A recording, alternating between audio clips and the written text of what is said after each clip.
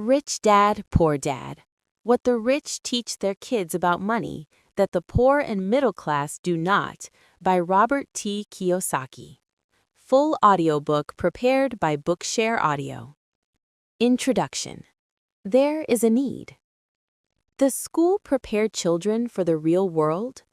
Study hard and get good grades and you will find a high-paying job with great benefits, my parents used to say. Their goal in life was to provide a college education for my older sister and me so that we would have the greatest chance for success in life.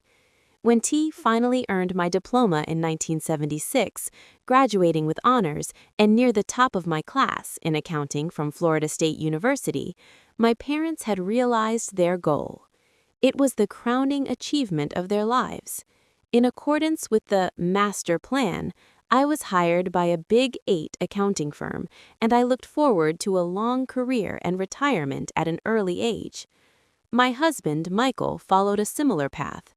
We both came from hard-working families, of modest means but with strong work ethics. Michael also graduated with honors, but he did it twice, first as an engineer and then from law school. He was quickly recruited by a prestigious Washington, D.C. law firm that specialized in patent law, and his future seemed bright, career path well-defined, and early retirement guaranteed. Although we have been successful in our careers, they have not turned out quite as we expected. We have both changed positions several times for all the right reasons, but there are no pension plans vesting on our behalf. Our retirement funds are growing only through our individual contributions. Michael and I have a wonderful marriage with 3 great children. As I write this, 2 are in college and 1 is just beginning high school. We have spent a fortune making sure our children have received the best education available. One day in 1996, one of my children came home disillusioned with school. He was bored and tired of studying. "Why should I put time into studying subjects I will never use in real life?" he protested. Without thinking, I responded, "Because if you don't get good grades, you won't get into college. Regardless of whether I go to college, I'm going to be rich," he replied. "If you don't graduate from college, you won't get a good job," I responded with a tinge of panic and motherly concern. "And if you don't have a good job, how do you plan to get rich?" My son smirked and slowly shook his head with mild boredom. We have had this talk many times before. He lowered his head and rolled his eyes. My motherly wisdom were falling on deaf ears once again. Though smart and strong-willed, he has always been a polite and respectful young man. "Mom," he began. It was my turn to be lectured. "Get with the times. Look around. The richest people didn't get rich because of their educations. Look at Michael Jordan and Madonna. Even Bill Gates, who dropped out of Harvard, founded Microsoft. He is now the richest man in America, and he's still in his 30s. There is a baseball pitcher who makes more than $4 million a year, even though he has been labeled mentally challenged." There was a long silence between us. It was dawning on me that I was giving my son the same advice my parents had given me. The world around us has changed, but the advice hasn't. Getting a good education and making good grades no longer ensures success, and nobody seems to have noticed, except our children. "Mom," he continued, "I don't want to work as hard as you and Dad do. You make a lot of money, and we live in a huge house with lots of toys. If I follow your advice, I'll wind up like you, working harder and harder, only to pay more taxes and wind up in debt. There's no job security anymore. I know all about downsizing and right-sizing. I also know that college graduates today earn less than you did when you graduated.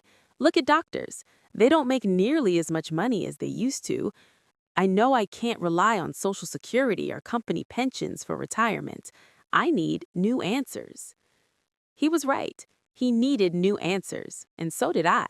My parents' advice may have worked for people born before 1945, but it may be disastrous for those of us born into a rapidly changing world. No longer can I simply say to my children, "Go to school, get good grades, and look for a safe, secure job." I knew I had to look for new ways to guide my children's education. As a mother, as well as an accountant, I have been concerned by the lack of financial education our children receive in school. Many of today's youth have credit cards before they leave high school, yet they have never had a course in money or how to invest it, let alone understand how compound interest works on credit cards. Simply put, without financial literacy and the knowledge of how money works, they are not prepared to face the world that awaits them, a world in which spending is emphasized over savings. When my oldest son became hopelessly in debt with his credit cards as a freshman in college, I not only helped him destroy the credit cards, but I also went in search of a program that would help me educate my children on financial matters. One day last year, my husband called me from his office. "I have someone I think you should meet," he said. "His name is Robert Kiyosaki. He's a businessman and investor, and he is here applying for a patent on an educational product. I think it's what you have been looking for." Just what I was looking for. My husband, Mike, was so impressed with Cashflow, the new educational product that Robert Kiyosaki was developing, that he arranged for both of us to participate in a test of the prototype. Because it was an educational game, I also asked my 19-year-old daughter, who was a freshman at a local university, if she would like to take part, and she agreed. About 15 people, broken into 3 groups, participated in the test. Mike was right. It was the educational product I had been looking for, but it had a twist. It looked like a colorful Monopoly board with a giant well-dressed rat in the middle. Unlike Monopoly, however, there were 2 tracks, one inside and one outside. The object of the game was to get out of the inside track, what Robert called the rat race, and reach the outer track, or the fast track. As Robert put it, the fast track simulates how rich people play in real life. Robert then defined the rat race for us. If you look at the life of the average educated, hardworking person, there is a similar path. The child is born and goes to school. The proud parents are excited because the child excels, gets fair to good grades, and is accepted into a college. The child graduates, maybe goes on to graduate school, and then does exactly as programmed, looks for a safe, secure job or career. The child finds that job, maybe as a doctor or lawyer, or joins the army or works for the government. Generally, the child begins to make money. Credit cards start to arrive en masse, and the shopping begins, if it already hasn't. Having money to burn, the child goes to places where other young people just like them hang out, and they meet people, they date, and sometimes they get married. Life is wonderful now, because today both men and women work. 2 incomes are bliss. They feel successful, their future is bright, and they decide to buy a house, a car, a television, take vacations, and have children. The happy bundle arrives. The demand for cash is enormous. The happy couple decides that their careers are vitally important and begin to work harder, seeking promotions and raises. The raises come, and so does another child and the need for a bigger house. They work harder, become better employees, even more dedicated. They go back to school to get more specialized skills so they can earn more money. Maybe they take a second job. Their incomes go up, but so does the tax bracket they're in, and the real estate taxes on their new large home, and their Social Security taxes and all the other taxes. They get their large paycheck and wonder where all the money went. They buy some mutual funds and buy groceries with their credit card. The children reach 5 or 6 years of age, and the need to save for college increases, as well as the need to save for their retirement. That happy couple, born 35 years ago, is now trapped in the rat race for the rest of their working days. They work for the owners of their company, for the government paying taxes, and for the bank paying off a mortgage and credit cards. Then they advise their own children to study hard, get good grades, and find a safe job or career. They learn nothing about money except from those who profit from their naivete and work hard all their lives. The process repeats into another hard-working generation. This is the rat race. The only way to get out of the rat race is to prove your proficiency at both accounting and investing, arguably 2 of the most difficult subjects to master. As a trained CPA who once worked for a Big 8 accounting firm, I was surprised that Robert had made the learning of these two subjects both fun and exciting. The process was so well disguised that while we were diligently working to get out of the rat race, we quickly forgot we were learning. Soon, a product test turned into a fun afternoon with my daughter, talking about things we had never discussed before. As an accountant, playing a game that required an income statement and balance sheet was easy, so I had the time to help my daughter and the other players at my table with concepts they did not understand. I was the first person and the only person in the entire test group to get out of the rat race that day. I was out within 50 minutes, although the game went on for nearly 3 hours. At my table was a banker, a business owner, and a computer programmer. What greatly disturbed me was how little these people knew about either accounting or investing, subjects so important in their lives. I wondered how they managed their own financial affairs in real life. I could understand why my 19-year-old daughter would not understand, but these were grown adults, at least twice her age. After I was out of the rat race, for the next 2 hours, I watched my daughter and these educated, affluent adults roll the dice and move their markers. Although I was glad they were all learning so much, I was disturbed by how much the adults did not know about the basics of simple accounting and investing. They had difficulty grasping the relationship between their income statement and their balance sheet. As they bought and sold assets, they had trouble remembering that each transaction could impact their monthly cash flow. I thought, how many millions of people are out there in the real world struggling financially, only because they have never been taught these subjects? Thank goodness they're having fun and are distracted by the desire to win the game, I said to myself. After Robert ended the contest, he allowed us 15 minutes to discuss and critique cash flow among ourselves. The business owner at my table was not happy. He did not like the game. "I don't need to know this," he said out loud. "I hire accountants, bankers, and attorneys to tell me about this stuff." To which Robert replied, "Have you ever noticed that there are a lot of accountants who aren't rich, and bankers, and attorneys, and stockbrokers, and real estate brokers? They know a lot, and for the most part are smart people, but most of them are not rich. Since our schools do not teach people what the rich know, we take advice from these people. But one day, you're driving down the highway, stuck in traffic, struggling to get to work, and you look over to your right and you see your accountant stuck in the same traffic jam. You look to your left and you see your banker. That should tell you something." The computer programmer was also unimpressed by the game. "I can buy software to teach me this." The banker, however, was moved. "I studied this in school, the accounting part, that is, but I never knew how to apply it to real life. Now I know.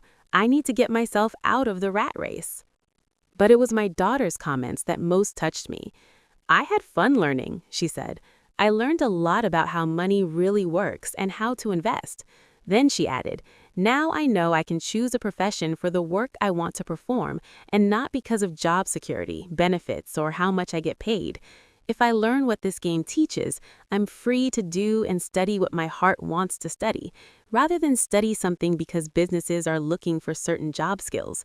If I learn this, I won't have to worry about job security and social security the way most of my classmates already do." I was not able to stay and talk with Robert after we had played the game, but we agreed to meet later to further discuss his project. I knew he wanted to use the game to help others become more financially savvy, and I was eager to hear more about his plans. My husband and I set up a dinner meeting with Robert and his wife within the next week. Although it was our first social get-together, we felt as if we had known each other for years. We found out we had a lot in common. We covered the gamut, from sports and plays to restaurants and socioeconomic issues. We talked about the changing world. We spent a lot of time discussing how most Americans have little or nothing saved for retirement, as well as the almost bankrupt state of Social Security and Medicare. Would my children be required to pay for the retirement of 75 million baby boomers? We wondered if people realize how risky it is to depend on a pension plan. Robert's primary concern was the growing gap between the haves and have-nots in America and around the world. A self-taught, self-made entrepreneur who traveled the world putting investments together, Robert was able to retire at the age of 47. He came out of retirement because he shares the same concern I have for my own children. He knows that the world has changed, but education has not changed with it. According to Robert, children spend years in an antiquated educational system, studying subjects they will never use, preparing for a world that no longer exists.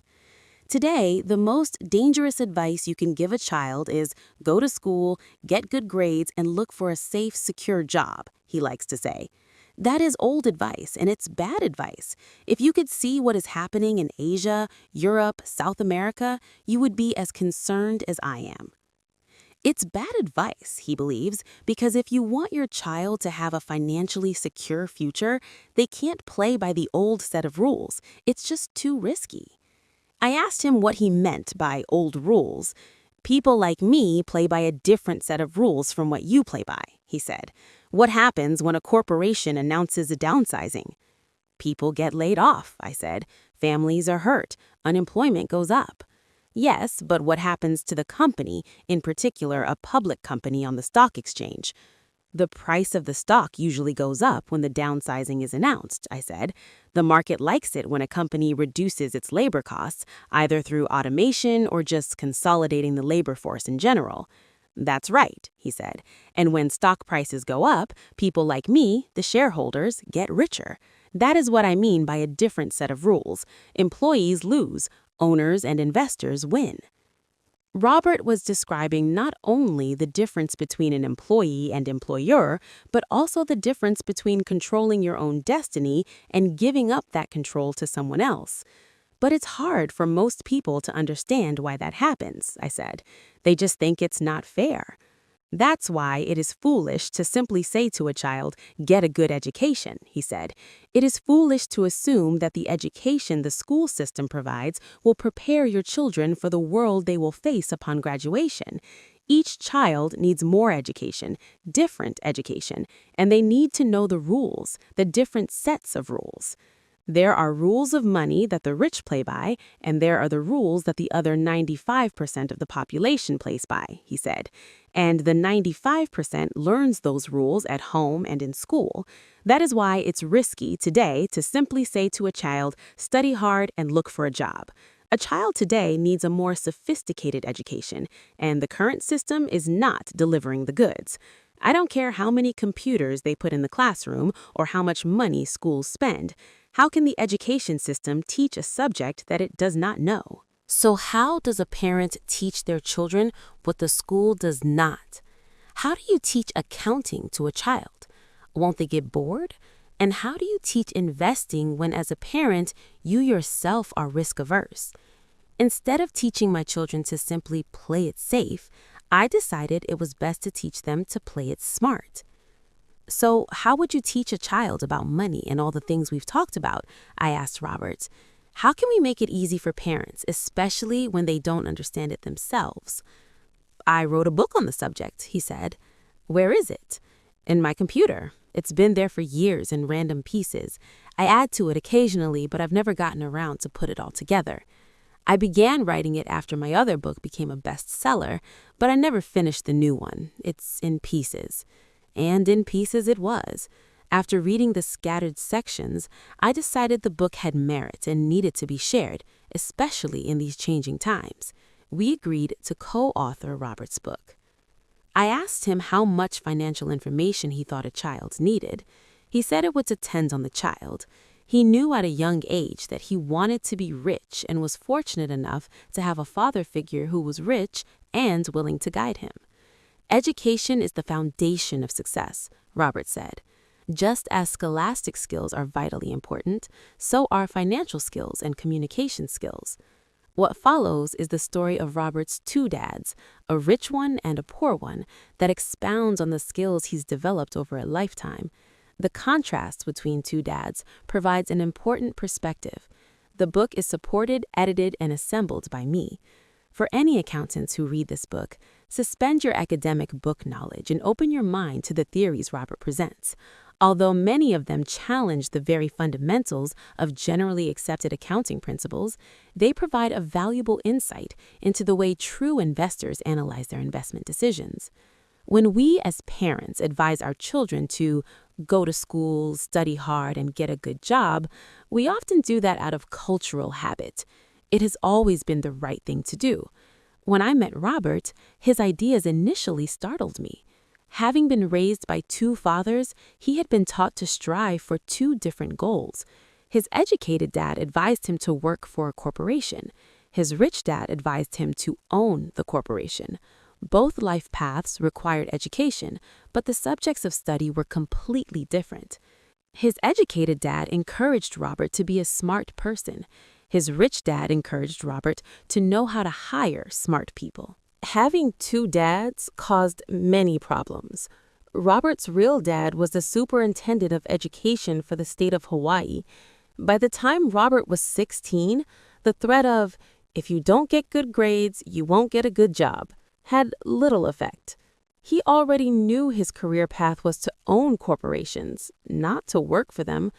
In fact, if it had not been for a wise and persistent high school guidance counselor, Robert might not have gone on to college. He admits that. He was eager to start building his assets, but finally agreed that the college education would also be a benefit to him. Truthfully, the ideas in this book are probably too far-fetched and radical for most parents today. Some parents are having a hard enough time simply keeping their children in school. But in light of our changing times, as parents, we need to be open to new and bold ideas. To encourage children to be employees is to advise your children to pay more than their fair share of taxes over a lifetime, with little or no promise of a pension. And it is true that taxes are a person's greatest expense. In fact, most families work from January to mid-May for the government just to cover their taxes. New ideas are needed, and this book provides them. Robert claims that the rich teach their children differently. They teach their children at home, around the dinner table. These ideas may not be the ideas you choose to discuss with your children, but thank you for looking at them, and I advise you to keep searching. In my opinion, as a mom and a CPA, the concept of simply getting good grades and finding a good job is an old idea. We need to advise our children with a greater degree of sophistication. We need new ideas and different education. Maybe telling our children to strive to be good employees while also striving to own their own investment corporation is not such a bad idea. It is my hope as a mother that this book helps other parents. It is Robert's hope to inform people that anyone can achieve prosperity if they so choose. If today you are a gardener or a janitor or even unemployed, you have the ability to educate yourself and teach those you love to take care of themselves financially. Remember that financial intelligence is the mental process via which we solve our financial problems. Today, we are facing global and technological changes as great or even greater than those ever faced before. No one has a crystal ball, but one thing is for certain: changes lie ahead that are beyond our reality. Who knows what the future brings, but whatever happens, we have two fundamental choices: play it safe or play it smart by preparing, getting educated, and awakening your own and your children's financial genius. Sharon L. Lecter. For a free audio report, What My Rich Dad Taught Me About Money, all you have to do is visit our special website at www.richdadbook1.com, and the report is yours free. Thank you. Chapter 1. As narrated by Robert Kiyosaki. I had two fathers, a rich one and a poor one. One was highly educated and intelligent. He had a PhD and completed 4 years of undergraduate work in less than 2 years. He then went on to Stanford University, the University of Chicago, and Northwestern University to do his advanced studies, all on full financial scholarships. The other father never finished the 8th grade. Both men were successful in their careers, working hard all their lives. Both earned substantial incomes. Yet one struggled financially all his life. The other would become one of the richest men in Hawaii. One died, leaving tens of millions of dollars to his family, charities, and his church. The other left bills to be paid. Both men were strong, charismatic, and influential. Both men offered me advice, but they did not advise the same things. Both men believed strongly in education, but did not recommend the same course of study. If I had had only one dad, I would have had to accept or reject his advice. Having two dads advising me offered me the choice of contrasting points of view, one of a rich man and one of a poor man. Instead of simply accepting or rejecting one or the other, I found myself thinking more, comparing, and then choosing for myself.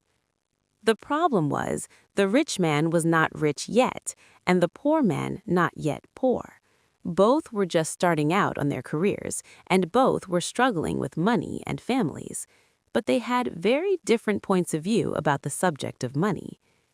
For example, one dad would say, "The love of money is the root of all evil." The other, "The lack of money is the root of all evil." As a young boy, having two strong fathers both influencing me was difficult. I wanted to be a good son and listen, but the two fathers did not say the same things. The contrast in their points of view, particularly where money was concerned, was so extreme that I grew curious and intrigued. I began to start thinking for long periods of time about what each was saying. Much of my private time was spent reflecting, asking myself questions such as, "Why does he say that?" and then asking the same question of the other dad's statement. It would have been much easier to simply say, "Yeah, he's right, I agree with that," or to simply reject the point of view by saying, "The old man doesn't know what he's talking about." Instead, having two dads whom I loved forced me to think and ultimately choose a way of thinking for myself. As a process, choosing for myself turned out to be much more valuable in the long run, rather than simply accepting or rejecting a single point of view. One of the reasons the rich get richer, the poor get poorer, and the middle class struggles in debt is because the subject of money is taught at home, not in school. Most of us learn about money from our parents, so what can a poor parent tell their child about money? They simply say, "Stay in school and study hard." The child may graduate with excellent grades, but with a poor person's financial programming and mindset. It was learned while the child was young. Money is not taught in schools. Schools focus on scholastic and professional skills, but not on financial skills. This explains how smart bankers, doctors, and accountants who earned excellent grades in school may still struggle financially all of their lives. Our staggering national debt is due in large part to highly educated politicians and government officials making financial decisions with little or no training on the subject of money. I often look ahead to the new millennium and wonder what will happen when we have millions of people who will need financial and medical assistance. They will be dependent on their families or the government for financial support. What will happen when Medicare and Social Security run out of money? How will a nation survive if teaching children about money continues to be left to parents, most of whom will be, or already are, poor? Because I had two influential fathers, I learned from both of them. I had to think about each dad's advice, and in doing so, I gained valuable insight into the power and effect of one's thoughts on one's life. For example, one dad had a habit of saying, "I can't afford it." The other dad forbade those words to be used. He insisted I say, "How can I afford it?" One is a statement and the other is a question. One lets you off the hook and the other forces you to think. My soon-to-be rich dad would explain that by automatically saying the words, "I can't afford it," your brain stops working. By asking the question, "How can I afford it?" your brain is put to work. He did not mean buy everything you wanted. He was fanatical about exercising your mind, the most powerful computer in the world. My brain gets stronger every day because I exercise it. The stronger it gets, the more money I can make. He believed that automatically saying, I can't afford it, was a sign of mental laziness. Although both dads worked hard, I noticed that one dad had a habit of putting his brain to sleep when it came to money matters, and the other had a habit of exercising his brain. The long-term result was that one dad grew stronger financially, and the other grew weaker. It is not much different from a person who goes to the gym to exercise on a regular basis versus someone who sits on the couch watching television. Proper physical exercise increases your chances for health, and proper mental exercise increases your chances for wealth. Laziness decreases both health and wealth. My two dads had opposing attitudes in thought. One dad thought that the rich should pay more in taxes to take care of those less fortunate. The other said, taxes punish those who produce and reward those who don't produce. One dad recommended, study hard so you can find a good company to work for. The other recommended, study hard so you can find a good company to buy. One dad said, the reason I'm not rich is because I have you kids. The other said, the reason I must be rich is because I have you kids. One encouraged talking about money and business at the dinner table. The other forbade the subject of money to be discussed over a meal. One said, when it comes to money, play it safe, don't take risks. The other said, learn to manage risk. One believed our home is our largest investment and our greatest asset. The other believed my house is a liability, and if your house is your largest investment, you're in trouble. Both dads paid their bills on time, yet one paid his bills first while the other paid his bills last. One dad believed in a company or the government taking care of you and your needs. He was always concerned about pay raises, retirement plans, medical benefits, sick leave, vacation days, and other perks.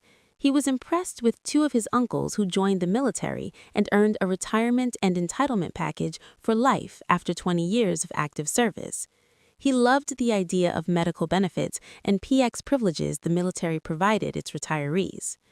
He also loved the tenure system available through the university. The idea of job protection for life and job benefits seemed more important at times than the job. He would often say, I've worked hard for the government and I'm entitled to these benefits.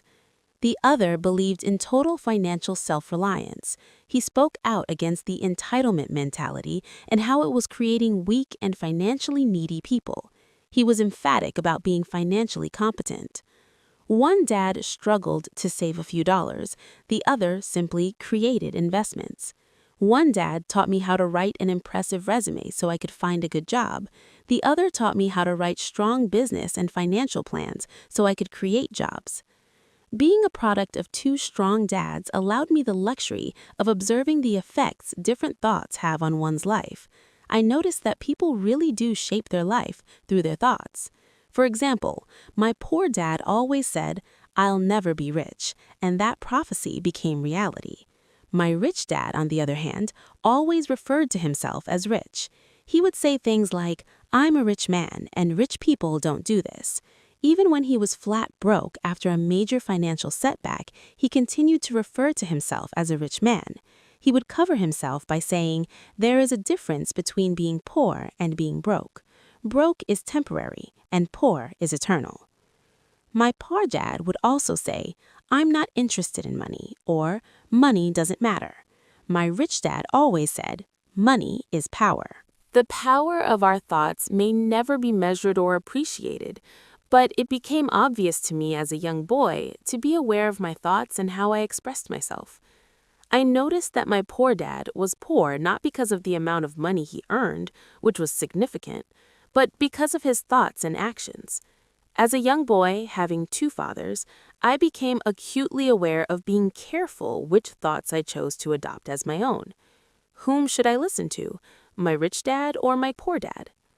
Although both men had tremendous respect for education and learning, they disagreed in what they thought was important to learn. One wanted me to study hard, earn a degree, and get a good job to work for money. He wanted me to study to become a professional, an attorney or an accountant, or to go to business school for my MBA. The other encouraged me to study to be rich, to understand how money works, and to learn how to have it work for me. "I don't work for money," were words he would repeat over and over. "Money works for me." At the age of 9, I decided to listen to and learn from my rich dad about money. In doing so, I chose not to listen to my poor dad, even though he was the one with all the college degrees. A lesson from Robert Frost. Robert Frost is my favorite poet. Although I love many of his poems, my favorite is The Road Not Taken. I use its lesson almost daily. The Road Not Taken. Two roads diverged in a yellow wood, and sorry I could not travel both, and be one traveler long I stood, and looked down one as far as I could, to where it bent in the undergrowth. Then took the other as just as fair, and having perhaps the better claim, because it was grassy and wanted wear, though as for that the passing there had worn them really about the same, and both that morning equally lay, in leaves no step had trodden black. Oh, I kept the first for another day, yet knowing how way leads on to way, I doubted if I should ever come back. I shall be telling this with a sigh, somewhere, ages and ages hence. Two roads diverged in a wood, and I took the one less traveled by, and that has made all the difference. Robert Frost, 1916. And that made all the difference. Over the years, I have often reflected upon Robert Frost's poem. Choosing not to listen to my highly educated dad's advice and attitude about money was a painful decision, but it was a decision that shaped the rest of my life. Once I made up my mind whom to listen to, my education about money began. My rich dad taught me over a period of 30 years, until I was age 39. He stopped once he realized that I knew and fully understood what he had been trying to drum into my often thick skull. Money is one form of power, but what is more powerful is financial education. Money comes and goes, but if you have the education about how money works, you gain power over it and can begin building wealth. The reason positive thinking alone does not work is because most people went to school and never learned how money works, so they spend their lives working for money. Because I was only 9 years old when I started, the lessons my rich dad taught me were simple, and when it was all said and done, there were only 6 main lessons, repeated over 30 years. This book is about those 6 lessons, put as simply as possible as my rich dad put forth those lessons to me. The lessons are not meant to be answers, but guideposts that will assist you and your children to grow wealthier no matter what happens in a world of increasing change and uncertainty. Lesson 1. The rich don't work for money. Lesson 2. Why teach financial literacy? Lesson 3. Mind your own business. Lesson 4. The history of taxes and the power of corporations. Lesson 5. The rich invent money. Lesson 6. Work to learn, don't work for money. Chapter 2. Lesson 1. The rich don't work for money. Dad, can you tell me how to get rich? My dad put down the evening paper. Why do you want to get rich, son? Because today, Jimmy's mom drove up in their new Cadillac, and they were going to their beach house for the weekend. He took 3 of his friends, but Mike and I weren't invited. They told us we weren't invited because we were poor kids. They did?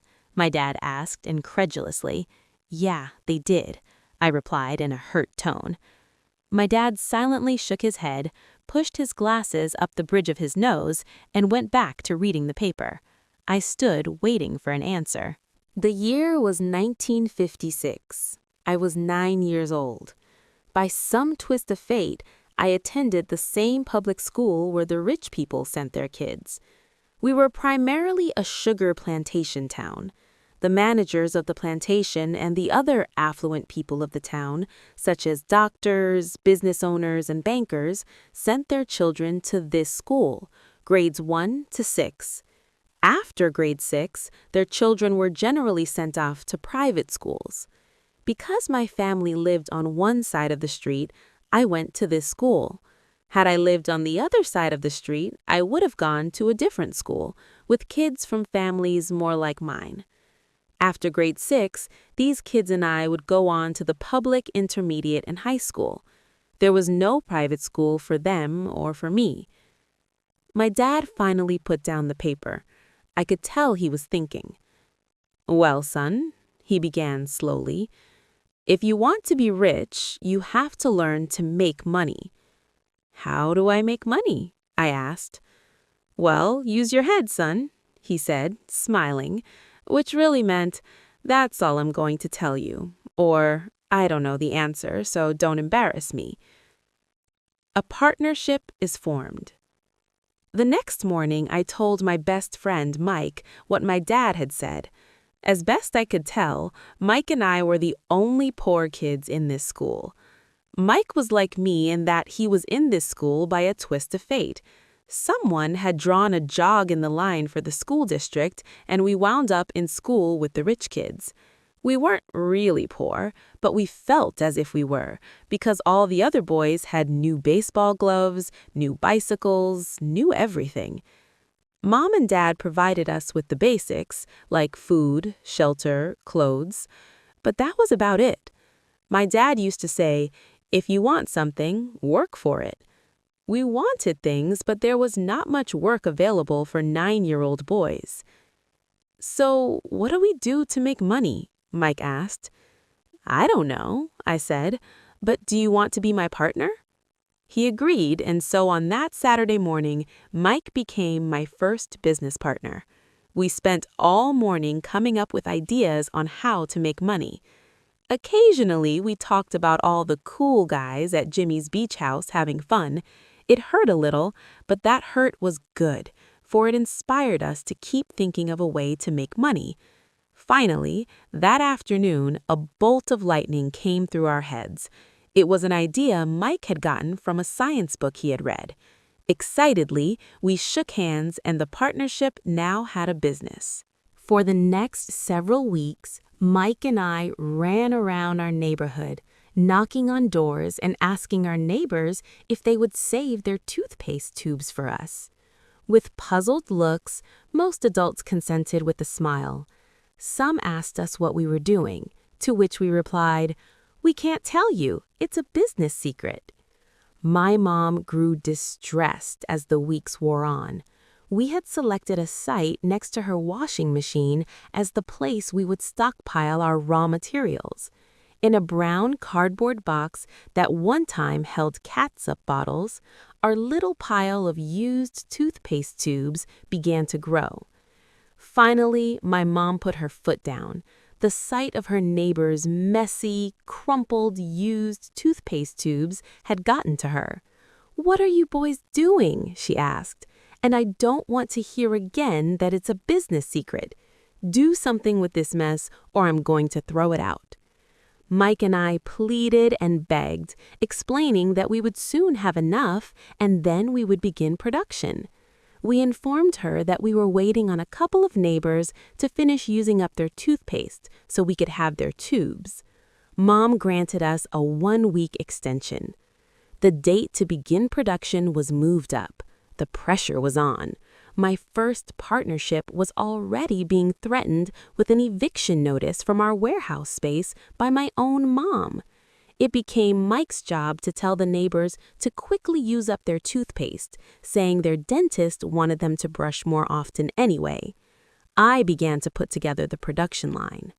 One day, my dad drove up with a friend to see 2 9-year-old boys in the driveway with the production line operating at full speed. There was fine white powder everywhere. On a long table were small milk cartons from school, and our family's hibachi grill was glowing with red-hot coals at maximum heat. Dad walked up cautiously, having to park the car at the base of the driveway since the production line blocked the carport. As he and his friend got closer, they saw a steel pot sitting on top of the coals, with the toothpaste tubes being melted down. In those days, toothpaste did not come in plastic tubes. The tubes were made of lead, So once the paint was burned off, the tubes were dropped in the small steel pot, melted until they became liquid, and with my mom's pot holders, we were pouring the lead through a small hole in the top of the milk cartons. The milk cartons were filled with plaster of Paris. The white powder everywhere was the plaster before we mixed it with water. In my haste, I had knocked the bag over, and the entire area looked like it had been hit by a snowstorm.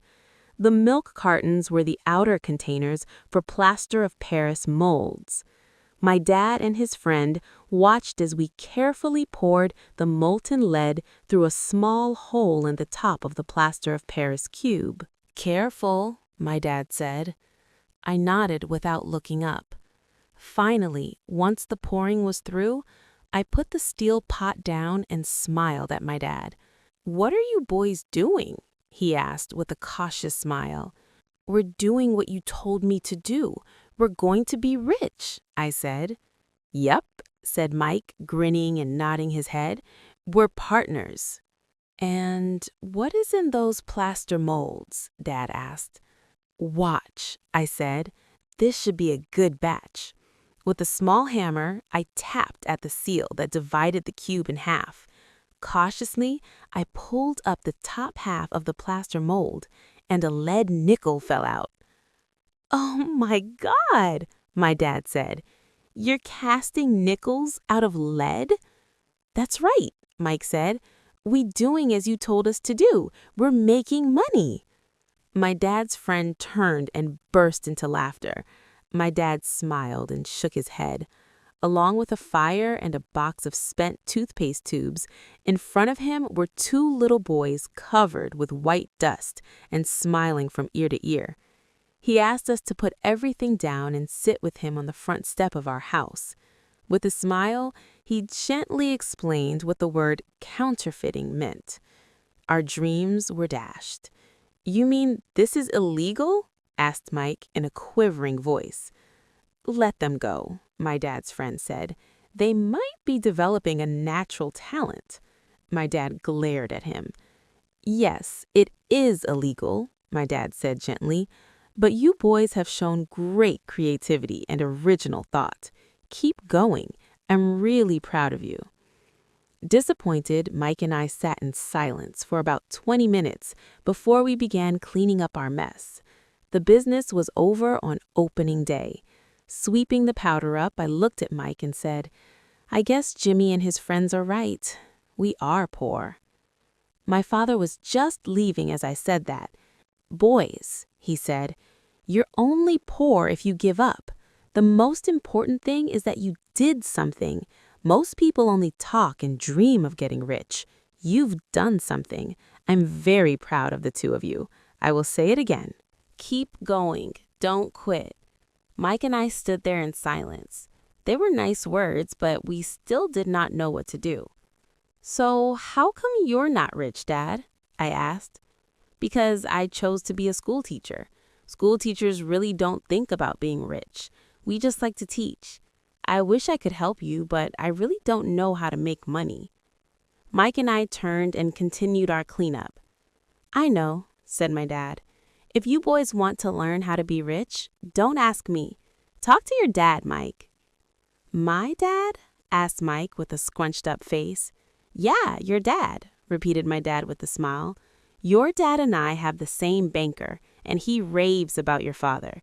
He's told me several times that your father is brilliant when it comes to making money." "My dad?" Mike asked again in disbelief. "Then how come we don't have a nice car and a nice house like the rich kids at school?" "A nice car and a nice house does not necessarily mean you're rich or you know how to make money," my dad replied. "Jimmy's dad works for the sugar plantation.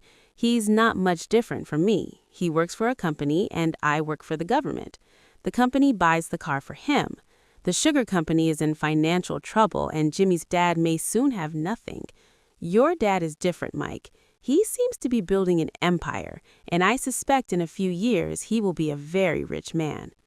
With that, Mike and I got excited again.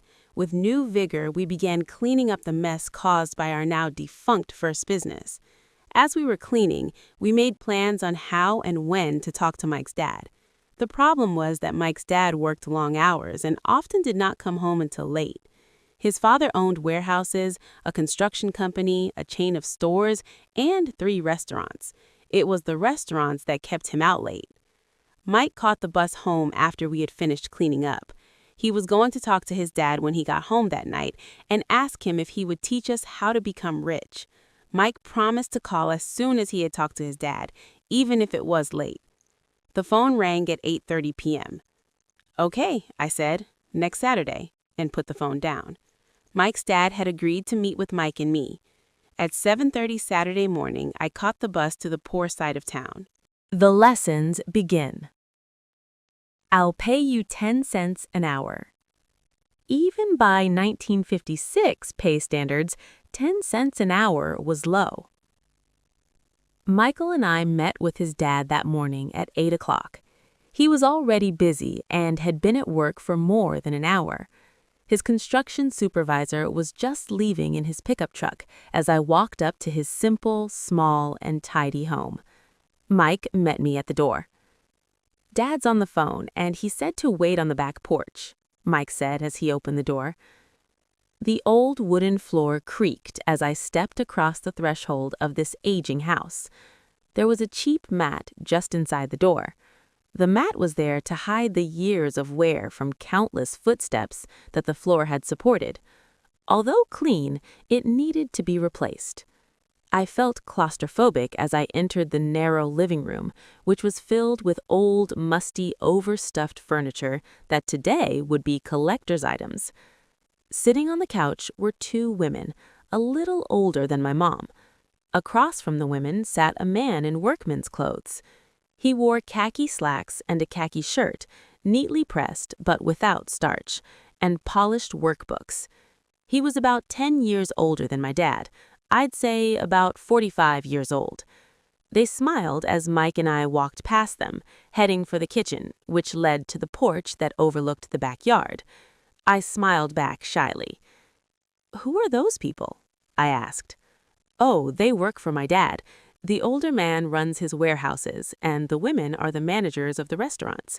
And you saw the construction supervisor, who was working on a road project about 50 miles from here. His other supervisor, who was building a track of houses, had already left before you got here." "Does this go on all the time?" I asked. "Not always, but quite often," said Mike, smiling as he pulled up a chair to sit down next to me.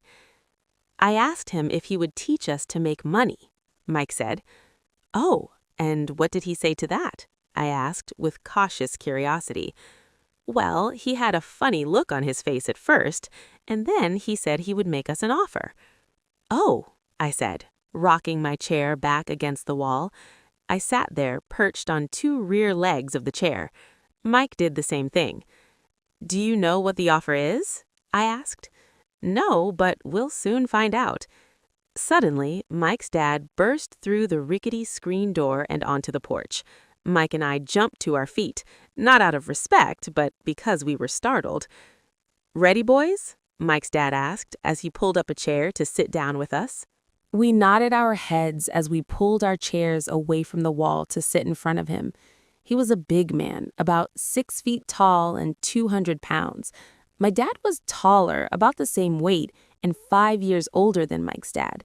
They sort of looked alike, though not of the same ethnic makeup. Maybe their energy was similar. "Mike says you want to learn to make money. Is that correct, Robert?" I nodded my head quickly, but with a little intimidation. He had a lot of power behind his words and smile. "Okay, here's my offer. I'll teach you, but I won't do it classroom style. You work for me, I'll teach you. You don't work for me, I won't teach you. I can teach you faster if you work, and I'm wasting my time if you just want to sit and listen like you do in school. That's my offer. Take it or leave it." May I ask a question first?" I asked. "No. Take it or leave it. I've got too much work to do to waste my time. If you can't make up your mind decisively, then you'll never learn to make money anyway. Opportunities come and go. Being able to know when to make quick decisions is an important skill. You have an opportunity that you asked for. School is beginning, or it's over in 10 seconds, Mike's dad said with a teasing smile. Take it, I said. Take it, said Mike. Good, said Mike's dad. Mrs. Martin will be by in 10 minutes. After I'm through with her, you ride with her to my superette and you can begin working. I'll pay you 10 cents an hour and you will work for 3 hours every Saturday. But I have a softball game today, I said. Mike's dad lowered his voice to a stern tone. Take it or leave it, he asked. I'll take it, I replied, choosing to work and learn instead of playing softball. 30 cents later. By 9 a.m. on a beautiful Saturday morning, Mike and I were working for Mrs. Martin. She was a kind and patient woman. She always said that Mike and I reminded her of her 2 sons who were grown and gone. Although kind, she believed in hard work, and she kept us working. She was a taskmaster. We spent 3 hours taking canned goods off the shelves and with a feather duster, brushing each can to get the dust off and then restacking them neatly. It was excruciatingly boring work. Mike's dad, whom I call my rich dad, owned 9 of these little superettes with large parking lots. They were the early version of the 7-Eleven convenience stores. Little neighborhood grocery stores where people bought items such as milk, bread, butter, and cigarettes. The problem was, this was Hawaii before air conditioning, and the stores could not close its doors because of the heat. On 2 sides of the store, the doors had to be wide open to the road and parking lot. Every time a car drove by or pulled into the parking lot, dust would swirl and settle in the store. Hence, we had a job for as long as there was no air conditioning. For 3 weeks, Mike and I reported to Mrs. Martin and worked our 3 hours. By noon, our work was over, and she dropped 3 little dimes in each of our hands. Now, even at the age of 9 in the mid-1950s, 30 cents was not too exciting.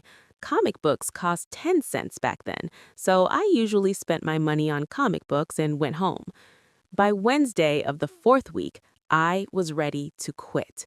I had agreed to work only because I wanted to learn to make money from Mike's dad, and now I was a slave for 10 cents an hour.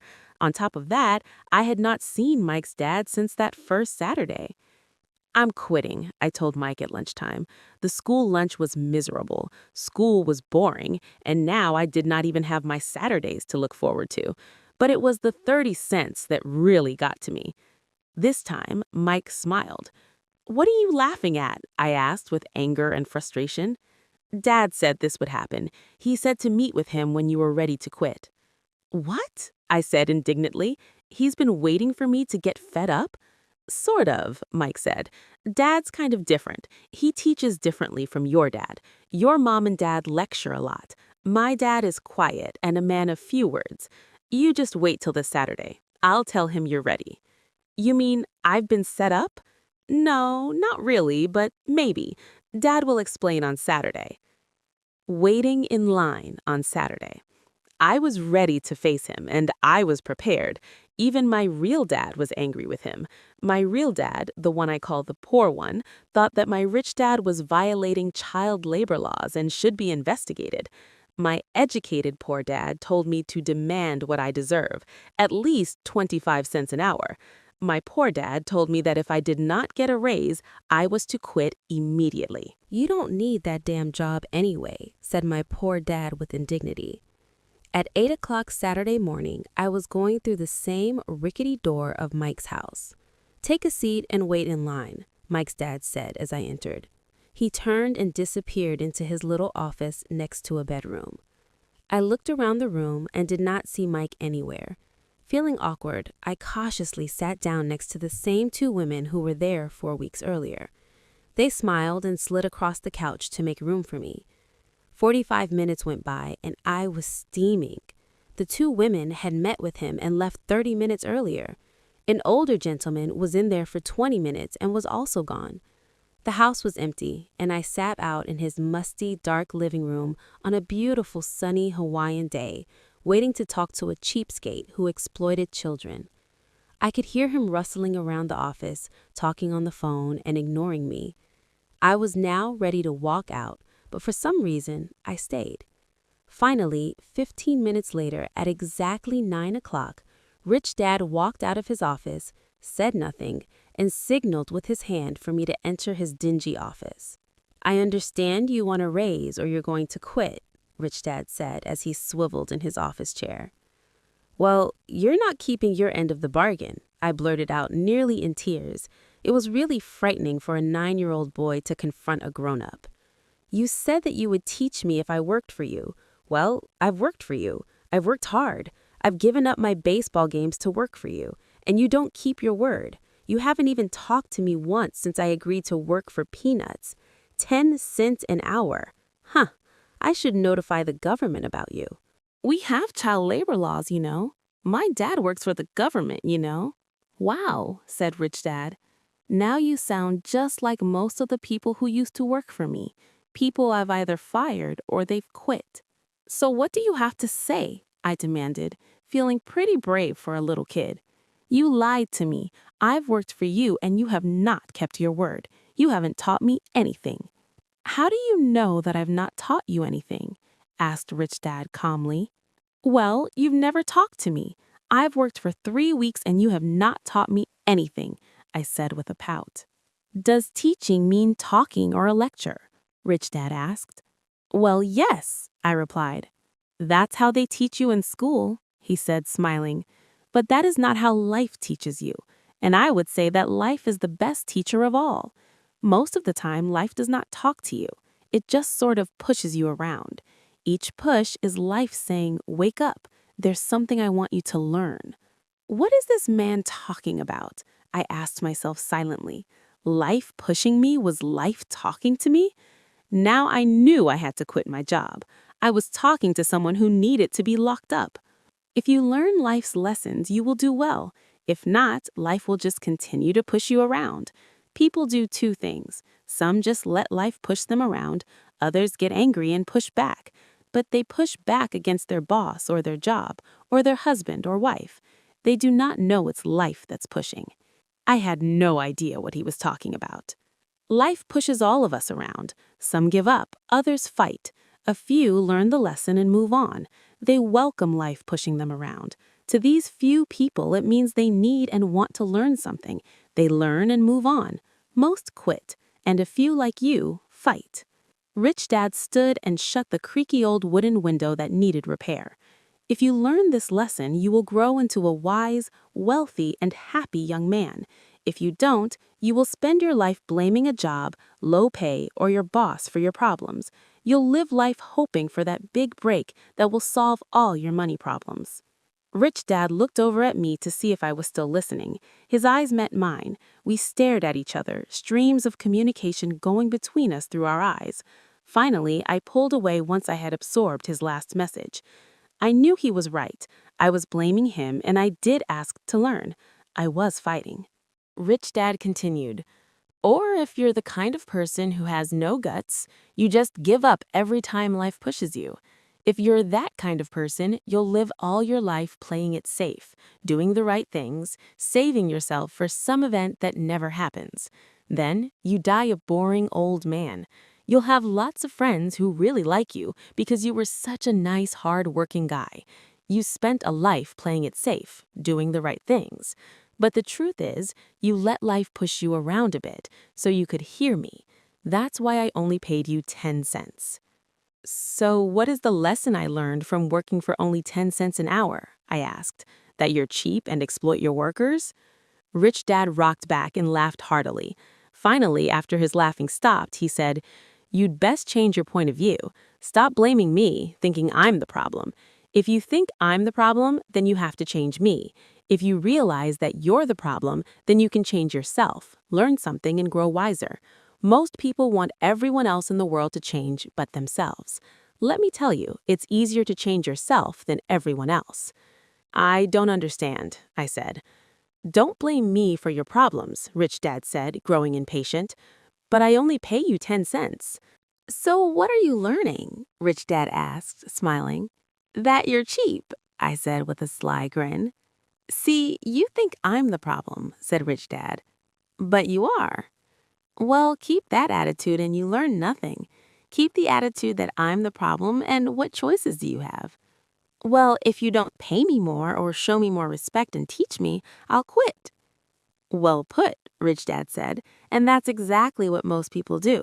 They quit and go looking for another job, better opportunity, and higher pay, actually thinking that a new job or more pay will solve the problem. In most cases, it won't. So what will solve the problem? I asked. Just take this measly 10 cents an hour and smile? Rich Dad smiled. That's what the other people do.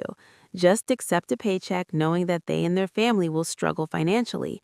But that's all they do, waiting for a raise, thinking that more money will solve the problem. Most just accept it, and some take a second job, working harder, but again accepting a small paycheck.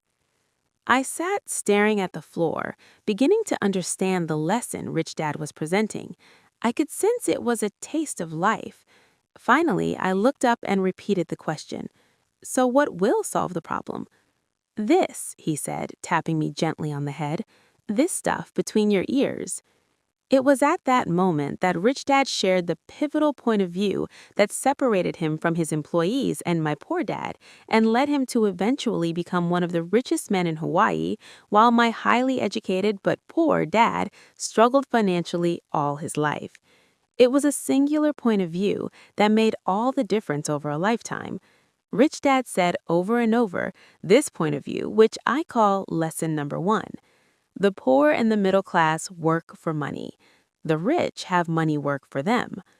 On that bright Saturday morning, I was learning a completely different point of view from what I had been taught by my poor dad. At the age of 9, I grew aware that both dads wanted me to learn. Both dads encouraged me to study, but not the same things. My highly educated dad recommended that I do what he did. Son, I want you to study hard, get good grades, so you can find a safe, secure job with a big company, and make sure it has excellent benefits. My rich dad wanted me to learn how money works so I could make it work for me. These lessons I would learn through life with his guidance, not because of a classroom. My rich dad continued my first lesson. I'm glad you got angry about working for 10 cents an hour. If you had not gotten angry and had gladly accepted it, I would have to tell you that I could not teach you. You see, true learning takes energy, passion, a burning desire. Anger is a big part of that formula, for passion is anger and love combined. When it comes to money, most people want to play it safe and feel secure, so passion does not direct them.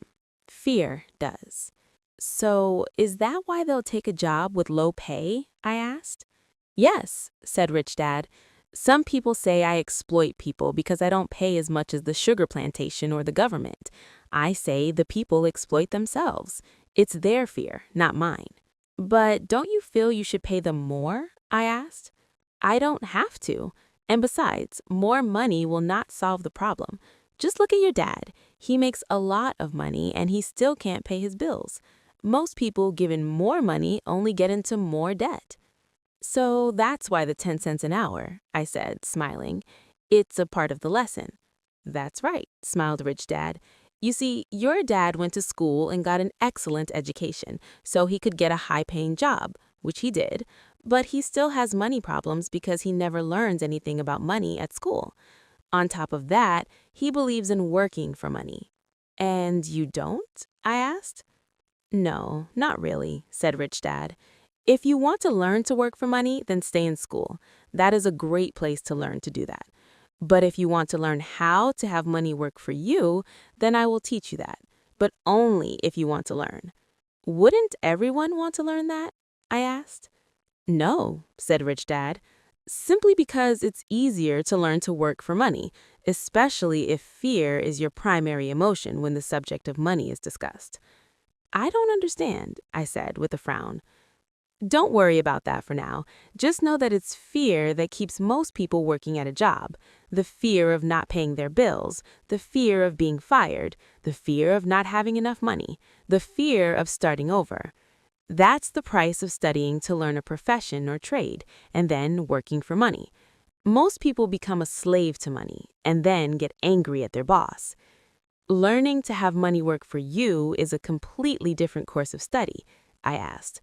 Absolutely, Rich Dad answered. Absolutely. We sat in silence on that beautiful Hawaiian Saturday morning. My friends would have just been starting their Little League baseball game. But for some reason, I was now thankful I had decided to work for 10 cents an hour. I sensed that I was about to learn something my friends would not learn in school. Ready to learn? Asked Rich Dad. Absolutely, I said with a grin. I have kept my promise. I've been teaching you from afar, my Rich Dad said. At 9 years old, you've gotten a taste of what it feels like to work for money. Just multiply your last month by 50 years, and you will have an idea of what most people spend their life doing. I don't understand, I said. How did you feel waiting in line to see me, once to get hired and once to ask for more money? Terrible, I said. If you choose to work for money, that is what life is like for many people, said Rich Dad. And how did you feel when Mrs. Martin dropped 3 dimes in your hand for 3 hours' work? I felt like it wasn't enough. It seems like nothing. I was disappointed, I said. And that is how most employees feel when they look at their paychecks, especially after all the tax and other deductions are taken out. At least you got 100%. You mean most workers don't get paid everything? I asked with amazement. Heavens no, said Rich Dad. The government always takes its share first. How do they do that? I asked. Taxes, said Rich Dad. You're taxed when you earn, you're taxed when you spend, you're taxed when you save, you're taxed when you die. Why do people let the government do that to them? The rich don't, said Rich Dad with a smile. The poor and the middle class do. I'll bet you that I earn more than your dad, yet he pays more in taxes. How can that be? I asked. As a 9-year-old boy, that made no sense to me. Why would someone let the government do that to them? Rich Dad sat there in silence. I guess he wanted me to listen instead of jabber away at the mouth. Finally, I calmed down. I did not like what I had heard. I knew my dad complained constantly about paying so much in taxes, but really did nothing about it. Was that life pushing him around? Rich Dad rocked slowly and silently in his chair, just looking at me. Ready to learn? He asked. I nodded my head slowly. As I said, there is a lot to learn. Learning how to have money work for you is a lifetime study. Most people go to college for 4 years and their education ends. I already know that my study of money will continue over my lifetime simply because the more I find out, the more I find out I need to know. Most people never study the subject. They go to work, get their paycheck, balance their checkbooks, and that's it. On top of that, they wonder why they have money problems. Then they think that more money will solve the problem. Few realize that it's their lack of financial education that is the problem. So, my dad has tax problems because he doesn't understand money? I asked, confused. Look, said Rich Dad, taxes are just one small section on learning how to have money work for you. Today, I just wanted to find out if you still have the passion to learn about money. Most people don't. They want to go to school, learn a profession, have fun at their work, and earn lots of money. One day, they wake up with big money problems, and then they can't stop working. That's the price of only knowing how to work for money, instead of studying how to have money work for you. So, do you still have the passion to learn? Asked Rich Dad. I nodded my head. Good, said Rich Dad. Now get back to work. This time I will pay you nothing. What? I asked in amazement. You heard me. Nothing. You will work the same 3 hours every Saturday, but this time you will not be paid 10 cents per hour. You said you wanted to learn to not work for money, so I'm not going to pay you anything. I couldn't believe what I was hearing. I've already had this conversation with Mike. He's already working, dusting and stacking canned goods for free. You'd better hurry and get back there.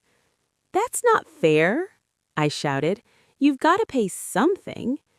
You said you wanted to learn. If you don't learn this now, you'll grow up to be like the two women and the older man sitting in my living room, working for money and hoping I don't fire them. Or like your dad, earning lots of money only to be in debt up to his eyeballs, hoping more money will solve the problem. If that's what you want, I'll go back to our original deal of 10 cents an hour. Or you can do what most people grow up to do: complain that there's not enough pay, quit, and go looking for another job. But what do I do? I asked. Rich Dad tapped me on the head. Use this, he said. If you use it well, you will soon thank me for giving you an opportunity, and you will grow into a rich man. I stood there, still not believing what a raw deal I had been handed. Here I came to ask for a raise, and now I was being told to keep working for nothing? Rich Dad tapped me on the head again and said, use this. Now get out of here and get back to work. Lesson number 1. The rich don't work for money. I didn't tell my poor dad I wasn't being paid. He would not have understood, and I did not want to try to explain something that I did not yet understand myself. For 3 more weeks, Mike and I worked for 3 hours every Saturday for nothing. The work didn't bother me and the routine got easier. It was the missed baseball games and not being able to afford to buy a few comic books that got to me. Rich Dad stopped by at noon on the 3rd week. We heard his truck pull up in the parking lot and sputter when the engine was turned off. He entered the store and greeted Mrs. Martin with a hug. After finding out how things were going in the store, he reached into the ice cream freezer, pulled out 2 bars, paid for them, and signaled to Mike and me. Let's go for a walk, boys. We crossed the street, dodging a few cars, and walked across a large grassy field where a few adults were playing softball. Sitting down at a remote picnic table, he handed Mike and me the ice cream bars. How's it going, boys? Okay, Mike said. I nodded in agreement. Learn anything yet? Rich Dad asked. Mike and I looked at each other, shrugged our shoulders, and shook our heads in unison. Avoiding one of life's biggest traps. Well, you boys had better start thinking. You're staring at one of life's biggest lessons. If you learn the lesson, you'll enjoy a life of great freedom and security. If you don't learn the lesson, you'll wind up like Mrs. Martin and most of the people playing softball in this park. They work very hard for little money, clinging to the illusion of job security, looking forward to a 3-week vacation each year and a skimpy pension after 45 years of work. If that excites you, I'll give you a raise to 25 cents an hour. But these are good, hard-working people. Are you making fun of them? I demanded. A smile came over Rich Dad's face. Mrs. Martin is like a mother to me. I would never be that cruel. I may sound cruel because I'm doing my best to point something out to the two of you. I want to expand your point of view so you can see something most people never have the benefit of seeing because their vision is too narrow. Most people never see the trap they are in. Mike and I sat there uncertain of his message. He sounded cruel, yet we could sense he was desperately wanting us to know something. With a smile, Rich Dad said, "Doesn't that 25 cents an hour sound good? Doesn't it make your heart beat a little faster?" I shook my head no, but it really did. 25 cents an hour would be big bucks to me. Okay, I'll pay you $1 an hour, Rich Dad said with a sly grin. Now my heart was beginning to race. My brain was screaming, "Take it, take it." I could not believe what I was hearing. Still, I said nothing. Okay, $2 an hour. My little 9-year-old brain and heart nearly exploded. After all, it was 1956, and being paid $2 an hour would have made me the richest kid in the world. I couldn't imagine earning that kind of money. I wanted to say yes. I wanted the deal.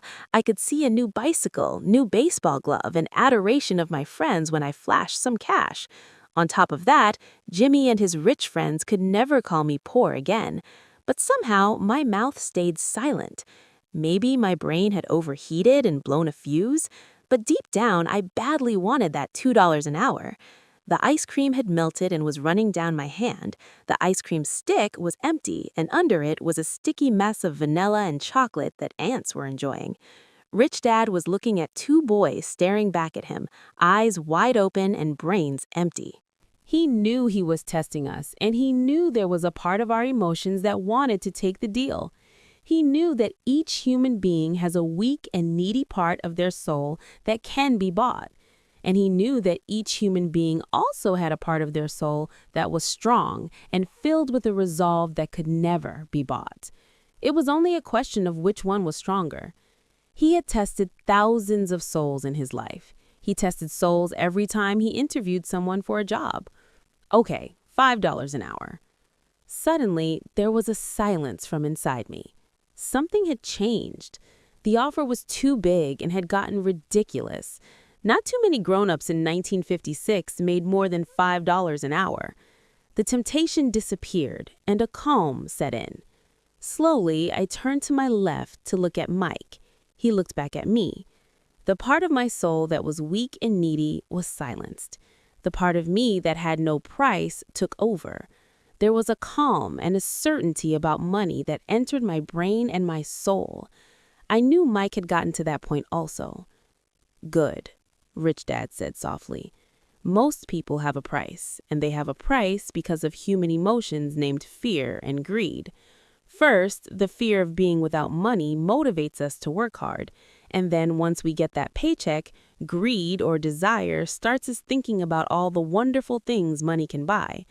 The pattern is then set. What pattern? I asked. The pattern of get up, go to work, pay bills, get up, go to work, pay bills. Their lives are then run forever by two emotions, fear and greed. Offer them more money and they continue the cycle by also increasing their spending. This is what I call the rat race. There's another way? Mike asked. Yes, said Rich Dad slowly, but only a few people find it. And what is that way? Mike asked. That's what I hope you boys will find out as you work and study with me. That is why I took away all forms of pay. Any hints? Mike asked. We're kind of tired of working hard, especially for nothing. Well, the first step is telling the truth, said Rich Dad. We haven't been lying, I said. I did not say you were lying. I said to tell the truth. Rich Dad came back. The truth about what? I asked. How you're feeling, Rich Dad said. You don't have to say it to anyone else, just yourself. You mean the people in this park, the people who work for you, Mrs. Martin, they don't do that? I asked. I doubt it, said Rich Dad. Instead, they feel the fear of not having money. Instead of confronting the fear, they react instead of think. They react emotionally instead of using their heads, Rich Dad said, tapping us on our heads. Then they get a few bucks in their hands, and again, the emotion of joy and desire and greed take over, and again, they react instead of think. So their emotions do their thinking? Mike said. That's correct, said Rich Dad. Instead of telling the truth about how they feel, they react to their feeling, fail to think. They feel the fear, they go to work hoping that money will soothe the fear, but it doesn't. That old fear haunts them, and they go back to work, hoping again that money will calm their fears, and again, it doesn't. Fear has them in this trap of working, earning money, hoping the fear will go away. But every day they get up and that old fear wakes up with them. For millions of people, that old fear keeps them awake all night, causing a night of turmoil and worry. So they get up and go to work, hoping that a paycheck will kill that fear gnawing at their soul. Money is running their lives, and they refuse to tell the truth about that. Money is in control of their emotions and hence their souls. Rich Dad sat quietly, letting his words sink in. Mike and I heard what he said, but really did not understand fully what he was talking about. I just knew that I often wondered why grown-ups hurried off to work. It did not seem like much fun, and they never looked that happy, but something kept them hurrying off to work. Realizing we had absorbed as much as possible of what he was talking about, Rich Dad said, I want you boys to avoid that trap. That is really what I want to teach you. Not just to be rich, because being rich does not solve the problem. It doesn't? I asked, surprised. No, it doesn't. Let me finish the other emotion, which is desire. Some call it greed, but I prefer desire. It is perfectly normal to desire something better, prettier, more fun, or exciting. So people also work for money because of desire. They desire money for the joy they think it can buy. But the joy that money brings is often short-lived, and they soon need more money for more joy, more pleasure, more comfort, more security. So they keep working, thinking money will soothe their souls that is troubled by fear and desire. But money cannot do that. Even rich people? Mike asked. Rich people included, said Rich Dad. In fact, the reason many rich people are rich is not because of desire, but because of fear.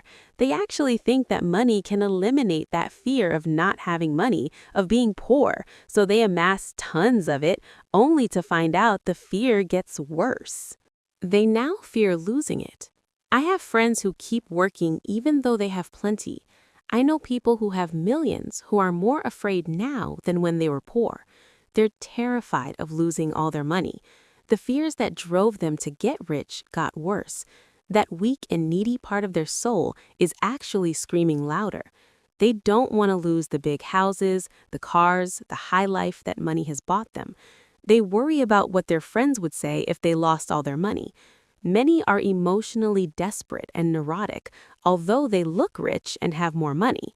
So is a poor man happier? I asked. No, I don't think so, replied Rich Dad. The avoidance of money is just as psychotic as being attached to money. As if on cue, the town derelict went past our table, stopping by the large rubbish can and rummaging around in it. The three of us watched him with great interest, when before we probably would have just ignored him. Rich Dad pulled $1 out of his wallet and gestured to the older man. Seeing the money, the derelict came over immediately, took the bill, thanked Rich Dad profusely, and hurried off ecstatic with his good fortune. He's not much different from most of my employees, said Rich Dad. I've met so many people who say, "Oh, I'm not interested in money," yet they'll work at a job for 8 hours a day. That's a denial of truth. If they weren't interested in money, then why are they working? That kind of thinking is probably more psychotic than a person who hoards money. As I sat there listening to my Rich Dad, my mind was flashing back to the countless times my own dad said, "I'm not interested in money." He said those words often. He also covered himself by always saying, "I work because I love my job." So what do we do? I asked. Not work for money until all traces of fear and greed are gone? No, that would be a waste of time, said Rich Dad. Emotions are what make us human, make us real. The word emotion stands for energy and motion. Be truthful about your emotions and use your mind and emotions in your favor, not against yourself. Whoa, said Mike. Don't worry about what I just said. It will make more sense in years to come. Just be an observer, not a reactor to your emotions. Most people do not know that it's their emotions that are doing the thinking. Your emotions are your emotions, but you have got to learn to do your own thinking. Can you give me an example? I asked. Sure, replied Rich Dad. When a person says, "I need to find a job," it's most likely an emotion doing the thinking. Fear of not having money generates that thought. But people do need money if they have bills to pay, I said. Sure they do, smiled Rich Dad. All I'm saying is that it's fear that is all too often doing the thinking. I don't understand, said Mike. For example, said Rich Dad, if the fear of not having enough money arises, instead of immediately running out to get a job so they can earn a few bucks to kill the fear, they instead might ask themselves this question. Will a job be the best solution to this fear over the long run? In my opinion, the answer is no, especially when you look over a person's lifetime. A job is really a short-term solution to a long-term problem. But my dad is always saying, stay in school, get good grades, so you can find a safe, secure job. I spoke out, somewhat confused. Yes, I understand he says that, said Rich Dad, smiling. Most people recommend that, and it's a good idea for most people. But people make that recommendation primarily out of fear. You mean my dad says that because he's afraid? Yes, said Rich Dad. He's terrified that you won't be able to earn money and won't fit into society. don't get me wrong, he loves you and wants the best for you, and I think his fear is justified. An education and a job are important, but it won't handle the fear. You see, that same fear that makes him get up in the morning to earn a few bucks is the fear that is causing him to be so fanatical about you going to school. So, what do you recommend? I asked. I want to teach you to master the power of money, not be afraid of it. And they don't teach that in school. If you don't learn it, you become a slave to money. It was finally making sense. He did want us to widen our views, to see what Mrs. Martin could not see, his employees could not see, or my dad for that matter. He used examples that sounded cruel at the time, but I've never forgotten them. My vision widened that day, and I could begin to see the trap that lay ahead for most people. You see, we're all employees ultimately. We just work at different levels, said Rich Dad. I just want you boys to have a chance to avoid the trap caused by those two emotions, fear and desire. Use them in your favor, not against you. That's what I want to teach you. I'm not interested in just teaching you to make a pile of money. That won't handle the fear or desire. If you don't first handle fear and desire and you get rich, you'll only be a high-paid slave. So, how do we avoid the trap? I asked. The main cause of poverty or financial struggle is fear and ignorance, not the economy or the government or the rich. It's self-inflicted fear and ignorance that keeps people trapped. So you boys go to school and get your college degrees. I'll teach you how to stay out of the trap. The pieces of the puzzle were appearing. My highly educated dad had a great education and a great career, but school never told him how to handle money or his fears.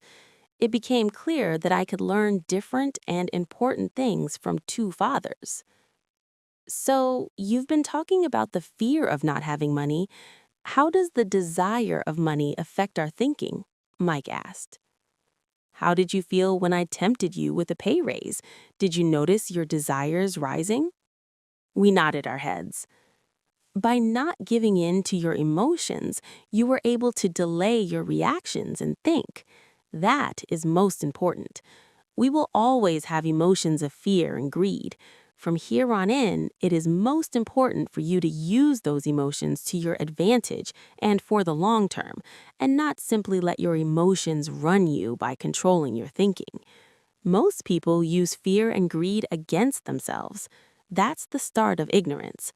Most people live their lives chasing paychecks, pay raises, and job security because of the emotions of desire and fear, not really questioning where those emotion-driven thoughts are leading them. It's just like the picture of a donkey dragging a cart with its owner dangling a carrot just in front of the donkey's nose. The donkey's owner may be going where he wants to go, but the donkey is chasing an illusion. Tomorrow, there will only be another carrot for the donkey. You mean the moment I began to picture a new baseball glove, candy, and toys, that's like a carrot to a donkey? Mike asked. Yeah, and as you get older, your toys get more expensive. A new car, a boat, and a big house to impress your friends, said Rich Dad with a smile. Fear pushes you out the door, and desire calls to you, enticing you toward the rocks. That's the trap. So what's the answer? Mike asked. What intensifies fear and desire is ignorance. That is why rich people with lots of money often have more fear the richer they get. Money is the carrot, the illusion. If the donkey could see the whole picture, it might rethink its choice to chase the carrot. Rich Dad went on to explain that a human's life is a struggle between ignorance and illumination. He explained that once a person stops searching for information and knowledge of oneself, ignorance sets in. That struggle is a moment-to-moment decision to learn to open or close one's mind. Look, school is very, very important. You go to school to learn a skill or profession so as to be a contributing member of society. Every culture needs teachers, doctors, mechanics, artists, cooks, business people, police officers, firefighters, soldiers. Schools train them so our culture can thrive and flourish, said Rich Dad. Unfortunately, for many people, school is the end, not the beginning. There was a long silence. Rich Dad was smiling. I did not comprehend everything he said that day, but as with most great teachers, whose words continue to teach for years, often long after they're gone, his words are still with me today. I've been a little cruel today, said Rich Dad. Cruel for a reason. I want you to always remember this talk. I want you to always think of Mrs. Martin. I want you always to think of the donkey. Never forget. Because your two emotions, fear and desire, can lead you into life's biggest trap if you're not aware of them controlling your thinking. To spend your life living in fear, never exploring your dreams, is cruel. To work hard for money, thinking that money will buy you things that will make you happy, is also cruel. To wake up in the middle of the night terrified about paying bills is a horrible way to live. To live a life dictated by the size of a paycheck is not really a life. Thinking that a job will make you feel secure is lying to yourself. That's cruel, and that's the trap I want you to avoid if possible. I've seen how money runs people's lives. Don't let that happen to you. Please don't let money run your life. A softball rolled under our table. Rich Dad picked it up and threw it back. So, what does ignorance have to do with greed and fear? I asked. Because it is ignorance about money that causes so much greed and so much fear, said Rich Dad. Let me give you some examples. A doctor, wanting more money to better provide for his family, raises his fees. By raising his fees, it makes healthcare more expensive for everyone. Now, it hurts the poor people the most, so poor people have worse health than those with money. Because the doctors raise their rates, the attorneys raise their rates. Because the attorneys' rates have gone up, school teachers want a raise, which raises our taxes, and on and on and on. Soon, there will be such a horrifying gap between the rich and the poor that chaos will break out, and another great civilization will collapse. Great civilizations collapsed when the gap between the haves and have-nots was too great. America is on the same course, proving once again that history repeats itself, because we do not learn from history. We only memorize historical dates and names, not the lesson. Aren't prices supposed to go up? I asked. Not in an educated society with a well-run government. Prices should actually come down. Of course, that is often only true in theory. Prices go up because of greed and fear caused by ignorance. If schools taught people about money, there would be more money and lower prices. But schools focus only on teaching people to work for money, not how to harness money's power. But don't we have business schools? Mike asked. Aren't you encouraging me to go to business school for my master's degree? Yes, said Rich Dad. But all too often, business schools train employees who are sophisticated bean counters. Heaven forbid a bean counter takes over a business. All they do is look at the numbers, fire people, and kill the business. I know because I hire bean counters. All they think about is cutting costs and raising prices, which cause more problems. Bean counting is important. I wish more people knew it, but it too is not the whole picture, added Rich Dad angrily. So, is there an answer? Asked Mike. Yes, said Rich Dad. Learn to use your emotions to think, not think with your emotions. When you boys mastered your emotions, first by agreeing to work for free, I knew there was hope. When you again resisted your emotions when I tempted you with more money, you were again learning to think in spite of being emotionally charged. That's the first step. Why is that step so important? I asked. Well, that's up to you to find out.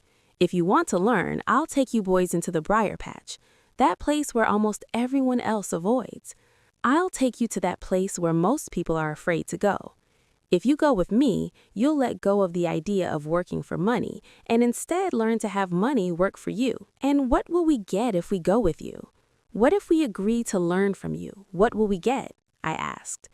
The same thing Brer Rabbit got, said Rich Dad. Freedom from the tar baby. Is there a briar patch? I asked. Yes, said Rich Dad. The briar patch is our fear and our greed. Going into our fear and confronting our greed, Our weaknesses, our neediness is the way out. And the way out is through the mind by choosing our thoughts. Choosing our thoughts? Mike asked, puzzled. Yes, choosing what we think rather than reacting to our emotions. Instead of just getting up and going to work to solve your problems, just because the fear of not having the money to pay your bills is scaring you, thinking would be taking the time to ask yourself a question. A question like, is working harder at this the best solution to this problem? Most people are so terrified at not telling themselves the truth, that fear is in control, that they cannot think and instead run out the door. Tar Baby is in control. That's what I mean by choosing your thoughts. And how do we do that? Mike asked. That's what I will be teaching you. I'll be teaching you to have a choice of thoughts to consider rather than knee-jerk reacting, like gulping down your morning coffee and running out the door. Remember what I said before. A job is only a short-term solution to a long-term problem. Most people have only one problem in mind, and it's short-term. It's the bills at the end of the month, the tar baby. Money now runs their lives, or should I say the fear and ignorance about money. So they do as their parents did, get up every day and go work for money, not having the time to say, is there another way? Their emotions now control their thinking, not their heads. Can you tell the difference between emotions thinking and the head thinking? Mike asked. Oh yes, I hear it all the time, said Rich Dad. I hear things like, well, everyone has to work, or the rich are crooks, or I'll get another job, I deserve this raise, you can't push me around, or I like this job because it's secure, instead of, is there something I'm missing here, which breaks the emotional thought and gives you time to think clearly. I must admit it was a great lesson to be getting, to know when someone was speaking out of emotions or out of clear thought. It was a lesson that served me well for life, especially when I was the one speaking out of reaction and not from clear thought. As we headed back to the store, Rich Dad explained that the rich really did make money, they did not work for it. He went on to explain that when Mike and I were casting 5-cent pieces out of lead, thinking we were making money, we were very close to thinking the way the rich think. The problem was that it was illegal for us to do it. It was legal for the government and banks to do it, but not us. He explained that there are legal ways to make money and illegal ways. Rich Dad went on to explain that the rich know that money is an illusion, truly like the carrot for the donkey. It's only out of fear and greed that the illusion of money is held together by billions of people thinking that money is real. Money is really made up. It was only because of the illusion of confidence and the ignorance of the masses that the house of cards stood standing. In fact, he said, in many ways, the donkey's carrot was more valuable than money. He talked about the gold standard that America was on, and that each dollar bill was actually a silver certificate. What concerned him was the rumor that we would someday go off the gold standard and our dollars would no longer be silver certificates. When that happens, boys, all hell is going to break loose. The poor, the middle class, and the ignorant will have their lives ruined simply because they will continue to believe that money is real and that the company they work for or the government will look after them. We really did not understand what he was saying that day, but over the years, it made more and more sense. Seeing what others miss. As he climbed into his pickup truck outside of his little convenience store, he said, "Keep working, boys, but the sooner you forget about needing a paycheck, the easier your adult life will be.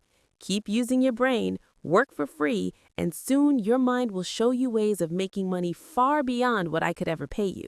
You will see things that other people never see, opportunities right in front of their noses. Most people never see these opportunities because they're looking for money and security, so that's all they get. The moment you see one opportunity, you will see them for the rest of your life. The moment you do that, I'll teach you something else. Learn this and you'll avoid one of life's biggest traps. You'll never, ever touch that tar baby." Mike and I picked up our things from the store and waved goodbye to Mrs. Martin. We went back to the park, to the same picnic bench, and spent several more hours thinking and talking. We spent the next week at school thinking and talking. For 2 more weeks, we kept thinking, talking, and working for free. At the end of the second Saturday, I was again saying goodbye to Mrs. Martin and looking at the comic book stand with a longing gaze. The hard thing about not even getting 30 cents every Saturday was that I didn't have any money to buy comic books. Suddenly, as Mrs. Martin was saying goodbye to Mike and me, I saw something she was doing that I had never seen her do before. I mean, I had seen her do it, but I never took notice of it. Mrs. Martin was cutting the front page of the comic book in half. She was keeping the top half of the comic book cover and throwing the rest of the comic book into a large brown cardboard box. When I asked her what she did with the comic books, she said, "I throw them away. I give the top half of the cover back to the comic book distributor for credit when he brings in the new comics. He's coming in an hour." Mike and I waited for an hour. Soon the distributor arrived and I asked him if we could have the comic books, to which he replied, "You can have them if you work for this store and do not resell them." Our partnership was revived. Mike's mom had a spare room in the basement that no one used. We cleaned it out and began piling hundreds of comic books in that room. Soon, our comic book library was open to the public. We hired Mike's younger sister, who loved to study, to be head librarian. She charged each child 10 cents admission to the library, which was open from 2:30 to 4:30 p.m. every day after school. The customers, the children of the neighborhood, could read as many comics as they could in 2 hours. It was a bargain for them since a comic costs 10 cents each, and they could read 5 or 6 in 2 hours. Mike's sister would check the kids as they left to make sure they weren't borrowing any comic books. She also kept the books, logging in how many kids showed up each day, who they were, and any comments they might have. Mike and I averaged $9.50 per week over a 3-month period. We paid his sister $1 a week and allowed her to read the comics for free, which she rarely did since she was always studying. Mike and I kept our agreement by working in the store every Saturday and collecting all the comic books from the different stores. We kept our agreement to the distributor by not selling any comic books. We burned them once they got too tattered. We tried opening a branch office, but we could never quite find someone as dedicated as Mike's sister we could trust. At an early age, we found out how hard it was to find good staff. 3 months after the library first opened, a fight broke out in the room. Some bullies from another neighborhood pushed their way in and started it. Mike's dad suggested we shut down the business. So our comic book business shut down and we stopped working on Saturdays at the convenience store. Anyway, Rich Dad was excited because he had new things he wanted to teach us. He was happy because we had learned our first lesson so well. We had learned to have money work for us. By not getting paid for our work at the store, we were forced to use our imaginations to identify an opportunity to make money. By starting our own business, the comic book library, we were in control of our own finances, not dependent on an employer. The best part was that our business generated money for us, even when we weren't physically there. Our money worked for us. Instead of paying us money, Rich Dad had given us so much more. Chapter 3. Lesson 2. Why Teach Financial Literacy? In 1990, my best friend, Mike, took over his father's empire and is, in fact, doing a better job than his dad did. We see each other once or twice a year on the golf course. He and his wife are wealthier than you could imagine. Rich Dad's empire is in great hands, and Mike is now grooming his son to take his place, as his dad had groomed us. In 1994, I retired at the age of 47, and my wife, Kim, was 37. Retirement does not mean not working. To my wife and me, it means that barring unforeseen cataclysmic changes, we can work or not work and our wealth grows automatically, staying way ahead of inflation. I guess it means freedom. The assets are large enough to grow by themselves. It's like planting a tree. You water it for years and then one day it doesn't need you anymore. Its roots have gone down deep enough. Then the tree provides shade for your enjoyment. Mike chose to run the empire, and I chose to retire. Whenever I speak to groups of people, they often ask what I would recommend or what could they do. How do they get started? Is there a good book I would recommend?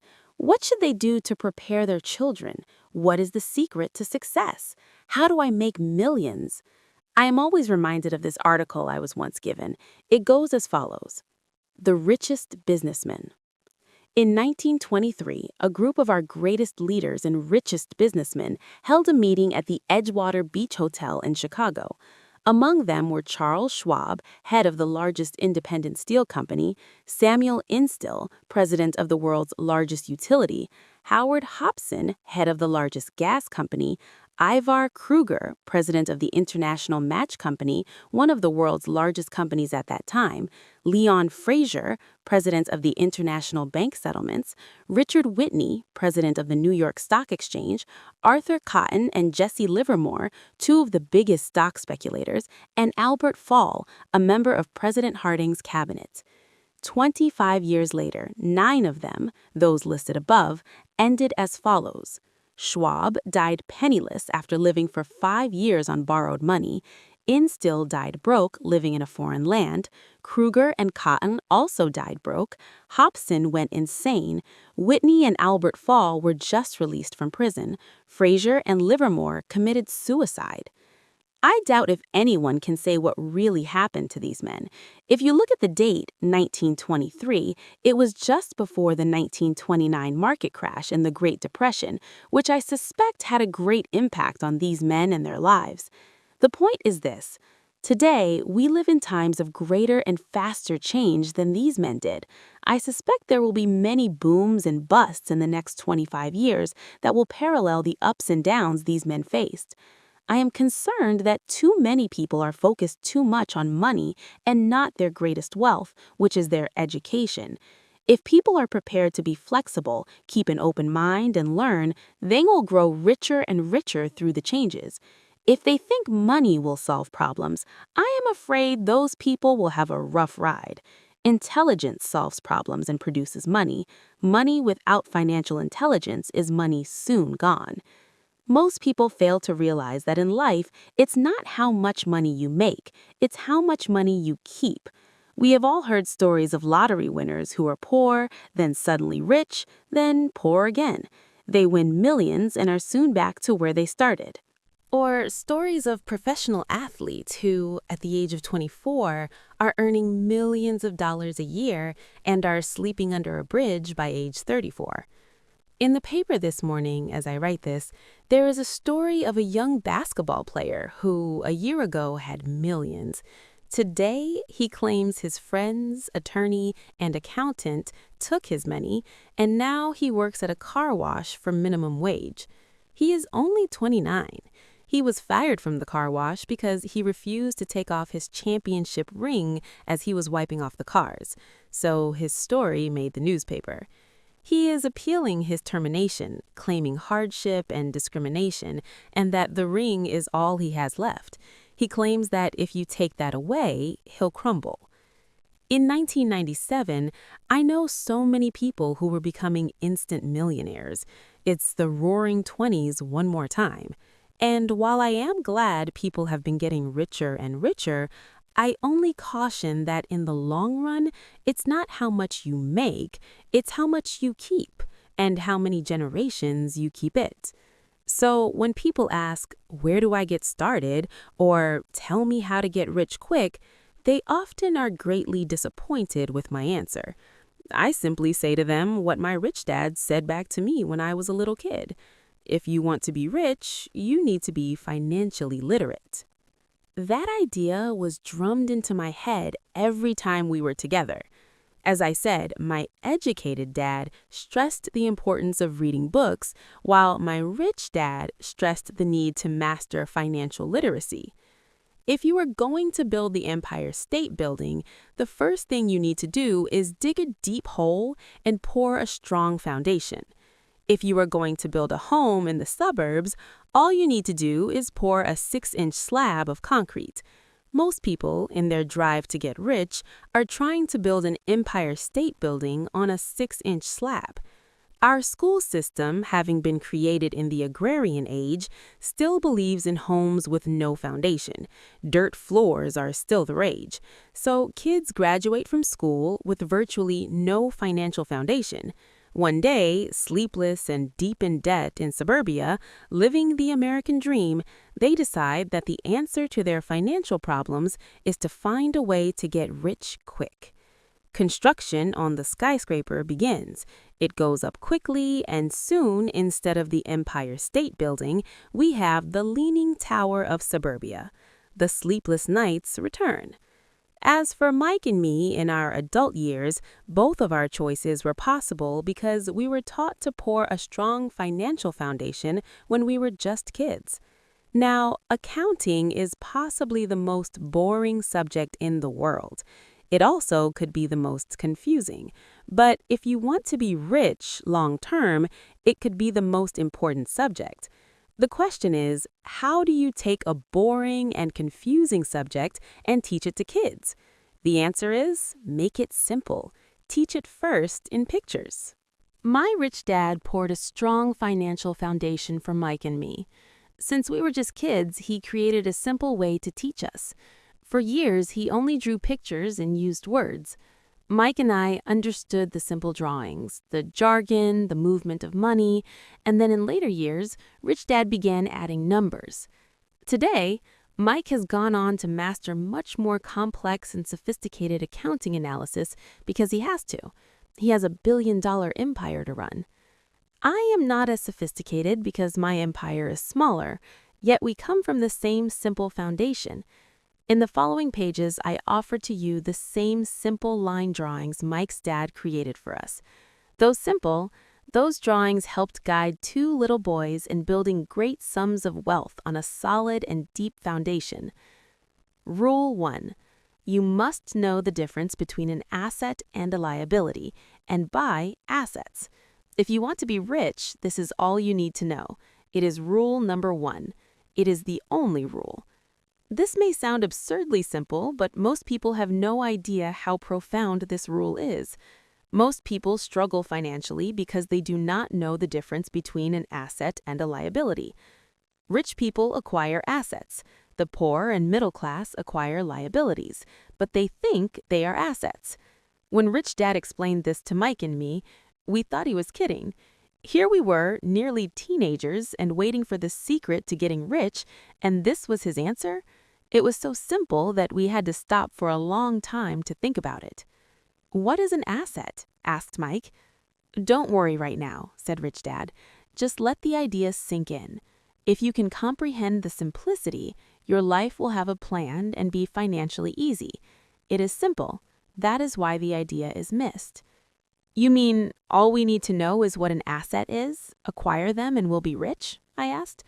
Rich Dad nodded his head. "It's that simple." "If it's that simple, how come everyone is not rich?" I asked. Rich Dad smiled. "Because people do not know the difference between an asset and a liability." I remember asking, how could adults be so silly? If it is that simple, if it is that important, why would everyone not want to find out? It took our Rich Dad only a few minutes to explain what assets and liabilities were. As an adult, I have difficulty explaining it to other adults. Why? Because adults are smarter. In most cases, the simplicity of the idea escapes most adults because they've been educated differently. They've been educated by other educated professionals, such as bankers, accountants, real estate agents, financial planners, and so forth. The difficulty comes in asking adults to unlearn or become children again. An intelligent adult often feels it is demeaning to pay attention to simplistic definitions. Rich Dad believed in the KISS principle, keep it simple, stupid. So he kept it simple for two young boys, and that made the financial foundation strong. So what causes the confusion? Or how could something so simple be so screwed up? Why would someone buy an asset that was really a liability? The answer is found in basic education. We focus on the word literacy and not financial literacy. What defines something to be an asset or something to be a liability are not words. In fact, if you really want to be confused, look up the words asset and liability in the dictionary. I know the definition may sound good to a trained accountant, But for the average person, it makes no sense. But we adults are often too proud to admit that something does not make sense. As young boys, Rich Dad said, "What defines an asset is not words, but numbers. And if you cannot read the numbers, you cannot tell an asset from a hole in the ground." In accounting, Rich Dad would say, it's not the numbers, but what the numbers are telling you. It's just like words. It's not the words, but the story the words are telling you. Many people read, but do not understand much. It's called reading comprehension, and we all have different abilities when it comes to reading comprehension. For example, I recently bought a new VCR. It came with an instruction book that explained how to program the VCR. All I wanted to do was record my favorite TV show on Friday night. I nearly went crazy trying to read the manual. Nothing in my world is more complex than learning how to program my VCR. I could read the words, but I understood nothing. I get an A for recognizing the words. I get an F for comprehension. And so it is with financial statements for most people. If you want to be rich, you've got to read and understand numbers. If I heard that once, I heard it 1,000 times from my rich dad. And I also heard, the rich acquire assets and the poor and middle class acquire liabilities. Here is how to tell the difference between an asset and a liability. Most accountants and financial professionals do not agree with the definitions, but these simple drawings were the start of strong financial foundations for two young boys. To teach preteen boys, Rich Dad kept everything simple, using as many pictures as possible, as few words as possible, and no numbers for years. This is the cash flow pattern of an asset. The above box is an income statement, often called a profit and loss statement. It measures income and expenses, money in and money out. The bottom diagram is the balance sheet. It is called that because it is supposed to balance assets against liabilities. Many financial novices don't know the relationship between the income statement and the balance sheet. That relationship is vital to understand. The primary cause of financial struggle is simply not knowing the difference between an asset and a liability. The cause of the confusion is found in the definition of the two words. If you want a lesson in confusion, simply look up the words asset and liability in the dictionary. Now, it may make sense to trained accountants, but to the average person, it may as well be written in Mandarin. You read the words in the definition, but true comprehension is difficult. So as I said earlier, my rich dad simply told two young boys that assets put money in your pocket. Nice, simple, and usable. This is the cash flow pattern of a liability. Now that assets and liabilities have been defined through pictures, it may be easier to understand my definitions in words. An asset is something that puts money in my pocket. A liability is something that takes money out of my pocket. This is really all you need to know. If you want to be rich, simply spend your life buying assets. If you want to be poor or middle class, spend your life buying liabilities. It's not knowing the difference that causes most of the financial struggle in the real world. Illiteracy, both in words and numbers, is the foundation of financial struggle.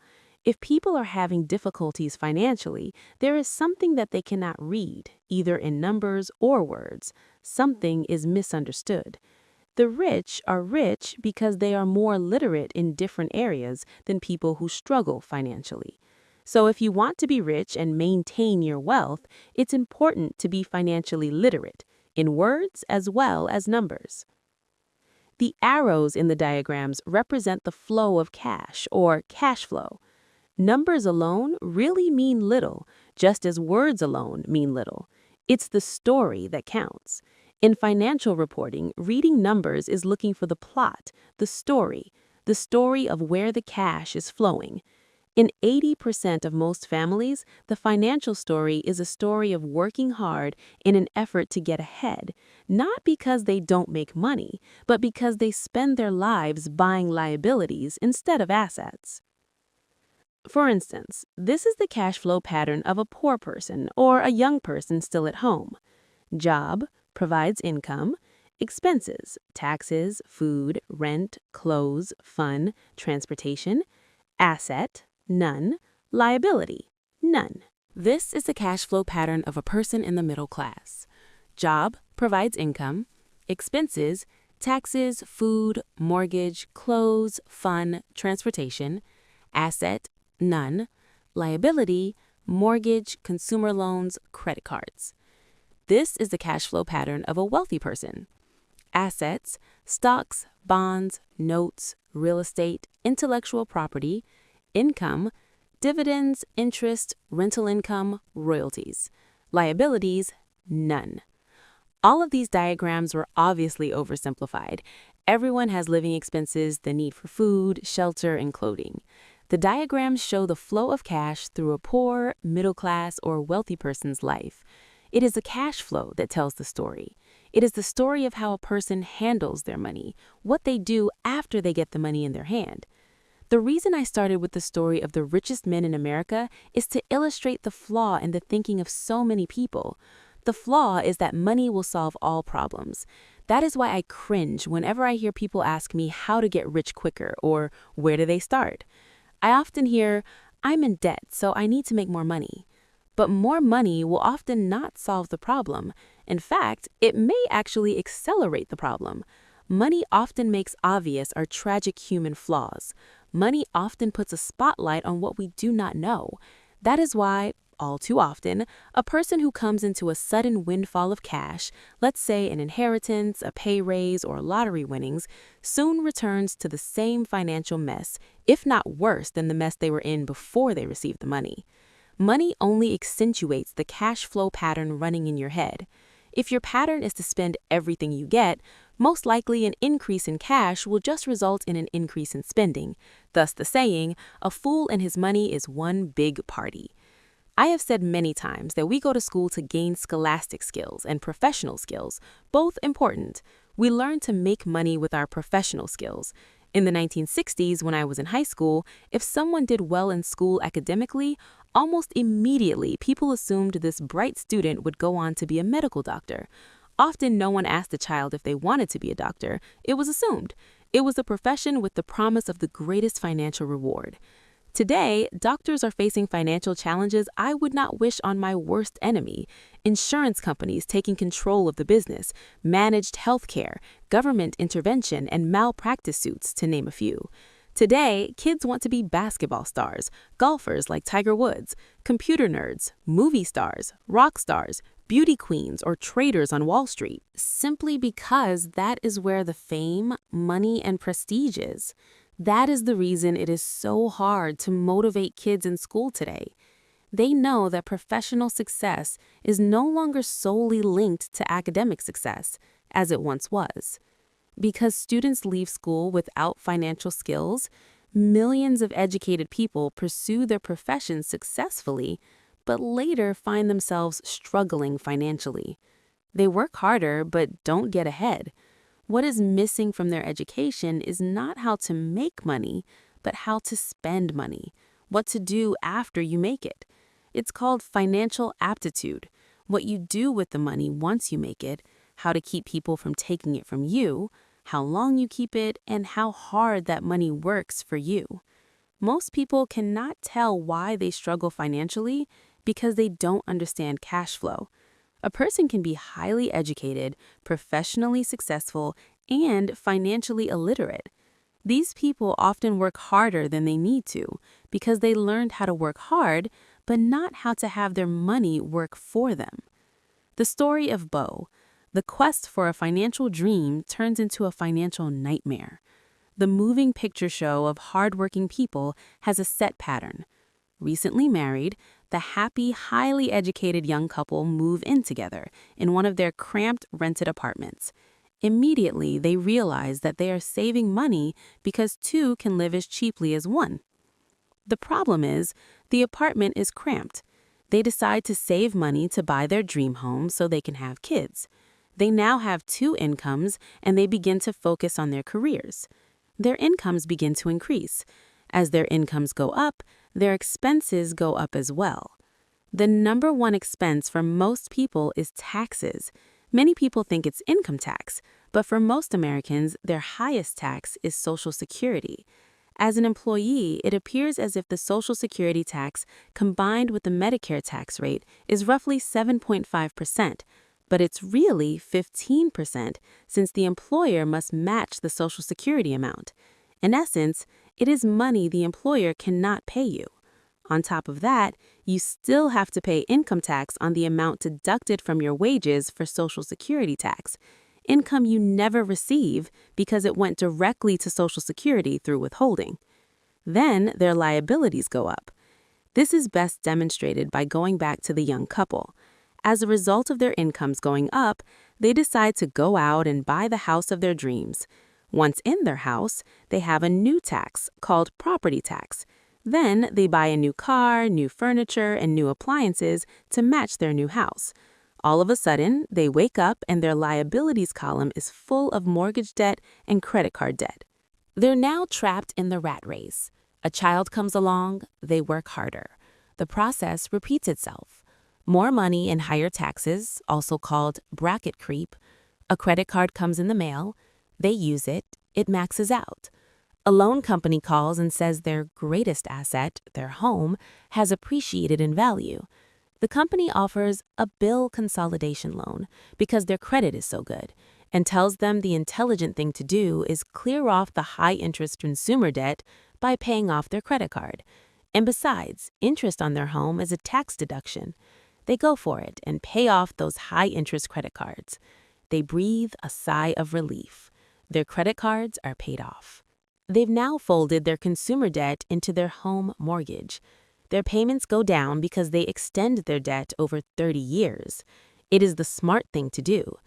Their neighbor calls to invite them to go shopping. The Memorial Day sale is on. A chance to save some money. They say to themselves, I won't buy anything, I'll just go look. But just in case they find something, they tuck that clean credit card inside their wallet. I run into this young couple all the time. Their names change, but their financial dilemma is the same. They come to one of my talks to hear what I have to say. They ask me, can you tell us how to make more money?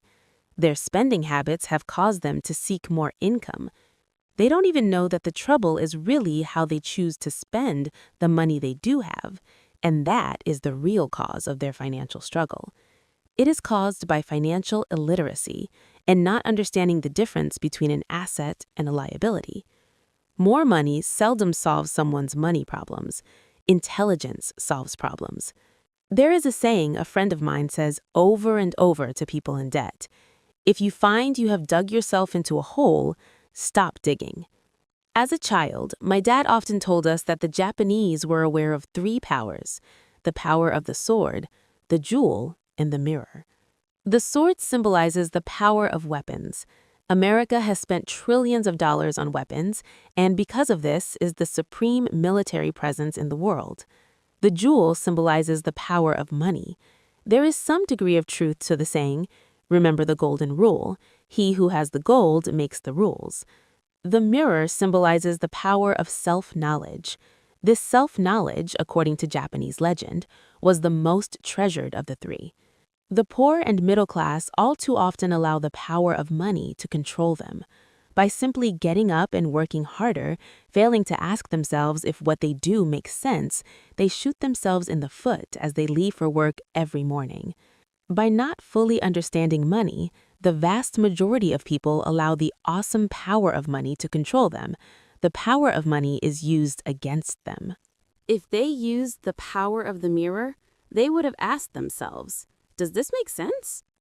All too often, instead of trusting their inner wisdom, that genius inside of them, most people go along with the crowd.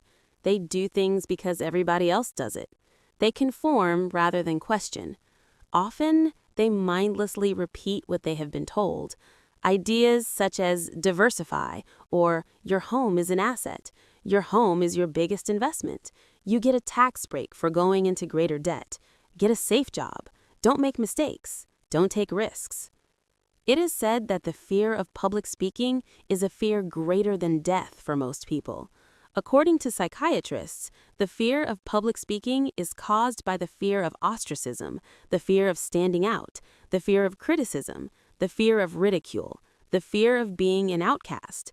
The fear of being different prevents most people from seeking new ways to solve their problems. That is why my educated dad said the Japanese valued the power of the mirror the most, for it is only when we, as humans, look into the mirror do we find truth. And the main reason that most people say play it safe is out of fear. That goes for anything, be it sports, relationships, career, money. It is that same fear, the fear of ostracism, that causes people to conform and not question commonly accepted opinions or popular trends. Your home is an asset. Get a bill consolidation loan and get out of debt. Work harder. It's a promotion. Someday I'll be a vice president. Save money. When I get a raise, I'll buy us a bigger house. Mutual funds are safe. Tickle Me Elmo dolls are out of stock, but I just happen to have one in back that another customer has not come by for yet. Many great financial problems are caused by going along with the crowd and trying to keep up with the Joneses. Occasionally, we all need to look in the mirror and be true to our inner wisdom rather than our fears. By the time Mike and I were 16 years old, we began to have problems in school. We were not bad kids. We just began to separate from the crowd. We worked for Mike's dad after school and on the weekends. Mike and I often spent hours after work just sitting at a table with his dad while he held meetings with his bankers, attorneys, accountants, brokers, investors, managers, and employees. Here was a man who had left school at the age of 13, now directing, instructing, ordering, and asking questions of educated people. They came at his beck and call and cringed when he did not approve of them. Here was a man who had not gone along with the crowd. He was a man who did his own thinking and detested the words, "We have to do it this way because that's the way everyone else does it." He also hated the word "can't." If you wanted him to do something, just say, "I don't think you can do it." Mike and I learned more sitting at his meetings than we did in all our years of school, college included. Mike's dad was not school educated, but he was financially educated and successful as a result. He used to tell us over and over again, an intelligent person hires people who are more intelligent than they are. So Mike and I had the benefit of spending hours listening to and, in the process, learning from intelligent people. But because of this, both Mike and I just could not go along with the standard dogma that our teachers preached, and that caused the problems. Whenever the teacher said, "If you don't get good grades, you won't do well in the real world," Mike and I just raised our eyebrows. When we were told to follow set procedures and not deviate from the rules, we could see how this schooling process actually discouraged creativity. We started to understand why our rich dad told us that schools were designed to produce good employees instead of employers. Occasionally, Mike or I would ask our teachers how what we studied was applicable, or we asked why we never studied money and how it worked. To the later question, we often got the answer that money was not important, that if we excelled in our education, the money would follow. The more we knew about the power of money, the more distant we grew from the teachers and our classmates. My highly educated dad never pressured me about my grades. I often wondered why, but we did begin to argue about money. By the time I was 16, I probably had a far better foundation with money than both my mom and dad. I could keep books, I listened to tax accountants, corporate attorneys, bankers, real estate brokers, investors, and so forth. My dad talked to teachers. One day, my dad was telling me why our home was his greatest investment. A not too pleasant argument took place when I showed him why I thought a house was not a good investment. The following diagram illustrates the difference in perception between my rich dad and my poor dad when it came to their homes. One dad thought his house was an asset, and the other dad thought it was a liability. I remember when I drew a diagram for my dad showing him the direction of cash flow. I also showed him the ancillary expenses that went along with owning the home. A bigger home meant bigger expenses, and the cash flow kept going out through the expense column.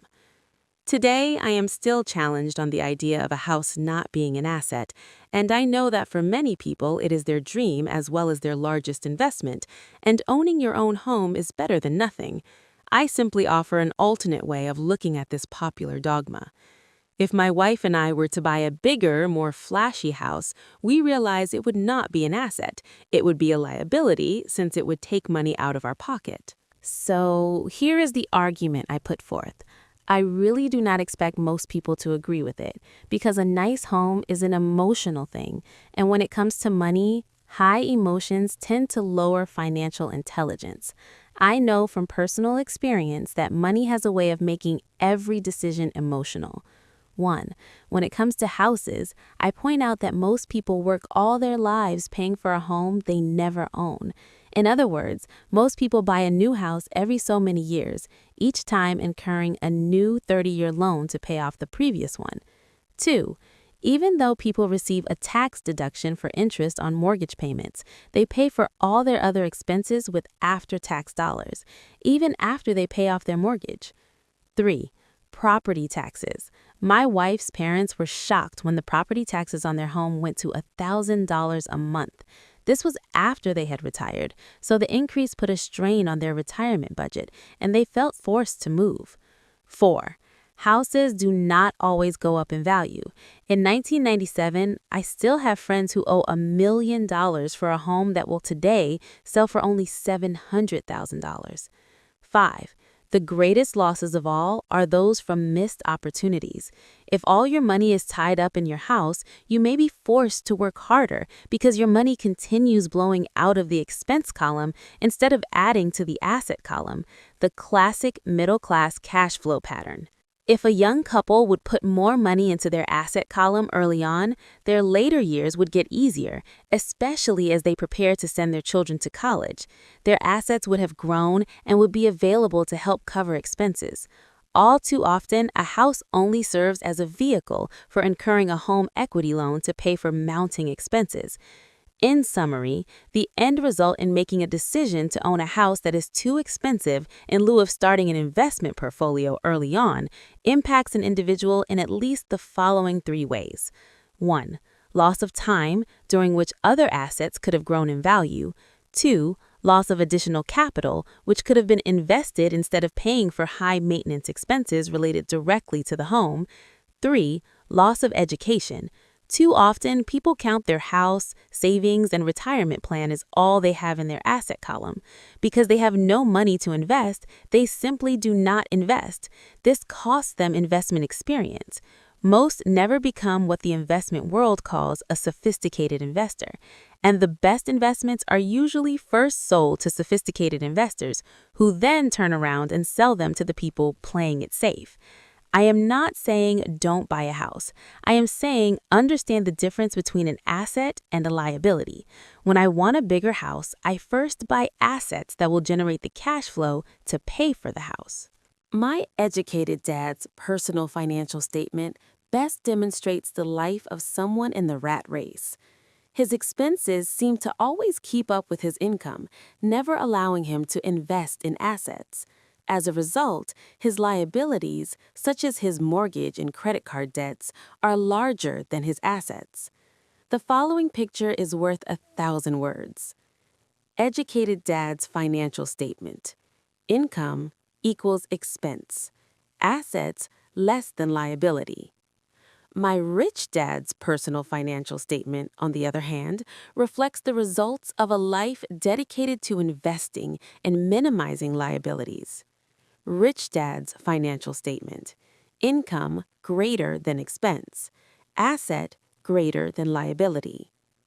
A review of my rich dad's financial statement is why the rich get richer. The asset column generates more than enough income to cover expenses, with the balance reinvested into the asset column. The asset column continues to grow, and therefore, the income it produces grows with it. The result being, the rich get richer. Why the rich get richer? Income to assets to more income. Expenses are low, liabilities are low. The middle class finds itself in a constant state of financial struggle. Their primary income is through wages, and as their wages increase, so do their taxes. Their expenses tend to increase in equal increments as their wages increase, hence the phrase, the rat race. They treat their home as their primary asset, instead on investing in income-producing assets. Why the middle class struggle? Income goes up, expenses go up. Assets do not increase, liabilities do increase. This pattern of treating your home as an investment and the philosophy that a pay raise means you can buy a larger home or spend more is the foundation of today's debt-ridden society. This process of increased spending throws families into greater debt and into more financial uncertainty, even though they may be advancing in their jobs and receiving pay raises on a regular basis. This is high-risk living, caused by weak financial education. The massive loss of jobs in the 1990s, the downsizing of businesses, has brought to light how shaky the middle class really is financially. Suddenly, company pension plans are being replaced by 401k plans. Social Security is obviously in trouble and cannot be looked at as a source for retirement.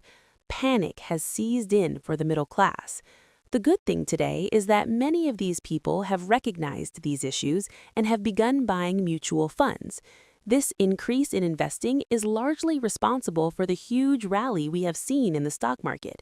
Today, there are more and more mutual funds being created to answer the demand by the middle class. Mutual funds are popular because they represent safety. Average mutual fund buyers are too busy working to pay taxes and mortgages, save for their children's college, and pay off credit cards. They do not have time to study to learn how to invest, so they rely on the expertise of the manager of a mutual fund. Also, because the mutual fund includes many different types of investments, they feel their money is safer because it is diversified. This group of educated middle class subscribes to the diversify dogma put out by mutual fund brokers and financial planners. Play it safe. Avoid risk. The real tragedy is that the lack of early financial education is what creates the risk faced by average middle class people. The reason they have to play it safe is because their financial positions are tenuous at best. Their balance sheets are not balanced. They are loaded with liabilities, with no real assets that generate income. Typically, their only source of income is their paycheck. Their livelihood becomes entirely dependent on their employer.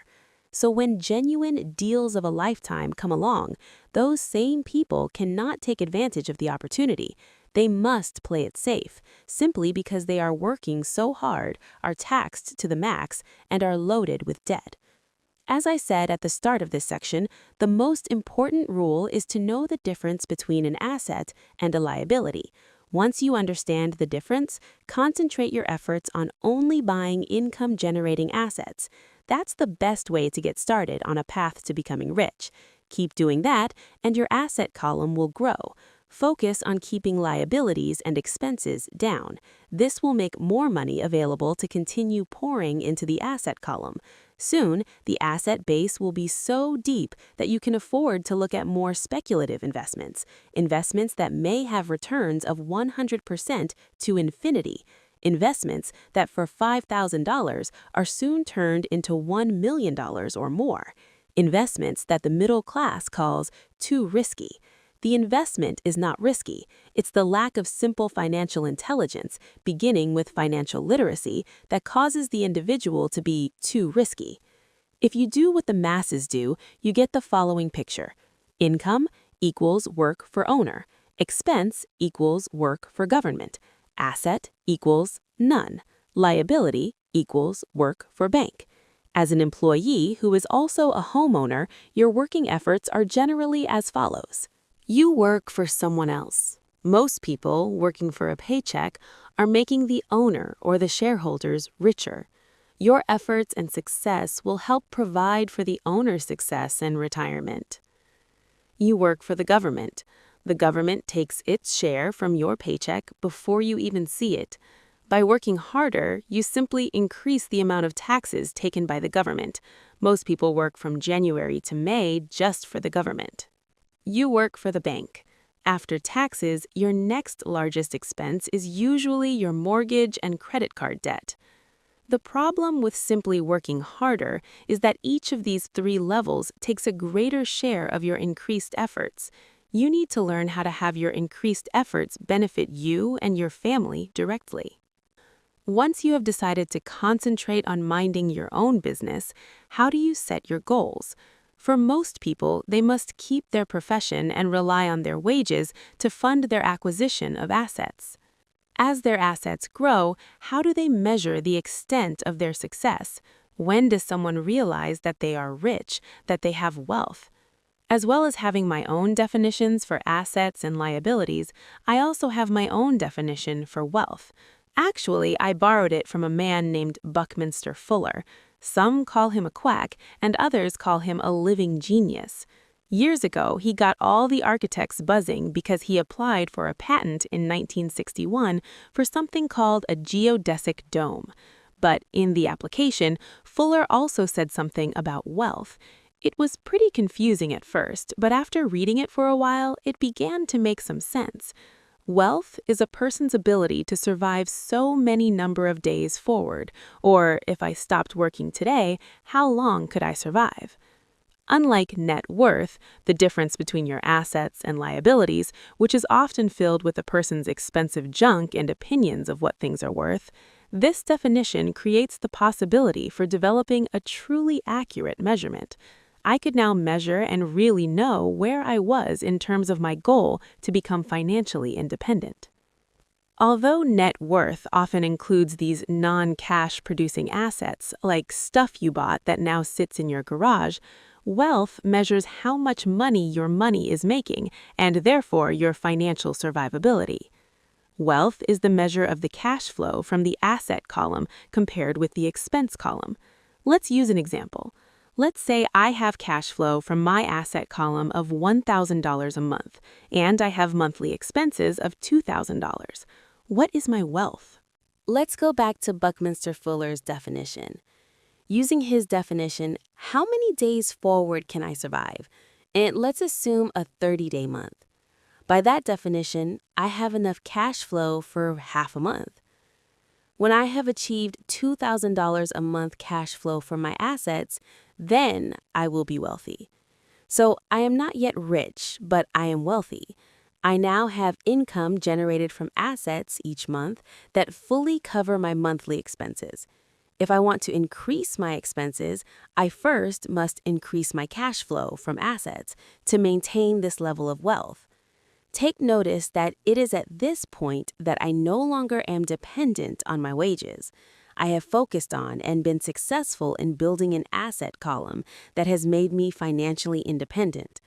If I quit my job today, I would be able to cover my monthly expenses with the cash flow from my assets. My next goal would be to have the excess cash flow from my assets reinvested into the asset column. The more money that goes into my asset column, the more my asset column grows. The more my assets grow, the more my cash flow grows. And as long as I keep my expenses less than the cash flow from these assets, I will grow richer, with more and more income from sources other than my physical labor. As this reinvestment process continues, I am well on my way to being rich. The actual definition of rich is in the eye of the beholder. You can never be too rich. Just remember this simple observation. The rich buy assets. The poor only have expenses. The middle class buys liabilities they think are assets. So how do I start minding my own business? What is the answer? Listen to the founder of McDonald's. Chapter 4, Lesson 3, Mind Your Own Business. In 1974, Ray Kroc, the founder of McDonald's, was asked to speak to the MBA class at the University of Texas at Austin. A dear friend of mine, Keith Cunningham, was a student in that MBA class. After a powerful and inspiring talk, the class adjourned and the students asked Ray if he would join them at their favorite hangout to have a few beers. Ray graciously accepted. "What business am I in?" Ray asked once the group had all their beers in hand. Everyone laughed, said Keith. Most of the MBA students thought Ray was just fooling around. No one answered, so Ray asked the question again. What business do you think I'm in?" The students laughed again, and finally one brave soul yelled out, "Ray, who in the world does not know that you're in the hamburger business?" Ray chuckled. "That is what I thought you would say." He paused and then quickly said, "Ladies and gentlemen, I'm not in the hamburger business. My business is real estate." Keith said that Ray spent a good amount of time explaining his viewpoint. In their business plan, Ray knew that the primary business focus was to sell hamburger franchises, but what he never lost sight of was the location of each franchise. He knew that the real estate and its location was the most significant factor in the success of each franchise. Basically, the person that bought the franchise was also buying the land under the franchise for Ray Kroc's organization. McDonald's today is the largest single owner of real estate in the world, owning even more than the Catholic Church. Today, McDonald's owns some of the most valuable intersections and street corners in America, as well as in other parts of the world. Keith said it was one of the most important lessons in his life. Today, Keith owns car washes, but his business is the real estate under those car washes. The previous chapter ended with the diagrams illustrating that most people work for everyone else but themselves. They work first for the owners of the company, then for the government through taxes, and finally for the bank that owns their mortgage. As a young boy, we did not have a McDonald's nearby, yet my rich dad was responsible for teaching Mike and me the same lesson that Ray Kroc talked about at the University of Texas. It is secret number 3 of the rich. The secret is mind your own business.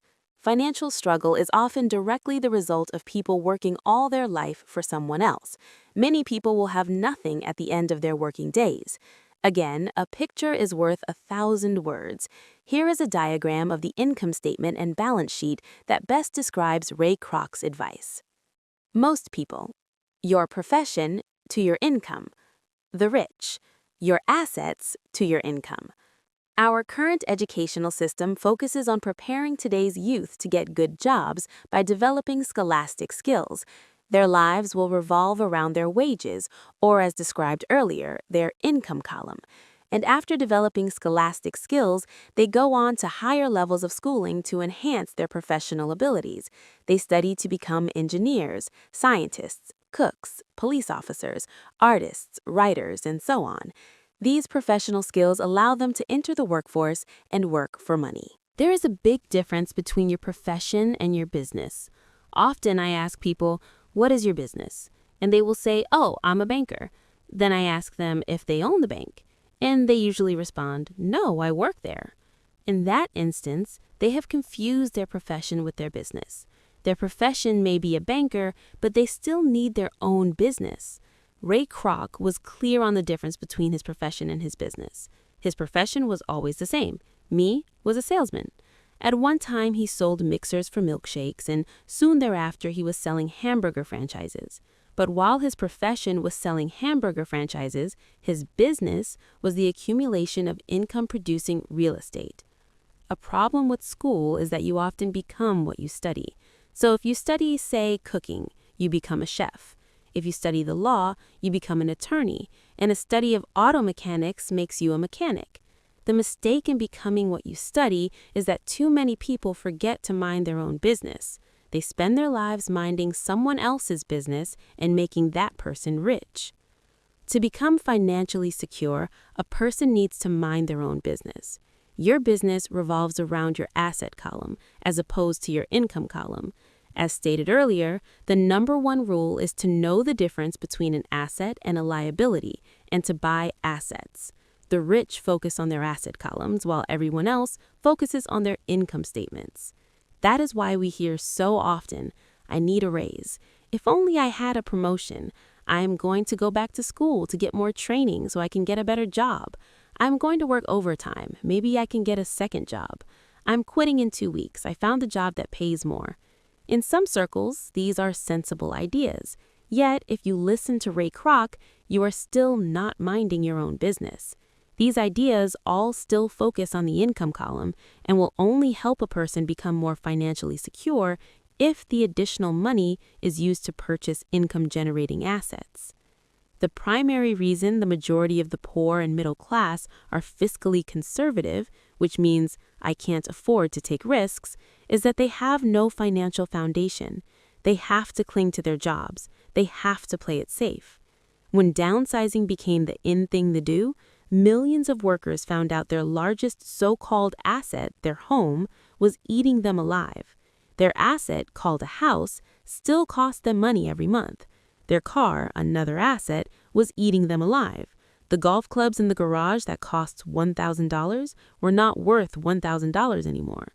Without job security, they had nothing to fall back on. What they thought were assets could not help them survive in a time of financial crisis. 1.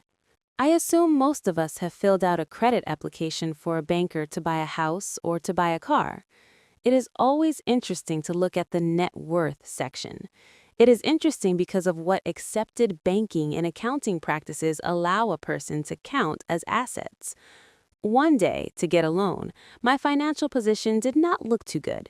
So I added my new golf clubs, my art collection, books, stereo, television, Armani suits, wristwatches, shoes, and other personal effects to boost the number in the asset column. But I was turned down for the loan because I had too much investment real estate. The loan committee did not like that I made so much money off of apartment houses. They wanted to know why I did not have a normal job with a salary. They did not question the Armani suits, golf clubs, or art collection. Life is sometimes tough when you do not fit the standard profile. I cringe every time I hear someone say to me that their net worth is $1 million or $100,000 or whatever. One of the main reasons net worth is not accurate is simply because the moment you begin selling your assets, you are taxed for any gains. So many people have put themselves in deep financial trouble when they run short of income. To raise cash, they sell their assets. First, their personal assets can generally be sold for only a fraction of the value that is listed in their personal balance sheet. Or if there is a gain on the sale of the assets, they are taxed on the gain. So again, the government takes its share of the gain, thus reducing the amount available to help them out of debt. That is why I say someone's net worth is often worth less than they think. Start minding your own business. Keep your daytime job, but start buying real assets, not liabilities or personal effects that have no real value once you get them home. A new car loses nearly 25% of the price you pay for it the moment you drive it off the lot. It is not a true asset, even if your banker lets you list it as one. My $400 new titanium driver was worth $150 the moment I teed off. For adults, keep your expenses low, reduce your liabilities, and diligently build a base of solid assets. For young people who have not yet left home, it is important for parents to teach them the difference between an asset and a liability. Get them to start building a solid asset column before they leave home, get married, buy a house, have kids, and get stuck in a risky financial position, clinging to a job and buying everything on credit. I see so many young couples who get married and trap themselves into a lifestyle that will not let them get out of debt for most of their working years. For most people, just as the last child leaves home, the parents realize they have not adequately prepared for retirement and they begin to scramble to put some money away. Then their own parents become ill and they find themselves with new responsibilities. So, what kind of assets am I suggesting that you or your children acquire? In my world, real assets fall into several different categories. 1. Businesses that do not require my presence. I own them, but they are managed or run by other people. If I have to work there, it's not a business, it becomes my job. Stocks, bonds, mutual funds, income-generating real estate, notes, IOUs, royalties from intellectual property such as music, scripts, patents, and anything else that has value, produces income, or appreciates, and has a ready market. As a young boy, my educated dad encouraged me to find a safe job. My rich dad, on the other hand, encouraged me to begin acquiring assets that I loved. If you don't love it, you won't take care of it. I collect real estate simply because I love buildings and land. I love shopping for them. One could look at them all day long. When problems arise, the problems are not so bad that it changes my love for real estate. For people who hate real estate, they shouldn't buy it. I love stocks of small companies, especially startups. The reason is that I am an entrepreneur, not a corporate person. In my early years, I worked in large organizations such as Standard Oil of California, the U.S. Marine Corps, and Xerox Corp. I enjoyed my time with those organizations and have fond memories, but I know deep down I am not a company man. I like starting companies, not running them. So my stock buys are usually of small companies, and sometimes I even start the company and take it public. Fortunes are made in new stock issues, and I love the game. Many people are afraid of small cap companies and call them risky, and they are. But risk is always diminished if you love what the investment is, understand it, and know the game. With small companies, my investment strategy is to be out of the stock in a year. My real estate strategy, on the other hand, is to start small and keep trading the properties up for bigger properties, and therefore delaying paying taxes on the gain. This allows the value to increase dramatically. I generally hold real estate less than 7 years. For years, even while I was with the Marine Corps and Xerox, I did what my rich dad recommended. I kept my daytime job, but I still minded my own business. I was active in my asset column. I traded real estate and small stocks. Rich Dad always stressed the importance of financial literacy. The better I was at understanding the accounting and cash management, the better I would be at analyzing investments and eventually starting and building my own company. I would not encourage anyone to start a company unless they really want to. Knowing what I know about running a company, I would not wish that task on anyone. There are times when people cannot find employment where starting a company is a solution for them. The odds are against success. 9 out of 10 companies fail in 5 years. Of those that survive the first 5 years, 9 out of every 10 of those eventually fail as well. So only if you really have the desire to own your own company do I recommend it. Otherwise, keep your daytime job and mind your own business. When I say mind your own business, I mean to build and keep your asset column strong. Once a dollar goes into it, never let it come out. Think of it this way. Once a dollar goes into your asset column, it becomes your employee. The best thing about money is that it works 24 hours a day and can work for generations. Keep your daytime job, be a great, hardworking employee, but keep building that asset column. As your cash flow grows, you can buy some luxuries. An important distinction is that rich people buy luxuries last, while the poor and middle class tend to buy luxuries first. The poor and the middle class often buy luxury items such as big houses, diamonds, furs, jewelry, or boats because they want to look rich. They look rich, but in reality, they just get deeper in debt on credit. The old money people, the long-term rich, built their asset column first. Then, the income generated from the asset column bought their luxuries. The poor and middle class buy luxuries with their own sweat, blood, and children's inheritance. A true luxury is a reward for investing in and developing a real asset. For example, when my wife and I had extra money coming from our apartment houses, she hung out and bought her Mercedes. It did not take any extra work or risk on her part because the apartment house bought the car. She did, however, have to wait for it for 4 years while the real estate investment portfolio grew and finally began throwing off enough extra cash flow to pay for the car. But the luxury, the Mercedes, was a true reward because she had proved she knew how to grow her asset column. That car now means a lot more to her than simply another pretty car. It means she used her financial intelligence to afford it. What most people do is they impulsively go out and buy a new car or some other luxury on credit. They may feel bored and just want a new toy. Buying a luxury on credit often causes a person to sooner or later actually resent that luxury because the debt on the luxury becomes a financial burden. After you've taken the time and invested in and built your own business, you are now ready to add the magic touch, the biggest secret of the rich, the secret that puts the rich way ahead of the pack, the reward at the end of the road for diligently taking the time to mind your own business. Chapter 5, Lesson 4.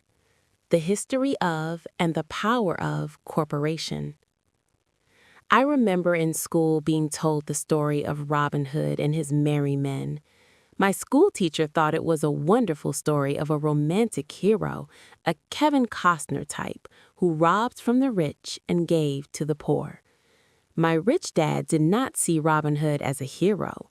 He called Robin Hood a crook. Robin Hood may be long gone, but his followers live on. How often I still hear people say, "Why don't the rich pay for it?" Or, "The rich should pay more in taxes and give it to the poor." It is this idea of Robin Hood, or taking from the rich to give to the poor, that has caused the most pain for the poor and the middle class. The reason the middle class is so heavily taxed is because of the Robin Hood ideal. The real reality is that the rich are not taxed. It's the middle class who pays for the poor, especially the educated upper-income middle class. Again, to understand fully how things happen, we need to look at the historical perspective. We need to look at the history of taxes. Although my highly educated dad was an expert on the history of education, my rich dad fashioned himself as an expert on the history of taxes. Rich Dad explained to Mike and me that in England and America originally, there were no taxes. Occasionally, there were temporary taxes levied in order to pay for wars. The king or the president would put the word out and ask everyone to chip in. Taxes were levied in Britain for the fight against Napoleon from 1799 to 1816, and in America, taxes were levied to pay for the Civil War from 1861 to 1865.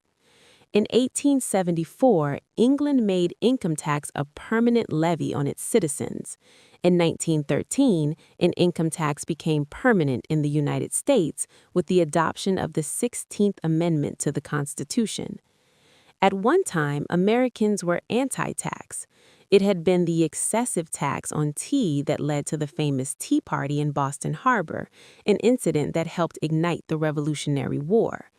It took approximately 50 years in both England and the United States to sell the idea of a regular income tax. What these historical dates fail to reveal is that both of these taxes were initially levied against only the rich. It was this point that Rich Dad wanted Mike and me to understand. He explained that the idea of taxes was made popular and accepted by the majority by telling the poor and the middle class that taxes were created only to punish the rich.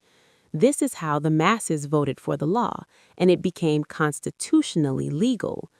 Although it was intended to punish the rich, in reality, it wound up punishing the very people who voted for it, the poor and middle class. Once government got a taste of money, the appetite grew, said Rich Dad. Your dad and I are exactly opposite. He's a government bureaucrat, and I am a capitalist. We get paid, and our success is measured on opposite behaviors. He gets paid to spend money and hire people.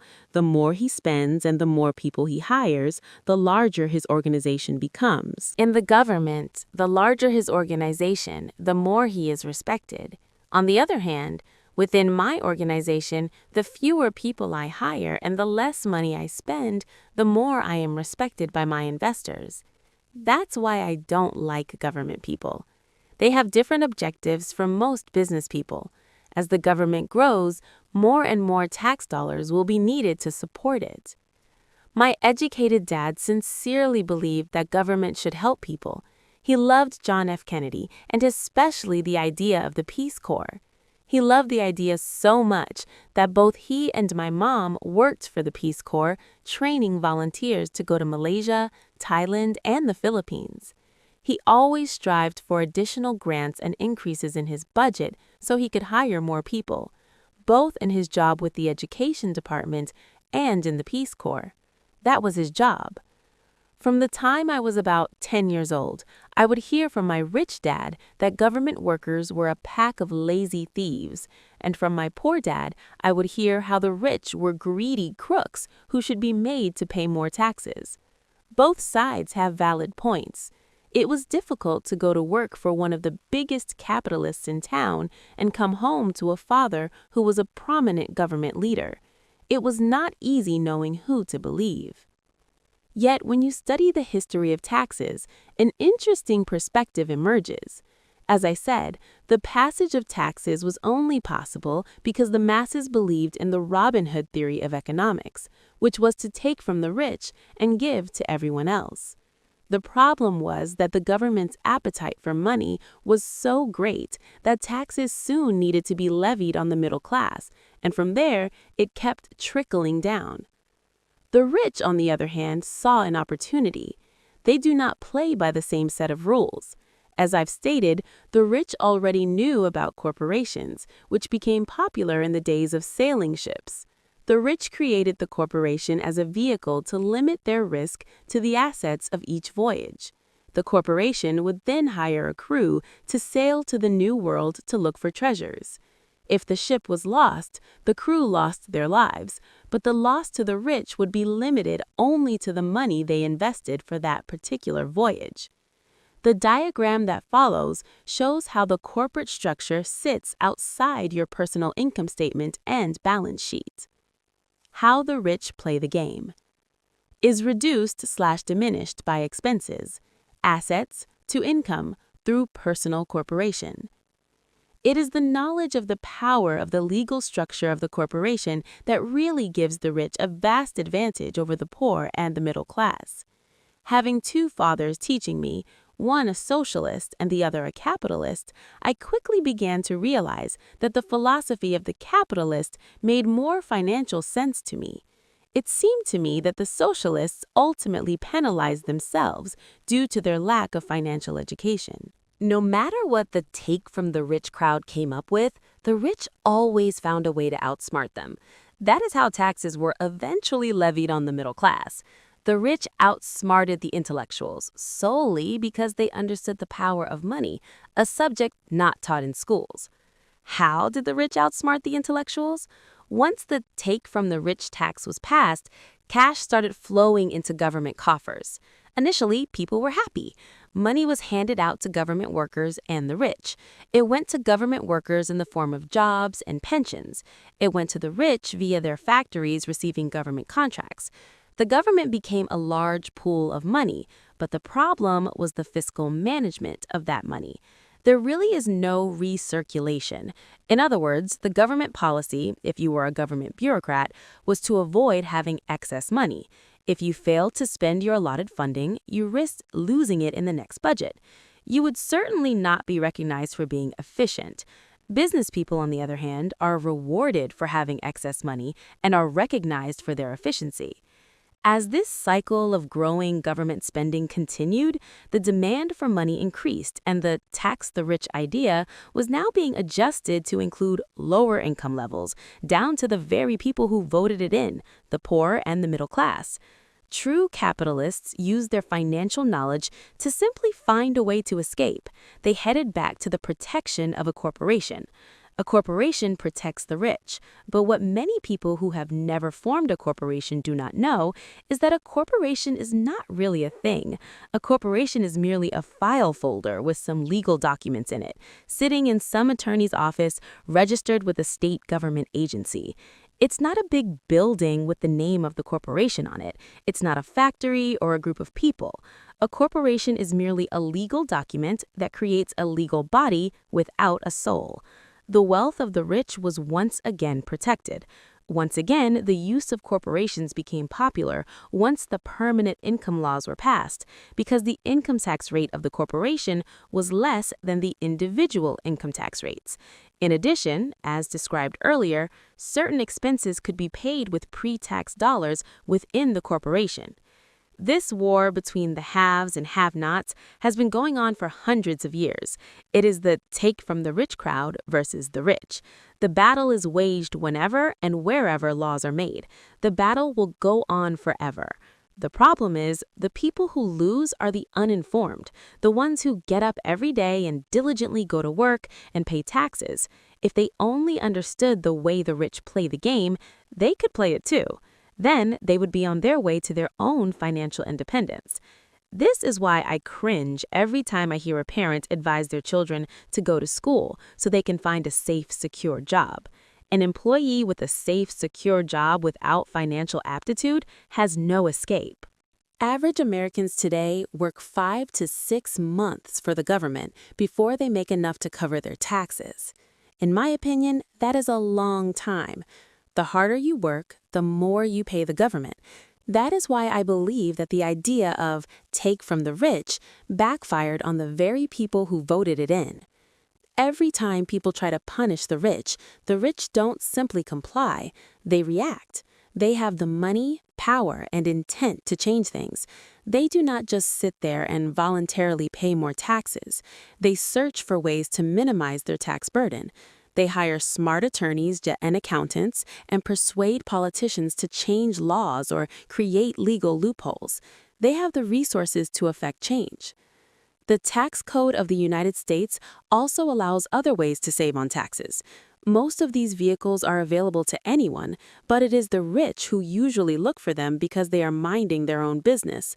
For example, 1031 is jargon for Section 1031 of the Internal Revenue Code, which allows a seller to delay paying taxes on a piece of real estate that is sold for a capital gain through an exchange for a more expensive piece of real estate.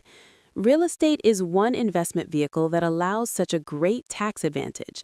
As long as you keep trading up in value, you will not be taxed on the gains until you liquidate. People who do not take advantage of these tax savings offered legally are missing a great opportunity to build their asset columns. The poor and middle class do not have the same resources. They sit there and let the government's needles enter their arm and allow the blood donation to begin. Today, I am constantly shocked at the number of people who pay more taxes or take fewer deductions simply because they are afraid of the government. And I do know how frightening and intimidating a government tax agent can be. I have had friends who have had their businesses shut down and destroyed, only to find out it was a mistake on the part of the government. I realize all that, but the price of working from January to mid-May is a high price to pay for that intimidation. My poor dad never fought back. My rich dad didn't either. He just played the game smarter, and he did it through corporations, the biggest secret of the rich. You may remember the first lesson I learned from my rich dad. I was a little boy of 9 who had to sit and wait for him to choose to talk to me. I often sat in his office waiting for him to get to me. He was ignoring me on purpose. He wanted me to recognize his power and desire to have that power for myself one day. For all the years I studied and learned from him, he always reminded me that knowledge was power, and with money comes great power that requires the right knowledge to keep it and make it multiply. Without that knowledge, the world pushes you around. Rich Dad constantly reminded Mike and I that the biggest bully was not the boss or the supervisor, but the taxman. The taxman will always take more if you let him. The first lesson of having money work for me, as opposed to working for money, is really all about power. If you work for money, you give the power up to your employer. If your money works for you, you keep and control the power. Once we had this knowledge of the power of money working for us, he wanted us to be financially smart and not let bullies push us around. You need to know the law and how the system works. If you're ignorant, it is easy to be bullied. If you know what you're talking about, you have a fighting chance. That is why he paid so much for smart tax accountants and attorneys. It was less expensive to pay them than pay the government. His best lesson to me, which I have used most of my life, is be smart and you won't be pushed around as much. He knew the law because he was a law-abiding citizen. He knew the law because it was expensive to not know the law.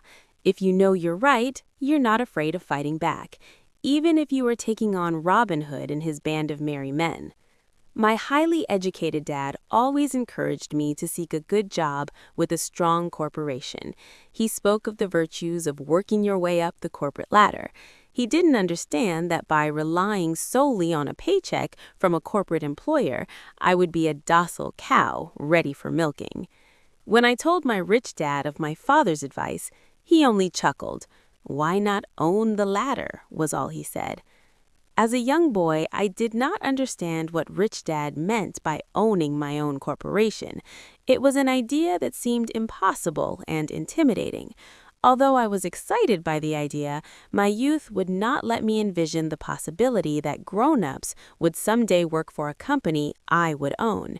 The point is, if not for my rich dad, I would have probably followed my educated dad's advice. It was merely the occasional reminder of my rich dad that kept the idea of owning my own corporation alive and kept me on a different path. By the time I was 15 or 16, I knew I was not going to continue down the path my educated dad was recommending. I did not know how I was going to do it, but I was determined not to head in the direction most of my classmates were heading. That decision changed my life.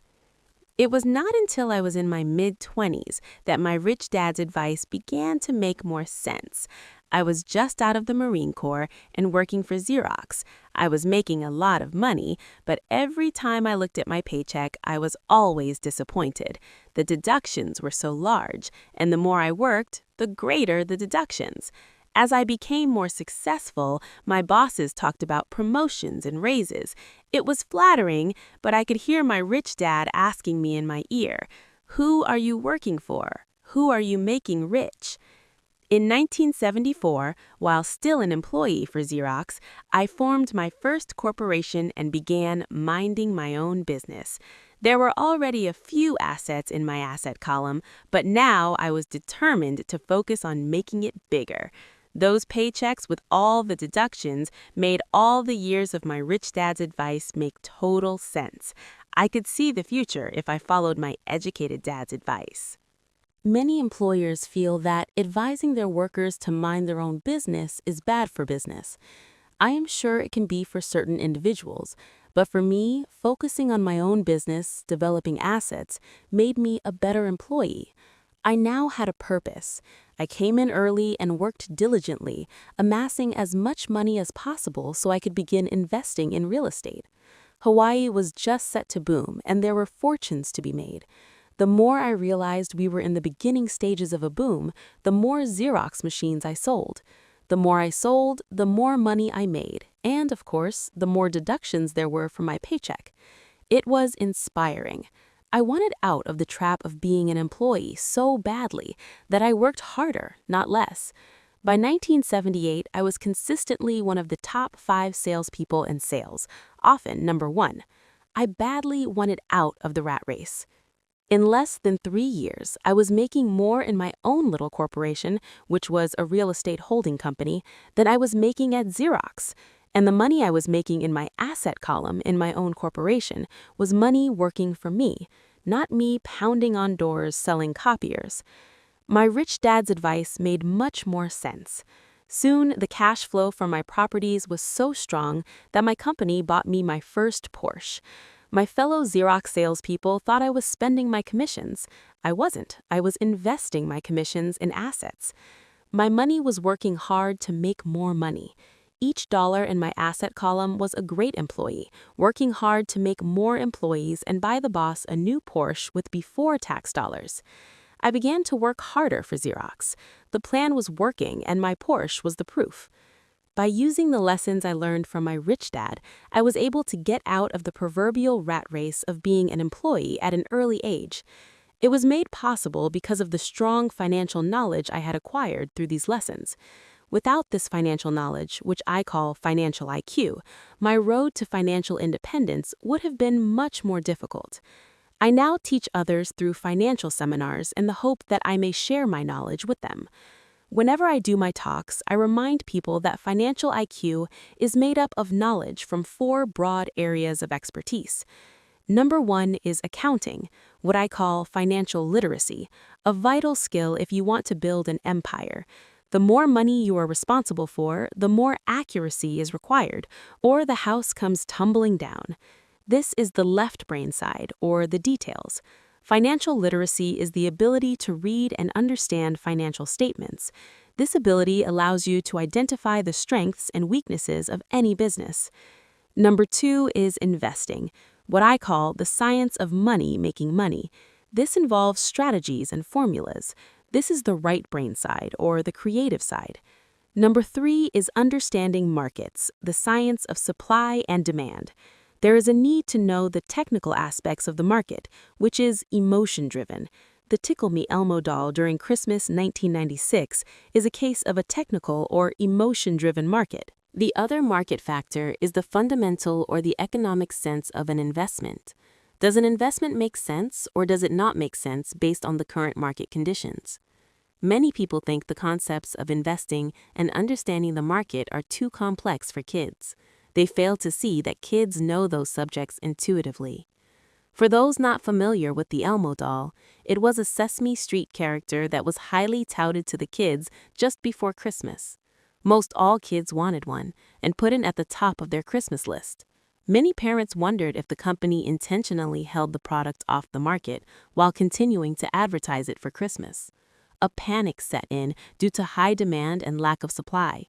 Having no dolls to buy in the stores, scalpers saw an opportunity to make a small fortune from desperate parents. The unlucky parents who did not find a doll were forced to buy another toy for Christmas. The incredible popularity of the Tickle Me Elmo doll made no sense to me, but it serves as an excellent example of supply and demand economics. The same thing goes on in the stock, bond, real estate, and baseball card markets. Number 4 is the law. For instance, utilizing a corporation wrapped around the technical skills of accounting, investing, and markets can aid explosive growth. An individual with the knowledge of the tax advantages and protection provided by a corporation can get rich so much faster than someone who is an employee or a small business sole proprietor. It's like the difference between someone walking and someone flying. The difference is profound when it comes to long-term wealth. Number 1, tax advantages.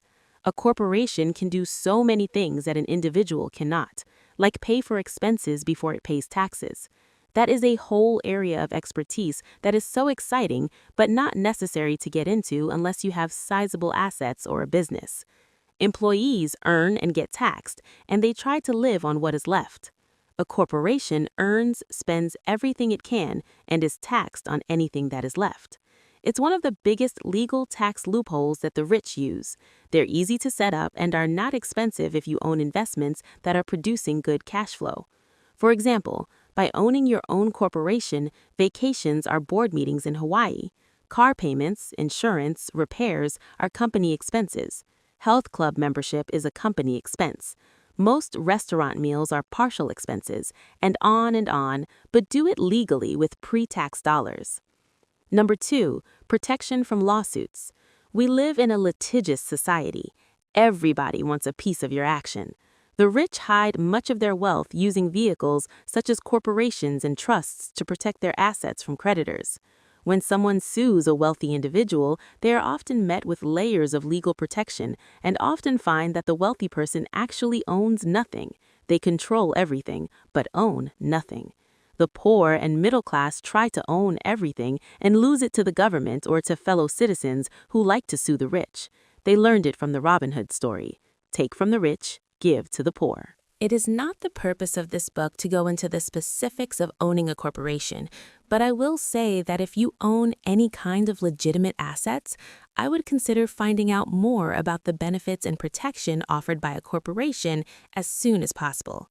There are many books written on the subject that will detail the benefits and even walk you through the steps necessary to set up a corporation.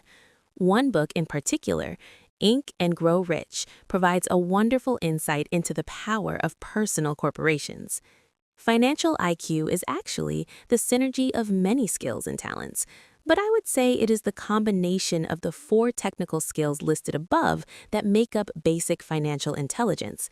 If you aspire to great wealth, it is the combination of these skills that will greatly amplify an individual's financial intelligence. In summary, 1. Spend. 2. Pay taxes. 3. Spend. As part of your overall financial strategy, we strongly recommend owning your own corporation wrapped around your assets. Chapter 6. Lesson 5. The Rich Invent Money. Last night, I took a break from writing and watched a TV program on the history of a young man named Alexander Graham Bell. Bell had just patented his telephone and was having growing pains because the demand for his new invention was so strong. Needing a bigger company, he then went to the giant at that time, Western Union, and asked them if they would buy his patent and his tiny company. He wanted $100,000 for the whole package. The president of Western Union scoffed at him and turned him down, saying the price was ridiculous. The rest is history. A multi-billion-dollar industry emerged and AT&T was born. The evening news came on right after the story of Alexander Graham Bell ended. On the news was a story of another downsizing at a local company. The workers were angry and complained that the company ownership was unfair. A terminated manager of about 45 years of age had his wife and 2 babies at the plant and was begging the guards to let him talk to the owners to ask if they would reconsider his termination. He had just bought a house and was afraid of losing it. The camera focused in on his pleading for all the world to see. Needless to say, it held my attention. I have been teaching professionally since 1984. It has been a great experience and rewarding. It is also a disturbing profession, for I have taught thousands of individuals, and I see one thing in common in all of us, myself included. We all have tremendous potential, and we all are blessed with gifts. Yet the one thing that holds all of us back is some degree of self-doubt. It is not so much the lack of technical information that holds us back, but more the lack of self-confidence. Some are more affected than others. Once we leave school, most of us know that it is not as much a matter of college degrees or good grades that count. In the real world outside of academics, something more than just grades is required. I have heard it called guts, chutzpah, balls, audacity, bravado, cunning, daring, tenacity, and brilliance. This factor, whatever it is labeled, ultimately decides one's future much more than school grades. Inside each of us is one of these brave, brilliant, and daring characters. There is also the flip side of that character, people who could get down on their knees and beg if necessary. After a year in Vietnam as a Marine Corps pilot, I intimately got to know both of those characters inside of me. One is not better than the other. Yet, as a teacher, I recognize that it was excessive fear and self-doubt that were the greatest detractors of personal genius. It broke my heart to see students know the answers, yet lack the courage to act on the answer. Often in the real world, it's not the smart that get ahead, but the bold. In my personal experience, your financial genius requires both technical knowledge as well as courage. If fear is too strong, the genius is suppressed. In my classes, I strongly urge students to learn to take risks, to be bold, to let their genius convert that fear into power and brilliance. It works for some and just terrifies others. I have come to realize that for most people, when it comes to the subject of money, they would rather play it safe. I have had to field questions such as, why take risks? Why should I bother developing my financial IQ? Why should I become financially literate? And I answer, just to have more options. There are huge changes up ahead. Just as I started with the story of the young inventor Alexander Graham Bell, in the coming years there will be more people just like him. There will be 100 people like Bill Gates and hugely successful companies like Microsoft created every year all over the world. And there also will be many more bankruptcies, layoffs, and downsizing. So why bother developing your financial IQ? No one can answer that but you. Yet I can tell you why I myself do it. I do it because it is the most exciting time to be alive. I'd rather be welcoming change than dreading change. I'd rather be excited about making millions than worrying about not getting a raise. This period we are in now is the most exciting time, unprecedented in our world's history. Generations from now, people will look back at this period of time and remark at what an exciting era it must have been. It was the death of the old and birth of the new. It was full of turmoil, and it was exciting. So why bother developing your financial IQ? Because if you do, you will prosper greatly. And if you don't, this period of time will be a frightening one. It will be a time of watching people move boldly forward while others cling to decaying life rings. Land was wealth 300 years ago, so the person who owned the land owned the wealth. Then it was factories and production, and America rose to dominance. The industrialists owned the wealth. Today, it is information, and the person who has the most timely information owns the wealth. The problem is, information flies all around the world at the speed of light. The new wealth cannot be contained by boundaries and borders as land and factories were. The changes will be faster and more dramatic. There will be a dramatic increase in the number of new multimillionaires. There also will be those who are left behind. Today, I find so many people struggling, often working harder, simply because they cling to old ideas. They want things to be the way they were. They resist change. I know people who are losing their jobs or their houses, and they blame technology or the economy or their boss. Sadly, they fail to realize that they might be the problem. Old ideas are their biggest liability. It is a liability simply because they fail to realize that while that idea or way of doing something was an asset yesterday, yesterday is gone. One afternoon, I was teaching investing using a board game I had invented, Cash Flow, as a teaching tool. A friend had brought someone along to attend the class. This friend of a friend was recently divorced, had been badly burned in the divorce settlement, and was now searching for some answers. Her friend thought the class might help. The game was designed to help people learn how money works. In playing the game, they learn about the interaction of the income statement with the balance sheet. They learn how cash flows between the two and how the road to wealth is through striving to increase your monthly cash flow from the asset column to the point that it exceeds your monthly expenses. Once you accomplish this, you are able to get out of the rat race and out onto the fast track. As I have said, some people hate the game, some love it, and others miss the point. This woman missed a valuable opportunity to learn something. In the opening round, she drew a doodad card with the boat on it. At first, she was happy. Oh, I've got a boat. Then, as her friend tried to explain how the numbers worked on her income statement and balance sheet, she got frustrated because she had never liked math. The rest of her table waited while her friend continued explaining the relationship between the income statement, balance sheet, and monthly cash flow. Suddenly, when she realized how the numbers worked, it dawned on her that her boat was eating her alive. Later on in the game, she was also downsized and had a child. It was a horrible game for her. After the class, her friend came by and told me that she was upset. She had come to the class to learn about investing and did not like the idea that it took so long to play a silly game. Her friend attempted to tell her to look within herself to see if the game reflected on herself in any way.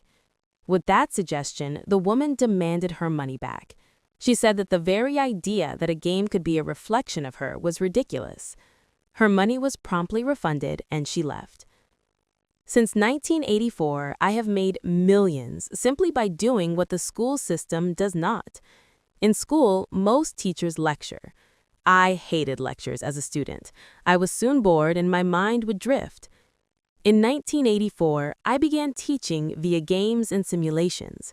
I always encouraged adult students to look at games as reflecting back to what they know and what they needed to learn. Most importantly, a game reflects back on one's behavior. It's an instant feedback system. Instead of the teacher lecturing you, the game is feeding back a personalized lecture, custom-made just for you. The friend of the woman who left later called to give me an update. She said her friend was fine and had calmed down. In her cooling-off period, she could see some slight relationship between the game and her life. Although she and her husband did not own a boat, they did own everything else imaginable. She was angry after their divorce, both because he had run off with a younger woman and because after 20 years of marriage, they had accumulated little in the way of assets. There was virtually nothing for them to split. Their 20 years of married life had been incredible fun, but all they had accumulated was a ton of doodads. She realized that her anger at doing the numbers, the income statement and balance sheet, came from her embarrassment of not understanding them. She had believed that finances were the man's job. She maintained the house and did the entertaining, and he handled the finances.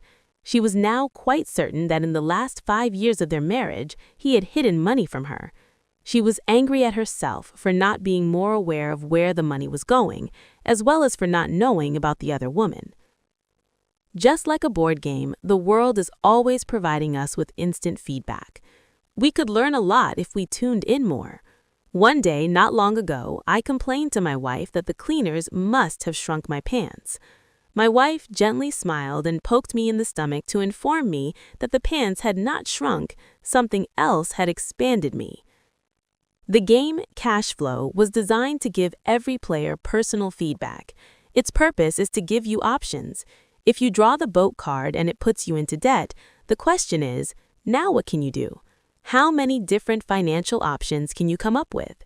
That is the purpose of the game, to teach players to think and create new and various financial options. I have watched this game played by more than 1,000 people. The people who get out of the rat race in the game the quickest are the people who understand numbers and have creative financial minds. They recognize different financial options.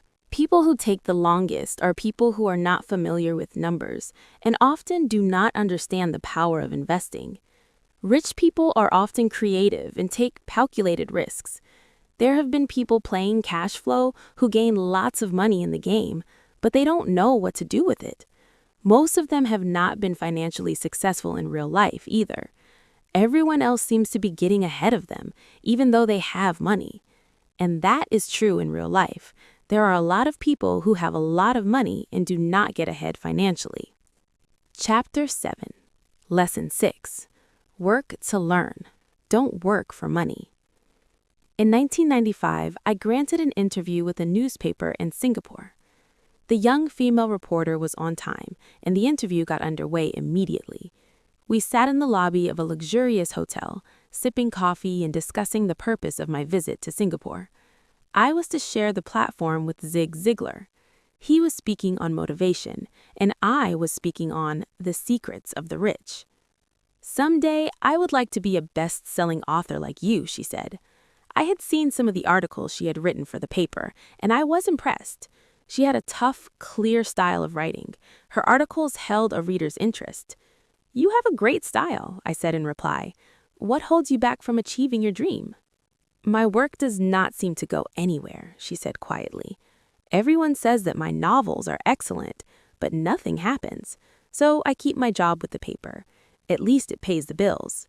Do you have any suggestions?" "Yes, I do," I said brightly. "A friend of mine here in Singapore runs a school that trains people to sell. He runs sales training courses for many of the top corporations here in Singapore, and I think attending one of his courses would greatly enhance your career." She stiffened. "Are you saying I should go to school to learn to sell?" I nodded. "You aren't serious, are you?" Again, I nodded. "What is wrong with that?" I was now backpedaling. She was offended by something, and now I was wishing I had not said anything. In my attempt to be helpful, I found myself defending my suggestion. "I have a master's degree in English literature. Why would I go to school to learn to be a salesperson? I'm a professional. I went to school to be trained in a profession so I would not have to be a salesperson. I hate salespeople. All they want is money. So tell me why I should study sales." She was now packing her briefcase forcibly. The interview was over. On the coffee table sat a copy of an earlier best-selling book I wrote. I picked it up as well as the notes she had jotted down on her legal pad. "Do you see this?" I said, pointing to her notes. She looked down at her notes. "What?" she said, confused. Again, I pointed deliberately to her notes. On her pad, she had written, "Robert Kiyosaki, best-selling author." It says best-selling author, not best writing author. Her eyes widened immediately.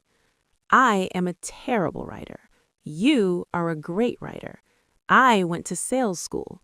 You have a master's degree.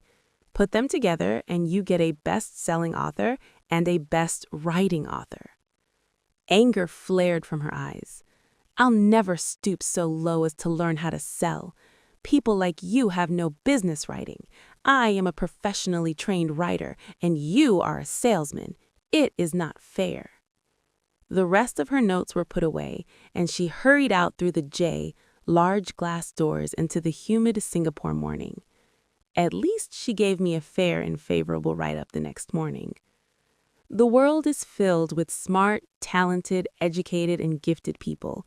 We meet them every day. They are all around us. A few days ago, my car was not running well. I pulled into a garage and the young mechanic had it fixed in just a few minutes. He knew what was wrong by simply listening to the engine. I was amazed. The sad truth is, great talent is not enough. I am constantly shocked at how little talented people earn. I heard the other day that less than 5% of Americans earn more than $100,000 a year. I have met brilliant, highly educated people who earn less than $20,000 a year.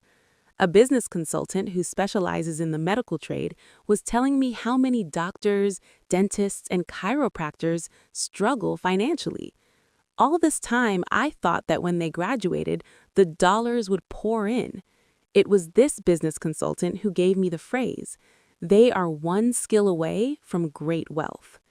What this phrase means is that most people need only to learn and master one more skill, and their income would jump exponentially.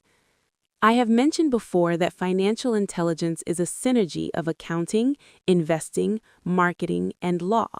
Combine those 4 technical skills, and making money with money is easier. When it comes to money, the only skill most people know is to work hard. The classic example of a synergy of skills was that young writer for the newspaper. If she diligently learned the skills of sales and marketing, her income would jump dramatically. If I were her, I would take some courses in advertising copywriting as well as sales. Then, instead of working at the newspaper, I would seek a job at an advertising agency.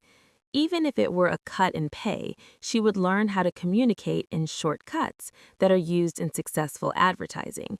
She also would spend time learning public relations, an important skill. She would learn how to get millions in free publicity. Then, at night and on weekends, she could be writing her great novel. When it was finished, she would be better able to sell her book. Then, in a short while, she could be a best-selling author. When I first came out with my first book, If You Want to Be Rich and Happy, Don't Go to School, a publisher suggested I change the title to The Economics of Education. I told the publisher that with a title like that, I would sell 2 books, one to my family and one to my best friend. The problem is, they would expect it for free. The obnoxious title, If You Want to Be Rich and Happy, Don't Go to School, was chosen because we knew it would get tons of publicity. I am pro-education and believe in education reform. Otherwise, why would I continue to press for changing our antiquated educational system? So I chose a title that would get me on more TV and radio shows, simply because I was willing to be controversial. Many people thought I was a fruitcake, but the book sold and sold.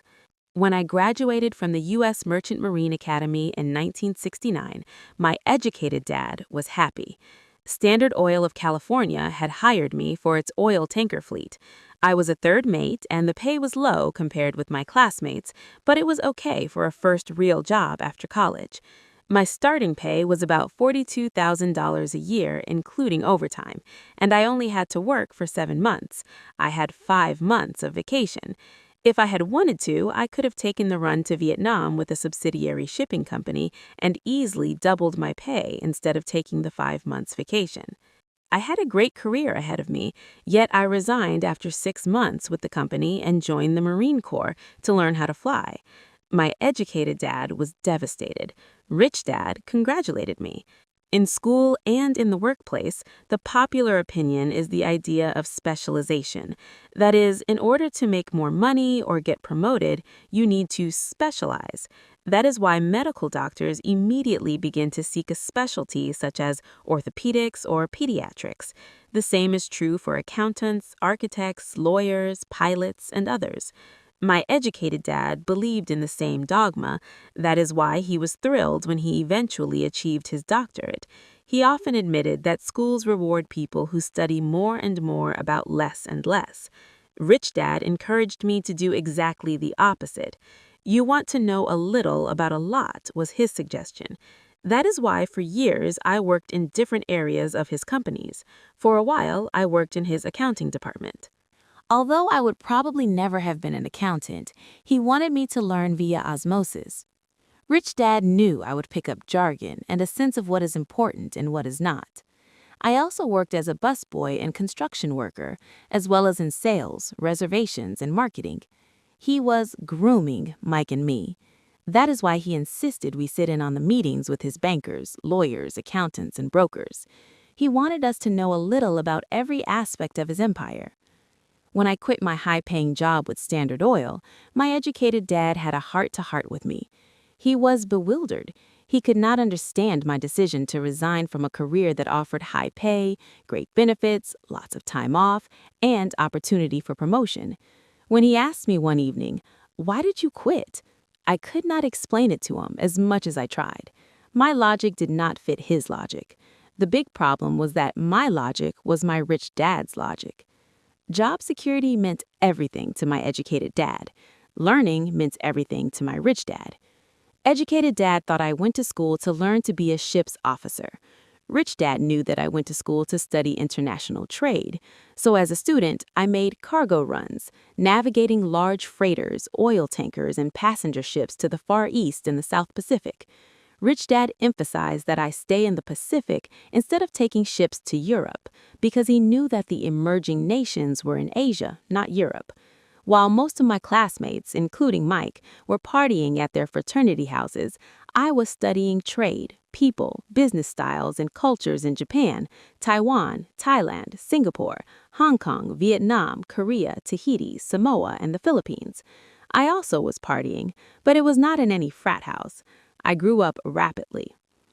Educated Dad just could not understand why I decided to quit and join the Marine Corps.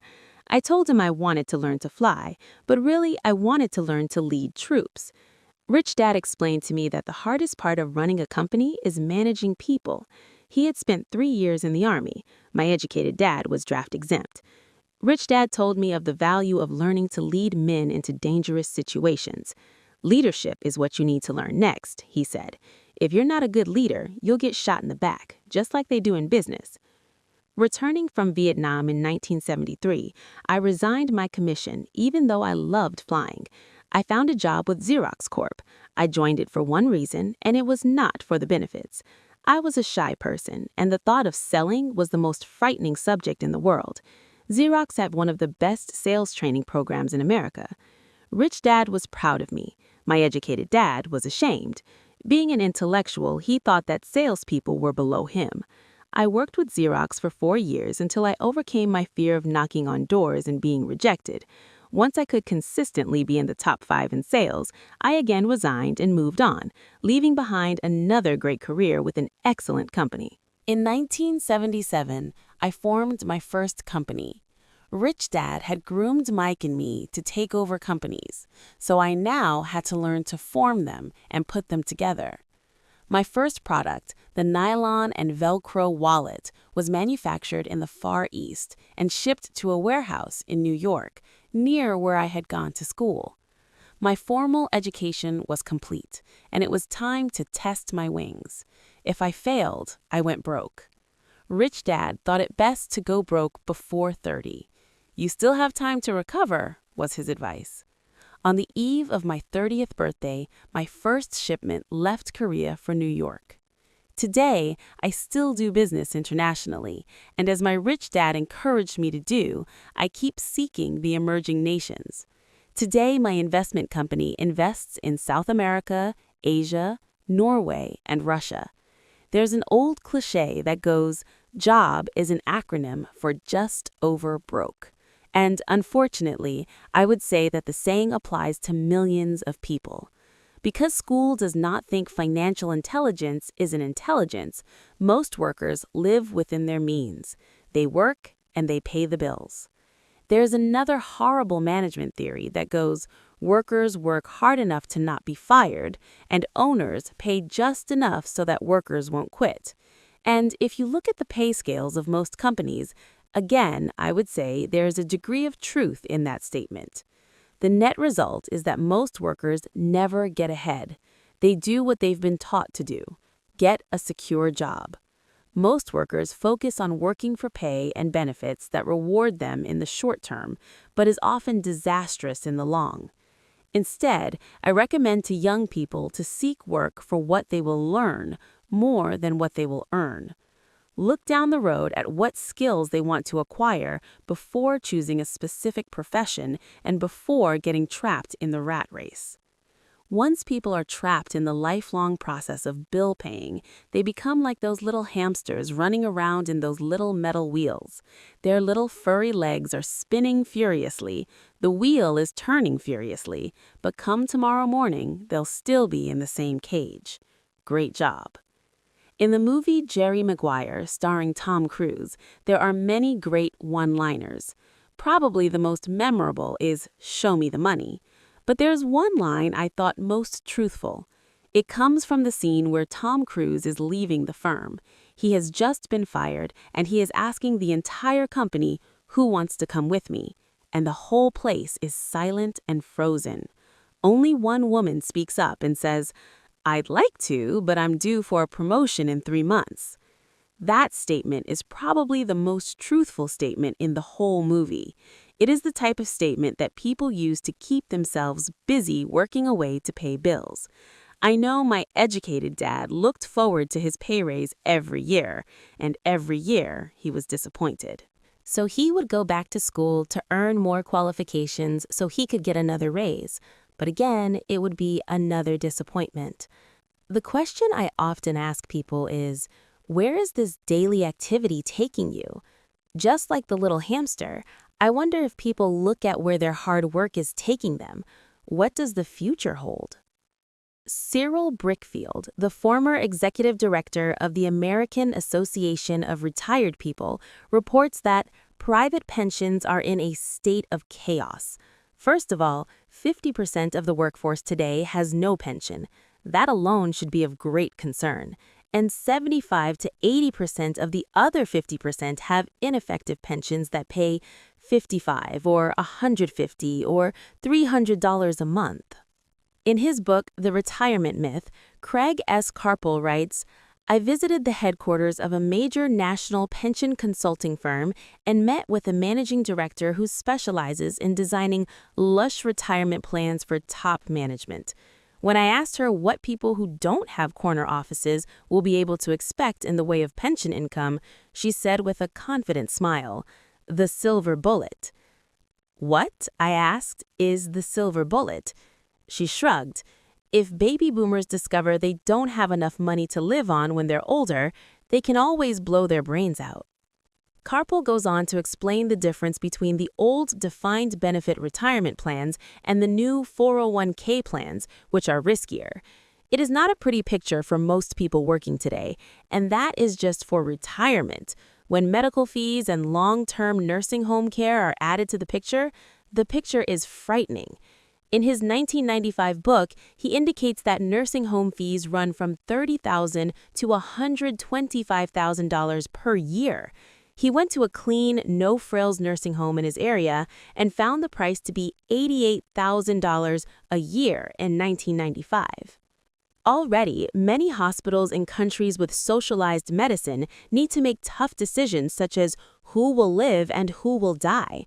They make those decisions purely on how much money they have and how old the patients are.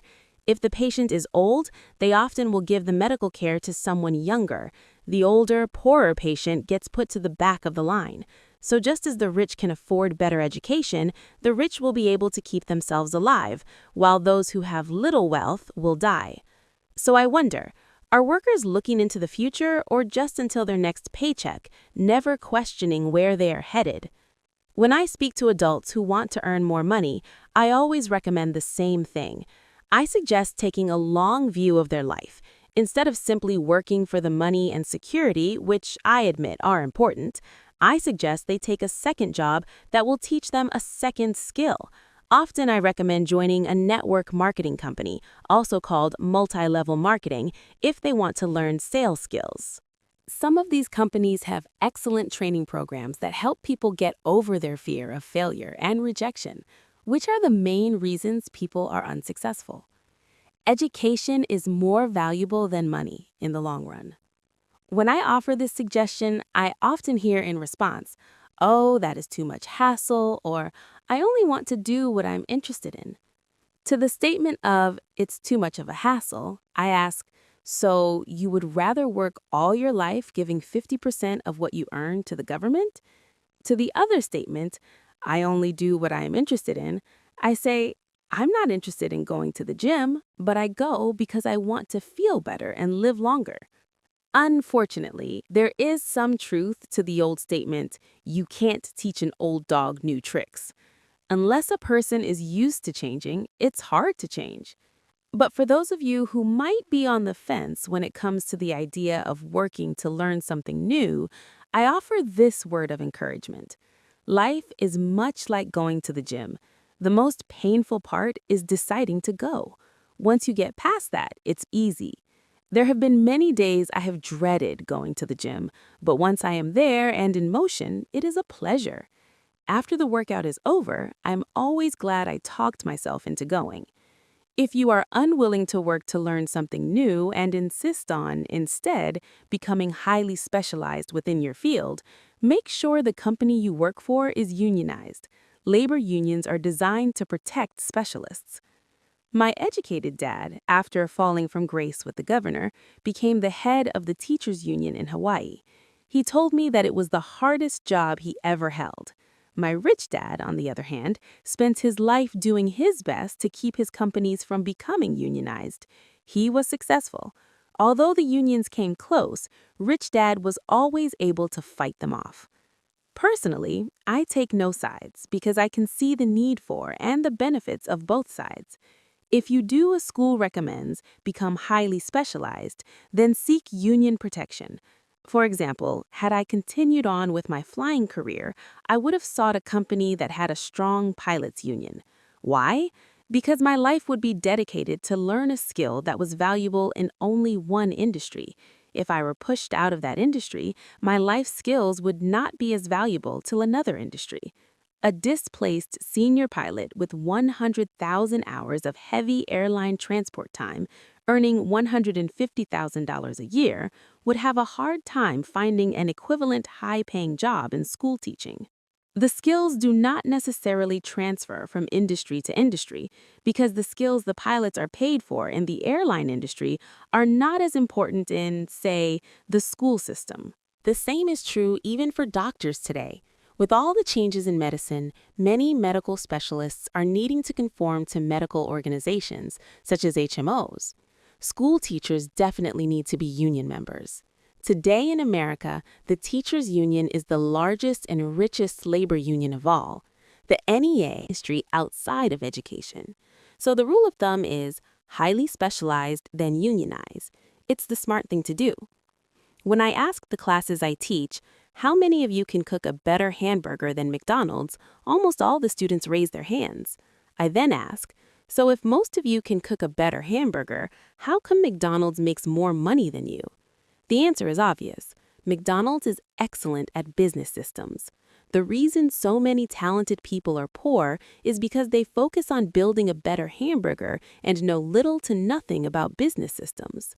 A friend of mine in Hawaii is a great artist. He makes a sizable amount of money. One day, his mother's attorney called to tell him that she had left him $35,000. That is what was left of her estate after the attorney and the government took their shares. Immediately, he saw an opportunity to increase his business by using some of this money to advertise. 2 months later, his first 4-color, full-page ad appeared in an expensive magazine that targeted the very rich. The ad ran for 3 months. He received no replies from the ad, and all of his inheritance is now gone. He now wants to sue the magazine for misrepresentation. This is a common case of someone who can build a beautiful hamburger but knows little about business. When I asked him what he learned, his only reply was that advertising salespeople are crooks.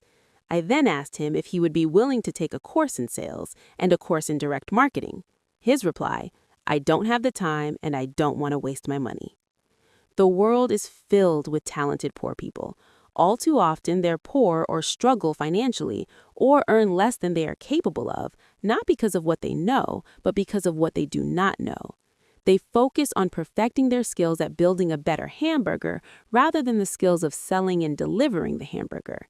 Maybe McDonald's does not make the best hamburger, but they are the best at selling and delivering a basic average burger. Poor Dad wanted me to specialize. That was his view on how to be paid more. Even after being told by the governor of Hawaii that he could no longer work in state government, my educated dad continued to encourage me to get specialized. Educated Dad then took up the cause of the teachers' union, campaigning for further protection and benefits for these highly skilled and educated professionals. We argued often, but I know he never agreed that over-specialization is what caused the need for union protection. He never understood that the more specialized you become, the more you are trapped and dependent on that specialty. Rich Dad advised that Mike and I groom ourselves. Many corporations do the same thing. They find a young, bright student out of business school and begin grooming that person to someday take over the company. So these bright young employees do not specialize in one department. They are moved from department to department to learn all the aspects of business systems. The rich often groom their children or the children of others. By doing so, their children gain an overall knowledge of the operations of the business and how the various departments interrelate. For the World War II generation, it was considered bad to skip from company to company. Today, it is considered smart. Since people will skip from company to company rather than seek greater specialization, why not seek to learn more than earn? In the short term, it may earn you less. In the long term, it will pay off in large dividends. The main management skills needed for success are 1. The management of cash flow, 2. The management of systems, including yourself and time with family, 3. The management of people. The most important specialized skills are sales and understanding marketing.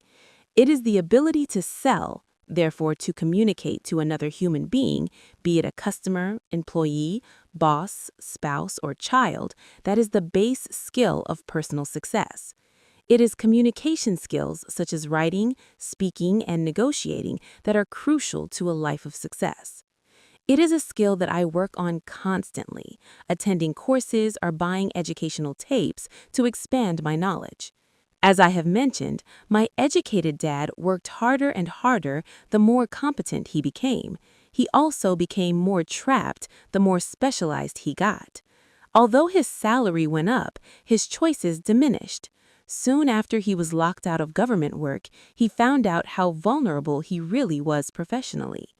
It is like professional athletes who suddenly are injured or are too old to play. Their once high-paying position is gone, and they have limited skills to fall back on. I think that is why my educated dad sided so much with unions after that. He realized how much a union would have benefited him. Rich Dad encouraged Mike and me to know a little about a lot. He encouraged us to work with people smarter than we were and to bring smart people together to work as a team. Today, it would be called a synergy of professional specialties. Today, I meet ex-school teachers earning hundreds of thousands of dollars a year. They earn that much because they have specialized skills in their field as well as other skills. They can teach as well as sell and market. I know of no other skills to be more important than selling as well as marketing. The skills of selling and marketing are difficult for most people, primarily due to their fear of rejection. The better you are at communicating, negotiating, and handling your fear of rejection, the easier life is. Just as I advised that newspaper writer who wanted to become a best-selling author, I advise anyone else today. Being technically specialized has its strengths as well as its weaknesses. I have friends who are geniuses, but they cannot communicate effectively with other human beings, and as a result, their earnings are pitiful. I advise them to just spend a year learning to sell. Even if they earn nothing, their communication skills will improve, and that is priceless. In addition to being good learners, sellers, and marketers, we need to be good teachers as well as good students. To be truly rich, we need to be able to give as well as to receive. In cases of financial or professional struggle, there is often a lack of giving and receiving. I know many people who are poor because they are neither good students nor good teachers. Both of my dads were generous men. Both made it a practice to give first. Teaching was one of their ways of giving. The more they gave, the more they received. One glaring difference was in the giving of money. My rich dad gave lots of money away. He gave to his church, to charities, to his foundation. He knew that to receive money, you had to give money. Giving money is the secret to most great wealthy families. That is why there are organizations like the Rockefeller Foundation and the Ford Foundation. These are organizations designed to take their wealth and increase it, as well as give it away in perpetuity. My educated dad always said, "When I have some extra money, I'll give it." The problem was, there was never any extra. So he worked harder to draw more money in, rather than focus on the most important law of money: give and you shall receive. Instead, he believed in receive and then you give.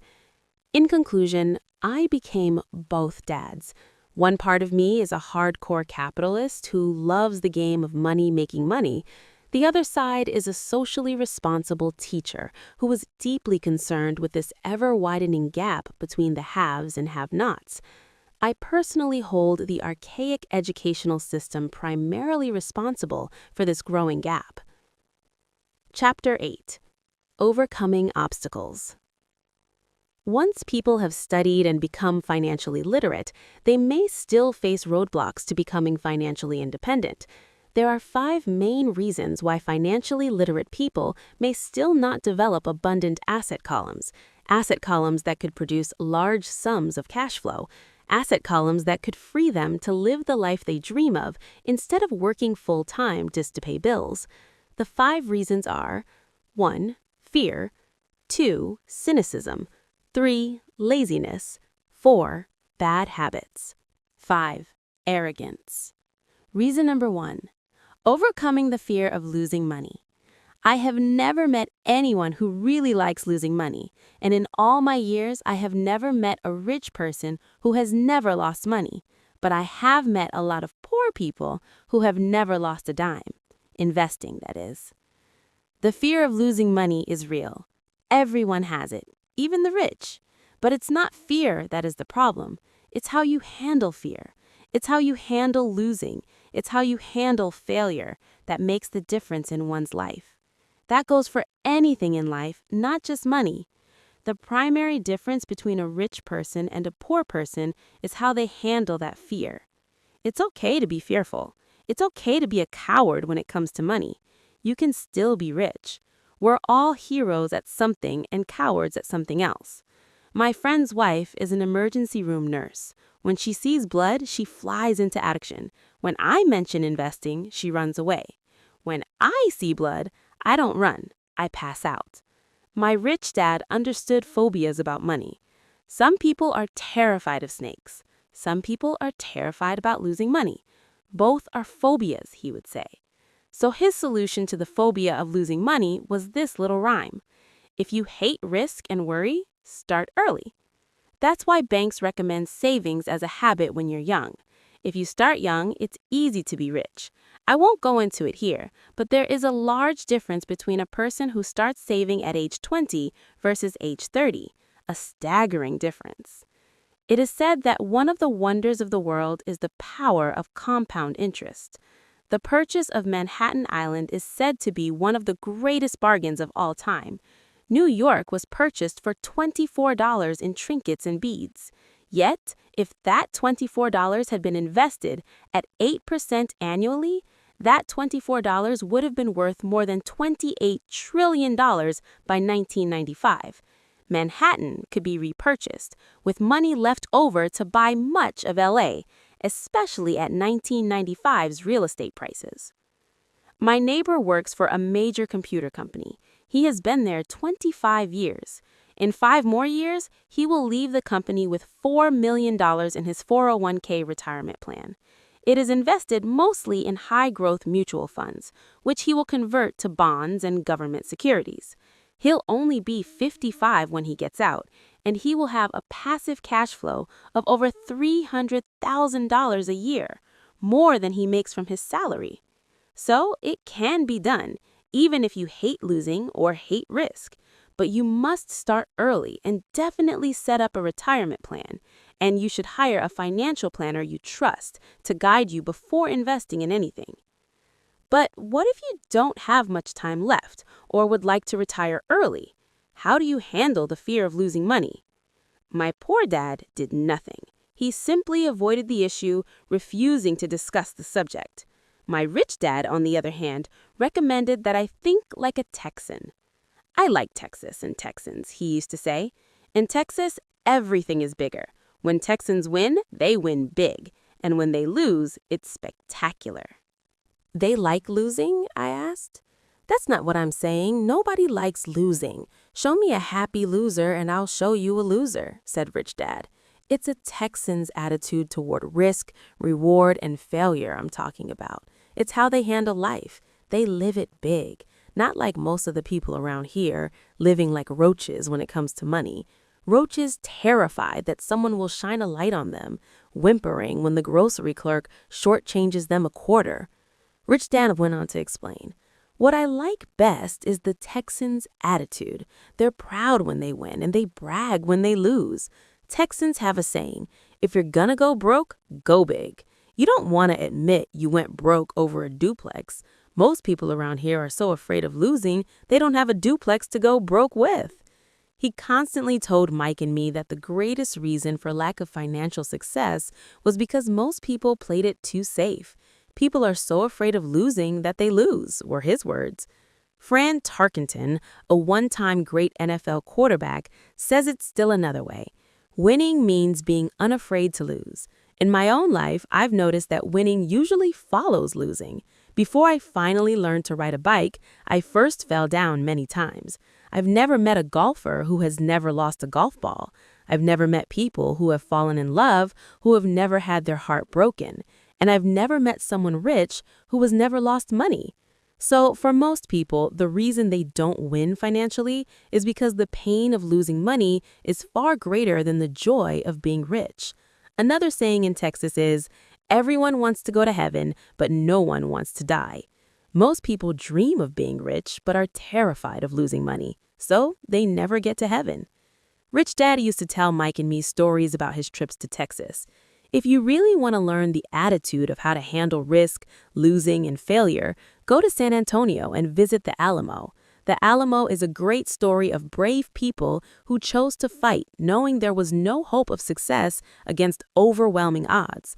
They chose to die instead of surrendering. It's an inspiring story worthy of study. Nonetheless, it's still a tragic military defeat. They got their butts kicked, a failure, if you will. They lost. So how do Texans handle failure? They still shout, "Remember the Alamo." Mike and I heard this story a lot. He always told us this story when he was about to go into a big deal and he was nervous. After he had done all his due diligence and now it was put up or shut up, he told us this story. Every time he was afraid of making a mistake or losing money, he told us this story. It gave him strength, for it reminded him that he could always turn a financial loss into a financial win. Rich Dad, I knew that failure would only make him stronger and smarter. It's not that he wanted to lose. He just knew who he was and how he would take a loss. He would take a loss and make it a win. That's what made him a winner and others losers. It gave him the courage to cross the line when others backed out. That's why I like Texans so much. They took a great failure and turned it into a tourist destination that makes them millions. But probably his words that mean the most to me today are these. Texans don't bury their failures. They get inspired by them. They take in their failures and turn them into rallying cries.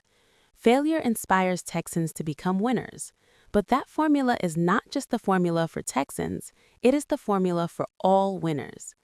Just as I also said that falling off my bike was part of learning to ride, I remember falling off only made me more determined to learn to ride, not less. I also said that I have never met a golfer who has never lost a ball. To be a top professional golfer, losing a ball or a tournament only inspires golfers to be better, to practice harder, to study more. That's what makes them better. For winners, losing inspires them. For losers, losing defeats them. Quoting John D. Rockefeller, I always try to turn every disaster into an opportunity. And being Japanese American, I can say this. Many people say that Pearl Harbor was an American mistake. I say it was a Japanese mistake. From the movie Tora Tora Tom, a somber Japanese admiral says to his cheering subordinates, I am afraid we have awakened a sleeping giant. Remember Pearl Harbor became a rallying cry. It turned one of America's greatest losses into the reason to win. This great defeat gave America strength, and America soon emerged as a world power. Failure inspires winners, and failure defeats losers. It is the biggest secret of winners. It's the secret that losers do not know. The greatest secret of winners is that failure inspires winning. Thus, they're not afraid of losing. Repeating Fran Tarkenton's quote, winning means being unafraid to lose. People like Fran Tarkenton are not afraid of losing because they know who they are. They hate losing, so they know that losing will only inspire them to become better. There is a big difference between hating losing and being afraid to lose. Most people are so afraid of losing money that they lose. They go broke over a duplex. Financially, they play life too safe and too small. They buy big houses and big cars, but not big investments. The main reason that over 90% of the American public struggles financially is because they play not to lose. They don't play to win. They go to their financial planners or accountants or stockbrokers and buy a balanced portfolio.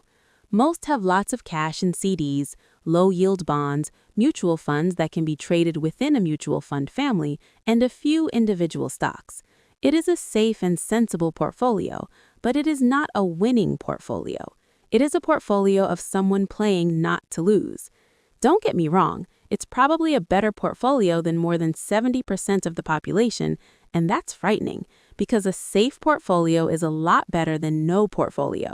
It's a great portfolio for someone who loves safely, but playing it safe and going balanced on your investment portfolio is not the way successful investors play the game.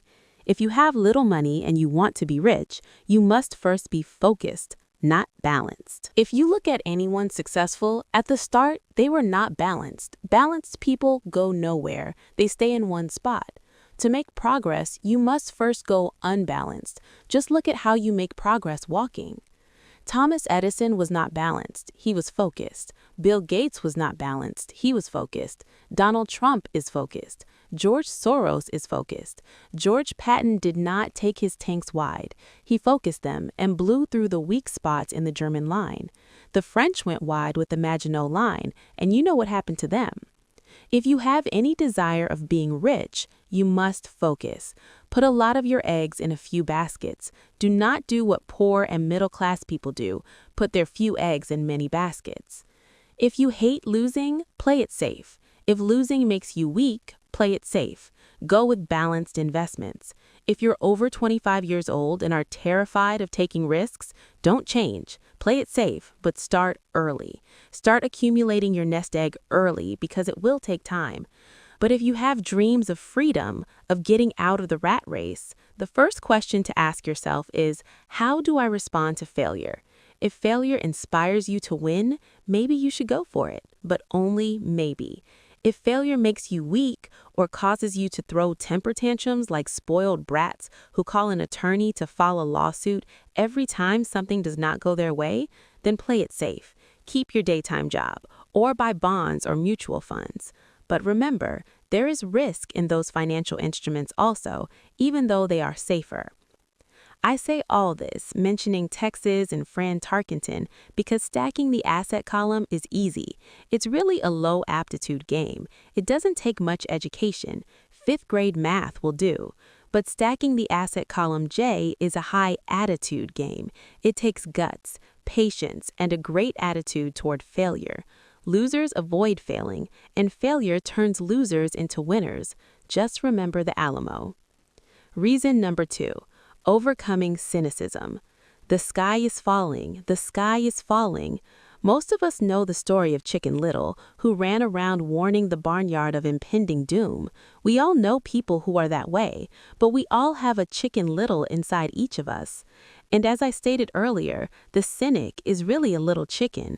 We all get a little chicken when fear and doubt cloud our thoughts. All of us have doubts.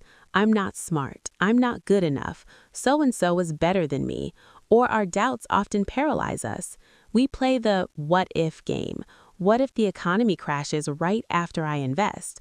Or what if I lose control and I can't pay the money back? What if things don't go as I planned? Or we have friends or loved ones who will remind us of our shortcomings regardless of whether we ask. They often say, "What makes you think you can do that?" Or, "If it's such a good idea, how come someone else hasn't done it?" Or, "That will never work. You don't know what you're talking about." These words of doubt often get so loud that we fail to act. A horrible feeling builds in our stomach. Sometimes we can't sleep. We fail to move forward, so we stay with what is safe and opportunities pass us by. We watch life passing by as we sit immobilized with a cold knot in our body. We have all felt this at one time in our lives, some more than others. Peter Lynch of Fidelity Magellan Mutual Fund fame refers to warnings about the sky falling as noise, and we all hear it. Noise is either created inside our heads or comes from outside, often from friends, family, coworkers, and the media. Lynch recalls the time during the 1950s when the threat of nuclear war was so prevalent in the news that people began building fallout shelters and storing food and water.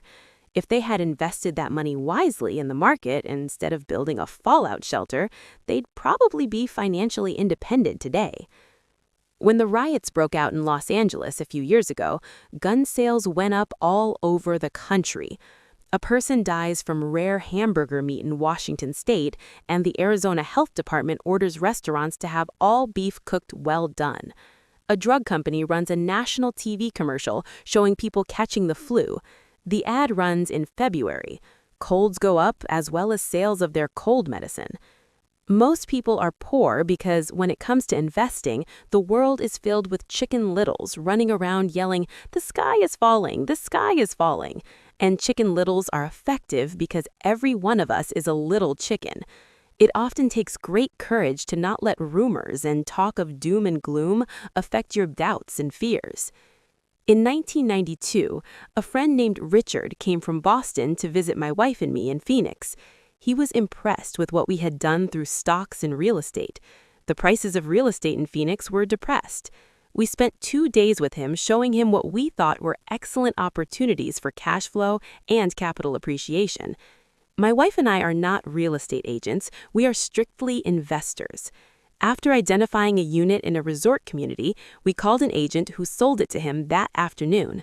The price was a mere $42,000 for a 2-bedroom townhome. Similar units were going for $65,000. He had found a bargain. Excited, he bought it and returned to Boston. 2 weeks later, the agent called to say that our friend had backed out. I called immediately to find out why. All he said was that he talked to his neighbor, and his neighbor told him it was a bad deal. He was paying too much. I asked Richard if his neighbor was an investor. Richard said no. When I asked why he listened to him, Richard got defensive and simply said he wanted to keep looking. The real estate market in Phoenix turned, and by 1994, that little unit was renting for $1,000 a month, $2,500 in the peak winter months. The unit was worth $95,000 in 1995. All Richard had to put down was $5,000, and he would have had a start at getting out of the rat race. Today, he still has done nothing. And the bargains in Phoenix are still here. You just have to look a lot harder. Richard's backing out did not surprise me. It's called buyer's remorse, and it affects all of us. It's those doubts that get us. The little one chicken won, and a chance at freedom was lost. In another example, I hold a small portion of my assets in tax lien certificates instead of CDs. I earn 16% per year on my money, which certainly beats the 5% the bank offers. The certificates are secured by real estate and enforced by state law, which is also better than most banks. The formula they're bought on makes them safe. They just lack liquidity. So I look at them as 2 to 7 year CDs. Almost every time I tell someone, especially if they have money in CDs, that I hold my money this way, they will tell me it's risky. They tell me why I should not do it. When I ask them where they get their information, they say from a friend or an investment magazine. They've never done it, and they're telling someone who's doing it why they shouldn't. The lowest yield I look for is 16%, but people who are filled with doubt are willing to accept 5%. Doubt is expensive. My point is that it's those doubts and cynicism that keep most people poor and playing it safe. The real world is simply waiting for you to get rich. Only a person's doubts keep them poor. As I said, getting out of the rat race is technically easy. It doesn't take much education, but those doubts are cripplers for most people. Cynics never win, said Rich Dad. Unchecked doubt and fear creates a cynic. Cynics criticize and winners analyze was another of his favorite sayings. Rich Dad explained that criticism blinded while analysis opened eyes. Analysis allowed winners to see that critics were blind and to see opportunities that everyone else missed. And finding what people miss is key to any success. Real estate is a powerful investment tool for anyone seeking financial independence or freedom. It is a unique investment tool. Yet every time I mention real estate as a vehicle, I often hear, "I don't want to fix toilets." That's what Peter Lynch calls noise. That's what my rich dad would say is the cynic talking. Someone who criticizes and does not analyze. Someone who lets their doubts and fears close their mind instead of open their eyes. So when someone says, "I don't want to fix toilets," I want to fire back, "What makes you think I want to?" They're saying a toilet is more important than what they want. I talk about freedom from the rat race, and they focus on toilets. That is the thought pattern that keeps most people poor. They criticize instead of analyze. "I don't once hold the key to your success," Rich Dad would say. Because I, too, do not want to fix toilets, I shop hard for a property manager who does fix toilets. And by finding a great property manager who runs houses or apartments, well, my cash flow goes up. But more importantly, a great property manager allows me to buy a lot more real estate since I don't have to fix toilets. A great property manager is key to success in real estate. Finding a good manager is more important to me than the real estate. A great property manager often hears of great deals before real estate agents do, which makes them even more valuable. That is what Rich Dad meant by, "I don't once hold the key to your success." Because I do not want to fix toilets either, I figured out how to buy more real estate and expedite my getting out of the rat race. The people who continue to say, "I don't want to fix toilets," often deny themselves the use of this powerful investment vehicle. Toilets are more important than their freedom. In the stock market, I often hear people say, "I don't want to lose money." Well, what makes them think I or anyone else likes losing money? They don't make money because they chose to not lose money. Instead of analyzing, they close their minds to another powerful investment vehicle, the stock market. In December 1996, I was riding with a friend past our neighborhood gas station. He looked up and saw that the price of oil was going up. My friend is a worrywart or a chicken little. To him, the sky is always going to fall, and it usually does, on him. When we got home, he showed me all the stats as to why the price of oil was going to go up over the next few years. Statistics I had never seen before, even though I already owned a substantial share block of an existing oil company. With that information, I immediately began looking for and found a new undervalued oil company that was about to find some oil deposits. My broker was excited about this new company, and I bought 15,000 shares for 65 cents per share. In February 1997, this same friend and I drove by the same gas station, and sure enough, the price per gallon had gone up nearly 15%. Again, the chicken little worried and complained.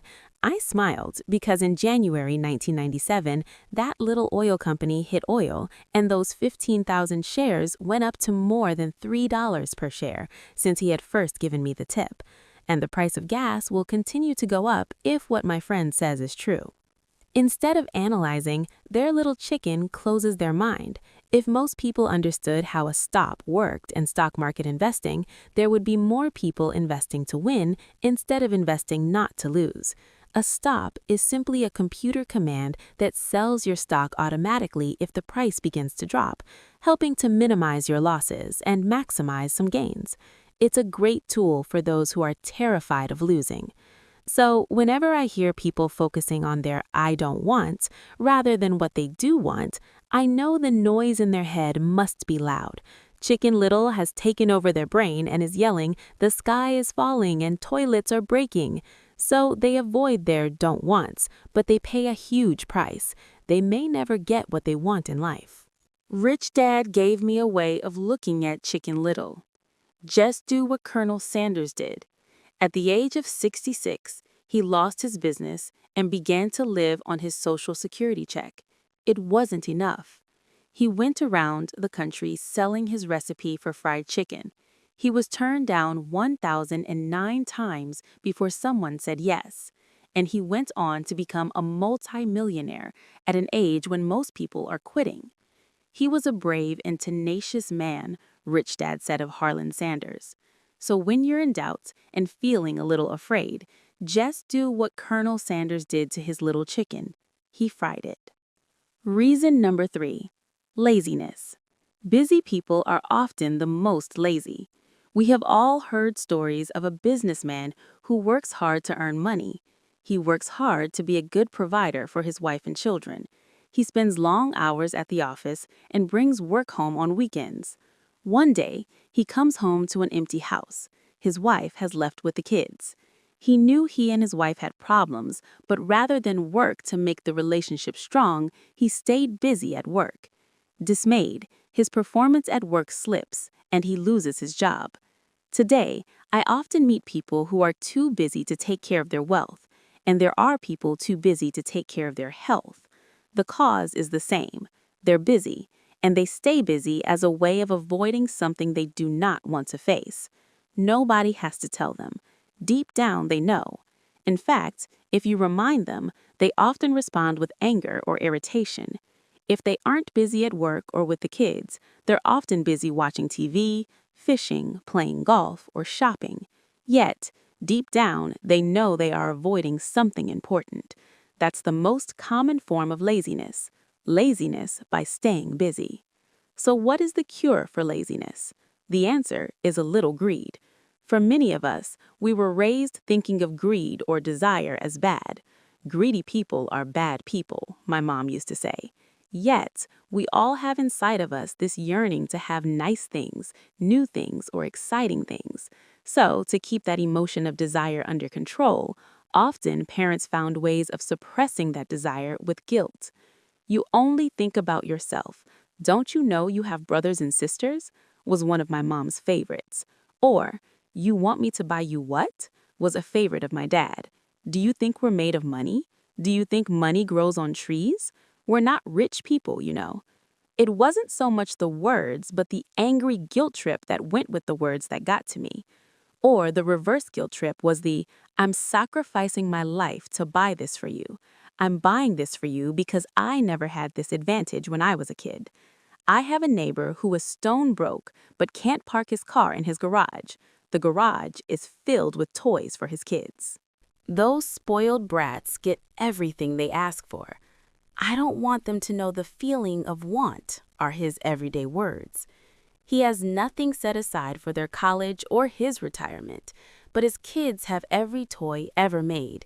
He recently got a new credit card in the mail and took his kids to visit Las Vegas. I'm doing it for the kids, he said, with great sacrifice. Rich Dad forbade the words, I can't afford it. In my real home, that's all I heard. Instead, Rich Dad required his children to say, how can I afford it? His reasoning, the words, I can't afford it, shut down your brain.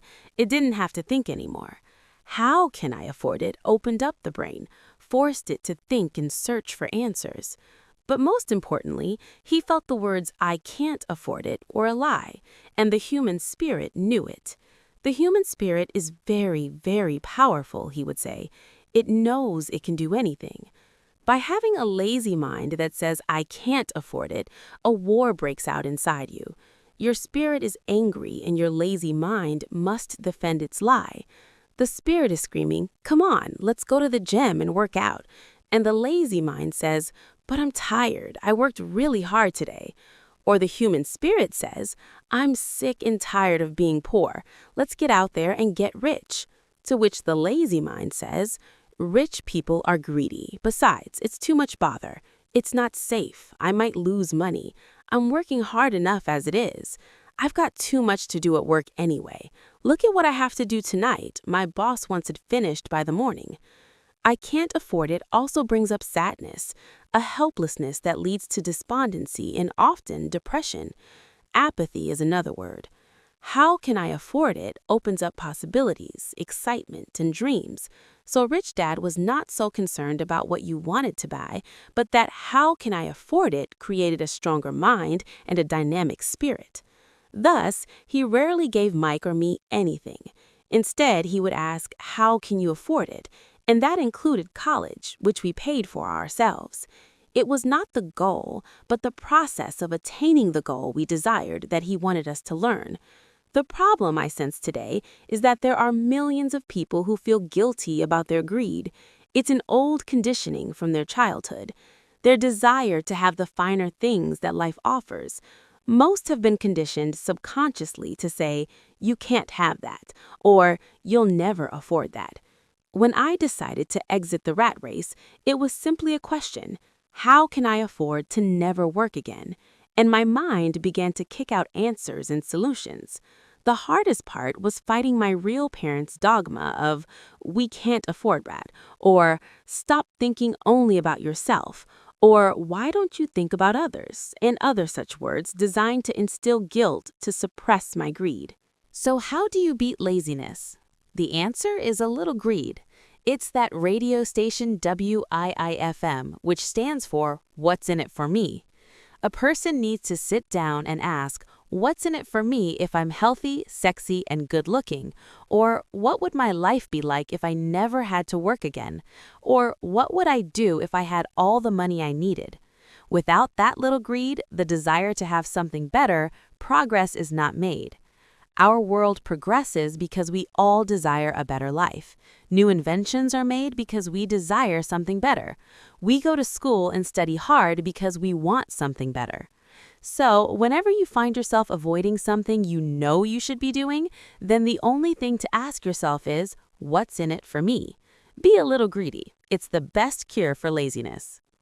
Too much greed, however, as anything in excess can be, is not good. But just remember what Michael Douglas said in the movie Wall Street: greed is good. Rich Dad said it differently. Guilt is worse than greed, for guilt robs the body of its soul. And to me, Eleanor Roosevelt said it best: do what you feel in your heart to be right, for you'll be criticized anyway. You'll be damned if you do and damned if you don't. Reason number 4. Habits. Our lives are a reflection of our habits more than our education. After seeing the movie Conan starring Arnold Schwarzenegger, a friend said, "I'd love to have a body like Schwarzenegger." Most of the guys nodded in agreement. "I even heard he was really puny and skinny at one time," another friend added. "Yeah, I heard that too," another one added. "I heard he has a habit of working out almost every day in the gym." "Yeah, I'll bet he has to." "Nah," said the group cynic. "I'll bet he was born that way. Besides, let's stop talking about Arnold and get some beers." This is an example of habits controlling behavior. I remember asking my rich dad about the habits of the rich. Instead of answering me outright, he wanted me to learn through example, as usual. "When does your dad pay his bills?" Rich Dad asked. "The first of the month," I said. "Does he have anything left over?" he asked. "Very little," I said. "That's the main reason he struggles," said Rich Dad. "He has bad habits. Your dad pays everyone else first. He pays himself last, but only if he has anything left over." "Which he usually doesn't," I said. But he has to pay his bills, doesn't he? You're saying he shouldn't pay his bills? Of course not, said Rich Dad. I firmly believe in paying my bills on time. I just pay myself first, before I pay even the government. But what happens if you don't have enough money? I asked. What do you do then? The same, said Rich Dad. I still pay myself first, even if I'm short of money. My asset column is far more important to me than the government. But, I said, don't they come after you? Yes, if you don't pay, said Rich Dad. Look, I did not say not to pay. I just said I pay myself first, even if I'm short of money. But, I replied, how do you do that? It's not how. The question is why, Rich Dad said. Okay, why? Motivation, said Rich Dad. Who do you think will complain louder if I don't pay them? Me or my creditors?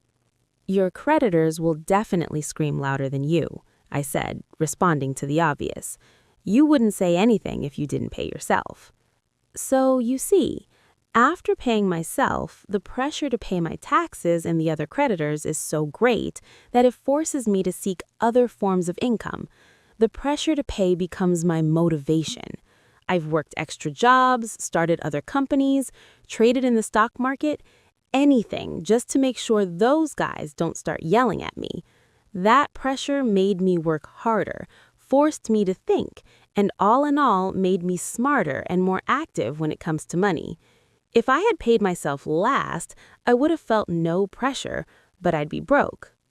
So, it is the fear of the government or other people you owe money to that motivates you? That's right, said Rich Dad. You see, government bill collectors are big bullies. So are bill collectors in general. Most people give in to these bullies. They pay them and never pay themselves.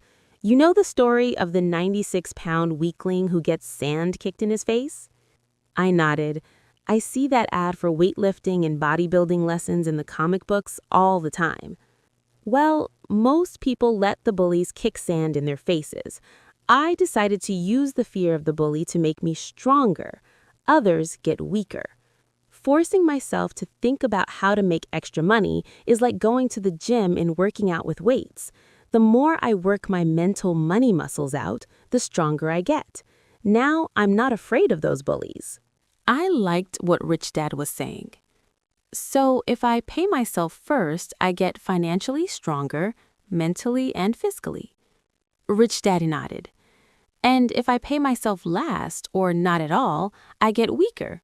So people like bosses, managers, tax collectors, bill collectors, and landlords push me around all my life, just because I don't have good money habits.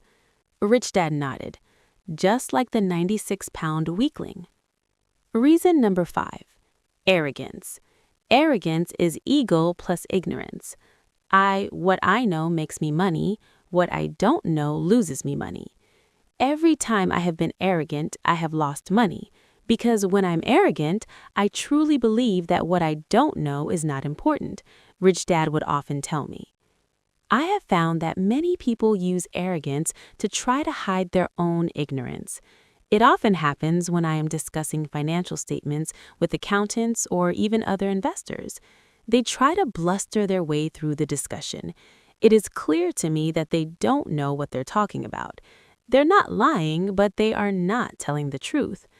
There are many people in the world of money, finances, and investments who have absolutely no idea what they're talking about. Most people in the money industry are just spouting off sales pitches like used car salesmen. When you know you are ignorant in a subject, start educating yourself by finding an expert in the field or find a book on the subject. Chapter 9. Getting Started. I wish I could say acquiring wealth was easy for me, but it wasn't. So in response to the question, how do I start, I offer the thought process I go through on a day-by-day basis. It really is easy to find great deals. I promise you that. It's just like riding a bike. After a little wobbling, it's a piece of cake. But when it comes to money, it's the determination to get through the wobbling that's a personal thing. To find million-dollar deals of a lifetime requires us to call on our financial genius. I believe that each of us has a financial genius within us. The problem is, our financial genius lies asleep, waiting to be called upon. It lies asleep because our culture has educated us into believing that the love of money is the root of all evil. It has encouraged us to learn a profession so we can work for money, but failed to teach us how to have money work for us. It taught us not to worry about our financial future. Our company or the government would take care of us when our working days are over.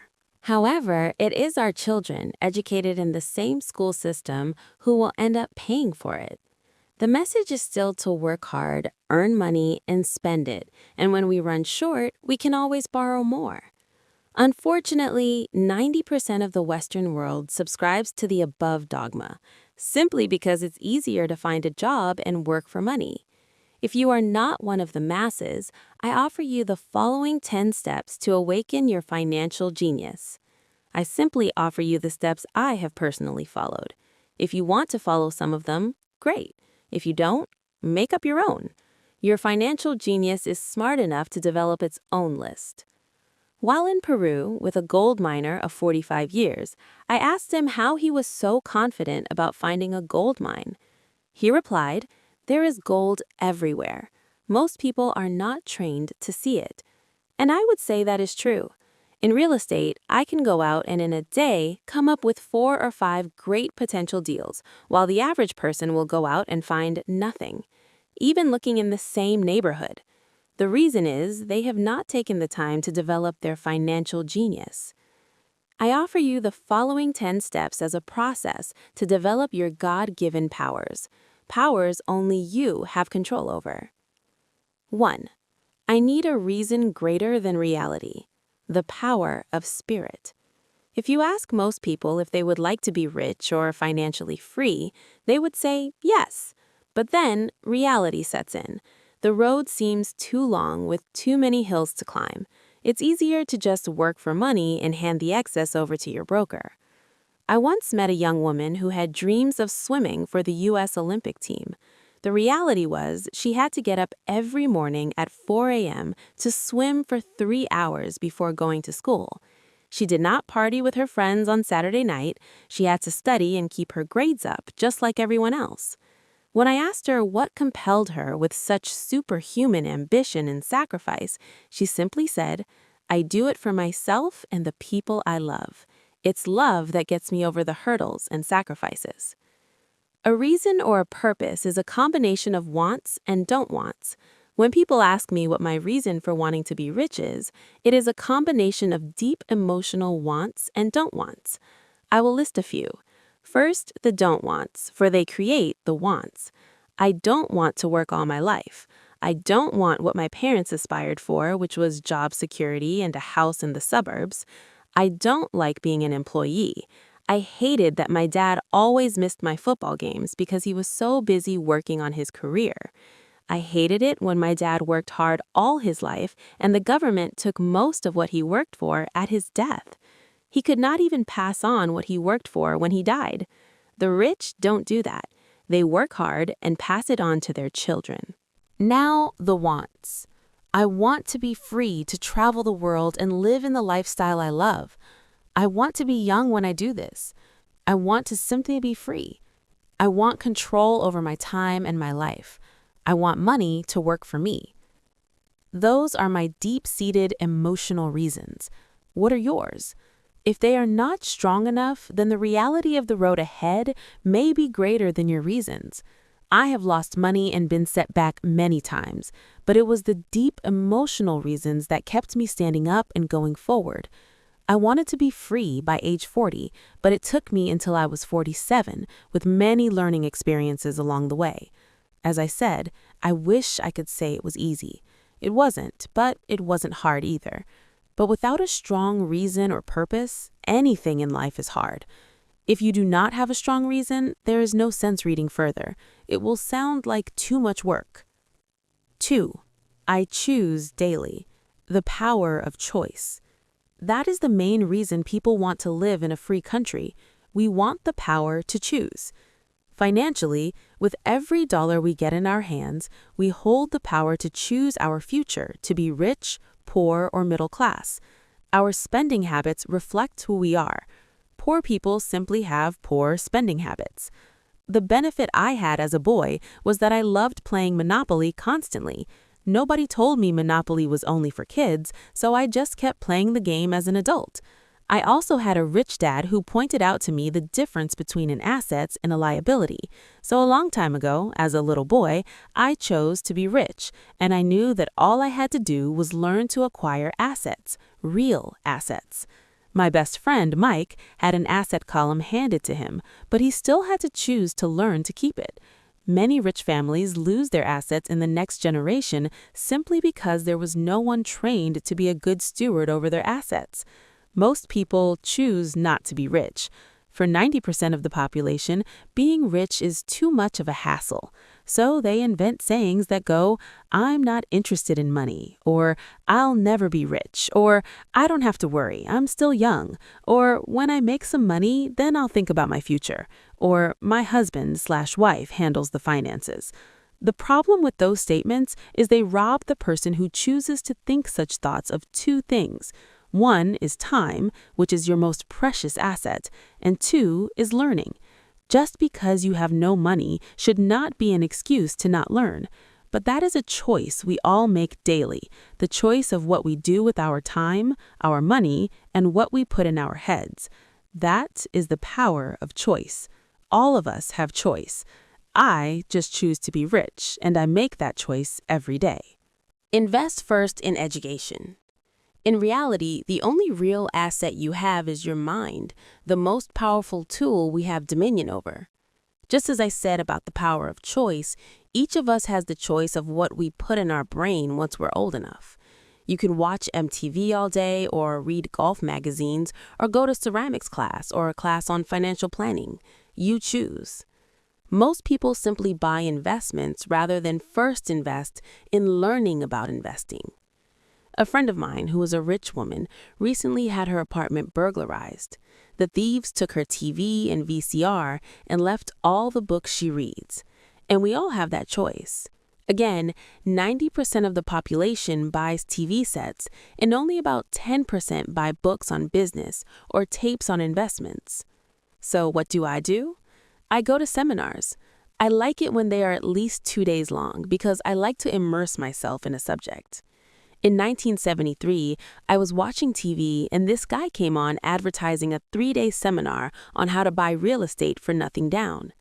I spent $385, and that course has made me at least $2 million, if not more. But more importantly, it bought me life. I don't have to work for the rest of my life because of that one course.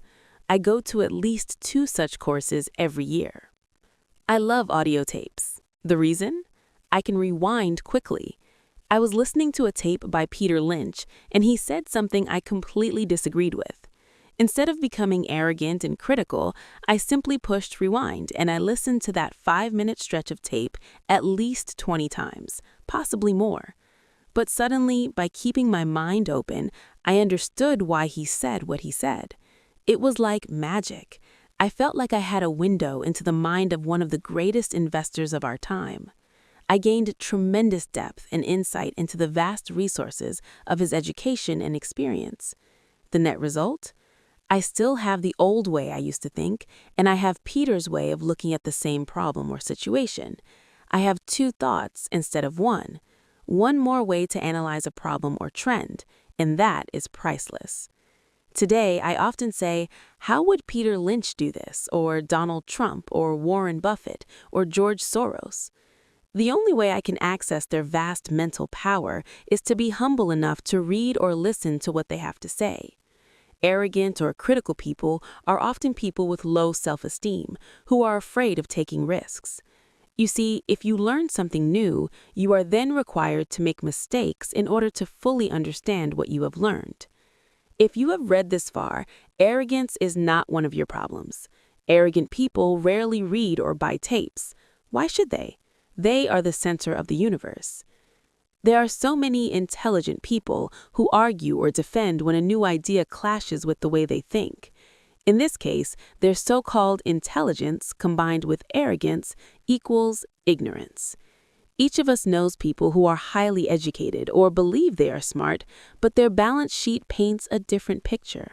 A truly intelligent person welcomes new ideas, for new ideas can add to the synergy of other accumulated ideas.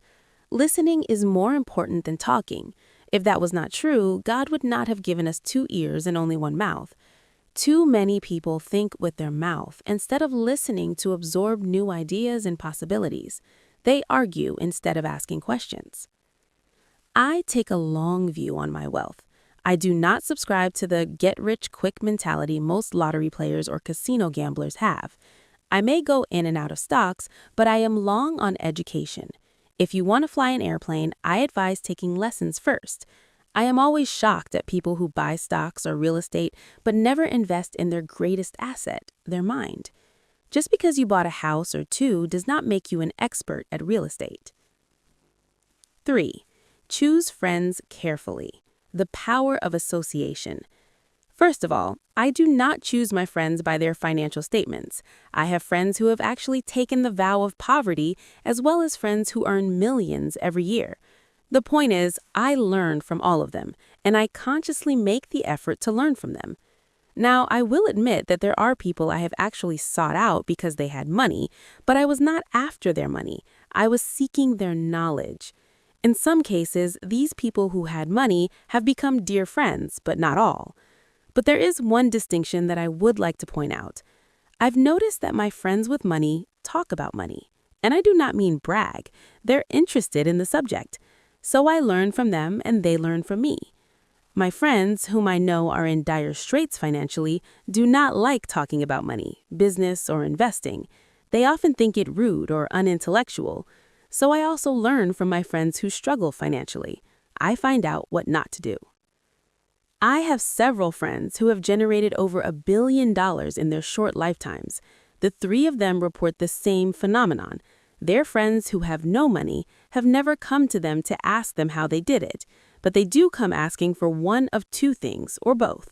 1, a loan, or 2, a job.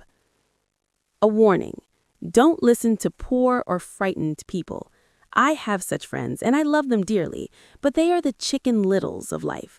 When it comes to money, especially investments, the sky is always falling. They can always tell you why something won't work. The problem is, people listen to them. But people who blindly accept doom and gloom information are also Chicken Littles. As that old saying goes, chickens of a feather agree together. If you watch CNBC, which is a goldmine of investment information, they often have a panel of so-called experts. One expert will say the market is going to crash, and the other will say it's going to boom. If you're smart, you listen to both.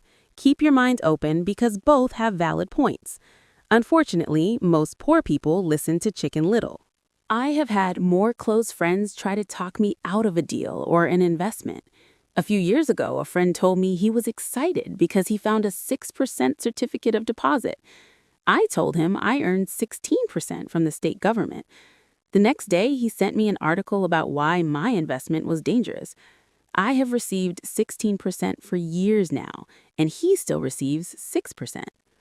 I would say that one of the hardest things about wealth building is to be true to yourself and be willing to not go along with the crowd. For in the market, it is usually the crowd that shows up late and is slaughtered. If a great deal is on the front page, it's too late in most instances. Look for a new deal. As we used to say as surfers, there is always another wave. People who hurry and catch a wave late usually are the ones who wipe out.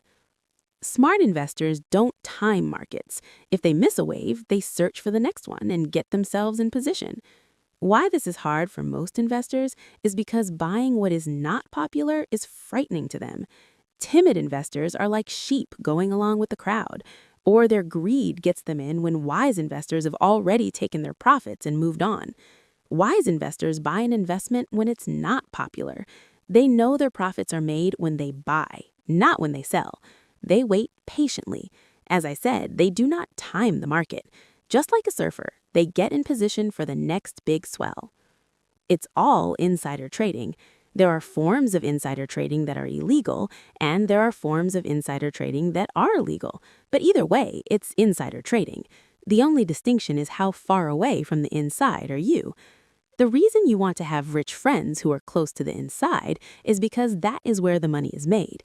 It's made on information. You want to hear about the next boom, get in and get out before the next bust. I'm not saying do it illegally, but the sooner you know, the better your chances are for profits with minimal risk. That is what friends are for, and that is financial intelligence. 4. Master a formula and then learn a new one. The power of learning quickly. In order to make bread, every baker follows a recipe, even if it's only held in their head. The same is true for making money. That's why money is often called dough. Most of us have heard the saying, you are what you eat. I have a different slant on the same saying. I say, you become what you study. In other words, be careful what you study and learn because your mind is so powerful that you become what you put in your head. For example, if you study cooking, you then tend to cook. You become a cook. If you don't want to be a cook anymore, then you need to study something else. Let's say a school teacher. After studying teaching, you often become a teacher, and so on. Choose what you study carefully. When it comes to money, the masses generally have one basic formula they learned in school, and that is work for money. The formula I see that is predominant in the world is that every day, millions of people get up and go to work, earn money, pay bills, balance checkbooks, buy some mutual funds, and go back to work. That is the basic formula, or recipe. If you're tired of what you're doing or you're not making enough, it's simply a case of changing the formula via which you make money. Years ago, when I was 26, I took a weekend class called How to Buy Real Estate Foreclosures. I learned a formula. The next trick was to have the discipline to actually put into action what I had learned. That is where most people stop. For 3 years while working for Xerox, I spent my spare time learning to master the art of buying foreclosures. I've made several $1,000,000 using that formula, but today it's too slow and too many other people are doing it. So after I mastered that formula, I went in search of other formulas. For many of the classes, I did not use the information I learned directly, but I always learned something new. I have attended classes designed for only derivative traders, also a class for commodity option traders, and a class for chaologists. I was way out of my league, being in a room full of people with doctorates in nuclear physics and space science. Yet, I learned a lot that made my stock and real estate investing more meaningful and lucrative. Most junior colleges and community colleges have classes on financial planning and buying of traditional investments. They are great places to start. So I always search for a faster formula. That is why, on a fairly regular basis, I make more in a day than many people will make in their lifetime. Another side note, in today's fast-changing world, it's not so much what you know anymore that counts, because often what you know is old. It is how fast you learn. That skill is priceless. It's priceless in finding faster formulas, recipes, if you will, for making dough. Working hard for money is an old formula born in the day of cavemen. Number 5, pay yourself first. The power of self-discipline. If you cannot get control of yourself, do not try to get rich. You might first want to join the Marine Corps or some religious order so you can get control of yourself. It makes no sense to invest, make money, and blow it. It is the lack of self-discipline that causes most lottery winners to go broke soon after winning millions. It is the lack of self-discipline that causes people who get a raise to immediately go out and buy a new car or take a cruise. It is difficult to say which of the 10 steps is the most important, but of all the steps, this step is probably the most difficult to master if it is not already a part of your makeup. I would venture to say that it is the lack of personal self-discipline that is the #1 delineating factor between the rich, the poor, and the middle class. Simply put, people who have low self-esteem and low tolerance for financial pressure can never, and I mean never, be rich. As I have said, a lesson learned from my rich dad was that the world will push you around. The world pushes people around not because other people are bullies, but because the individual lacks internal control and discipline. People who lack internal fortitude often become victims of those who have self-discipline. In the entrepreneur classes I teach, I constantly remind people to not focus on their product, service, or widget, but to focus on developing management skills. The three most important management skills necessary to start your own business are management of cash flow, management of people, management of personal time. I would say the skills to manage these three apply to anything, not just entrepreneurs. The three matter in the way you live your life as an individual or as part of a family, a business, a charitable organization, a city, or a nation. Each of these skills is enhanced by the mastery of self-discipline. I do not take the saying, pay yourself first, lightly. The Richest Man in Babylon by George Clason is where the statement, pay yourself first, comes from. Millions of copies have been sold, but while millions of people freely repeat that powerful statement, few follow the advice. As I said, financial literacy allows one to read numbers, and numbers tell the story.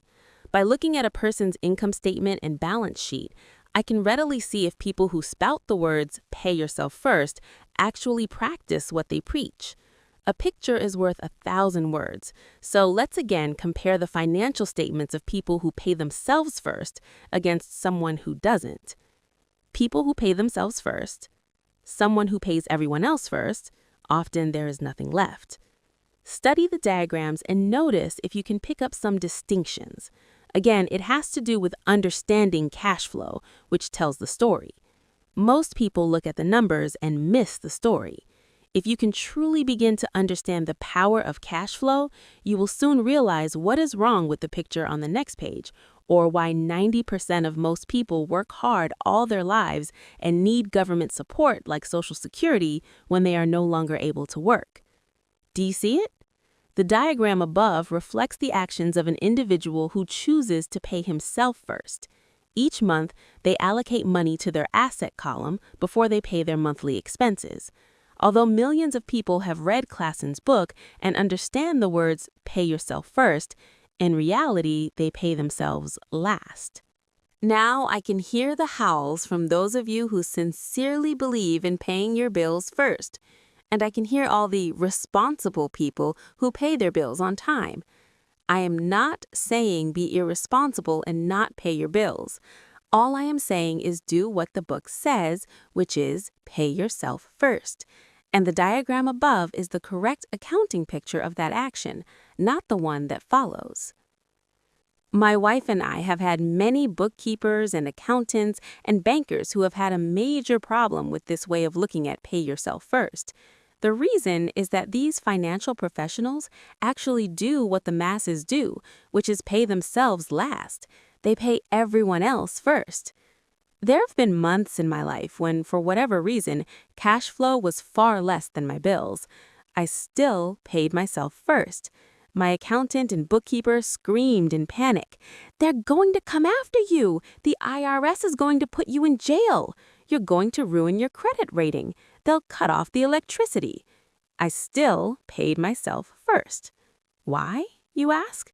Because that's what the story The Richest Man in Babylon was all about. The power of self-discipline and the power of internal fortitude. Guts in less cogent terms. As my rich dad taught me the first month I worked for him, most people allow the world to push them around. A bill collector calls and you pay or else. So you pay and not pay yourself. A sales clerk says, "Oh, just put it on your charge card." Your real estate agent tells you to go ahead. The government allows you a tax deduction on your home. That is what the book is really about, having the guts to go against the tide and get rich. You may not be weak, but when it comes to money, many people get wimpy. I am not saying be irresponsible. The reason I don't have high credit card debt and doodad debt is because I want to pay myself first. The reason I minimize my income is because I don't want to pay it to the government. That is why, for those of you who have watched the video, The Secrets of the Rich, my income comes from my asset column through a Nevada corporation. If I work for money, the government takes it. Although I pay my bills last, I am financially astute enough to not get into a tough financial situation. I don't like consumer debt.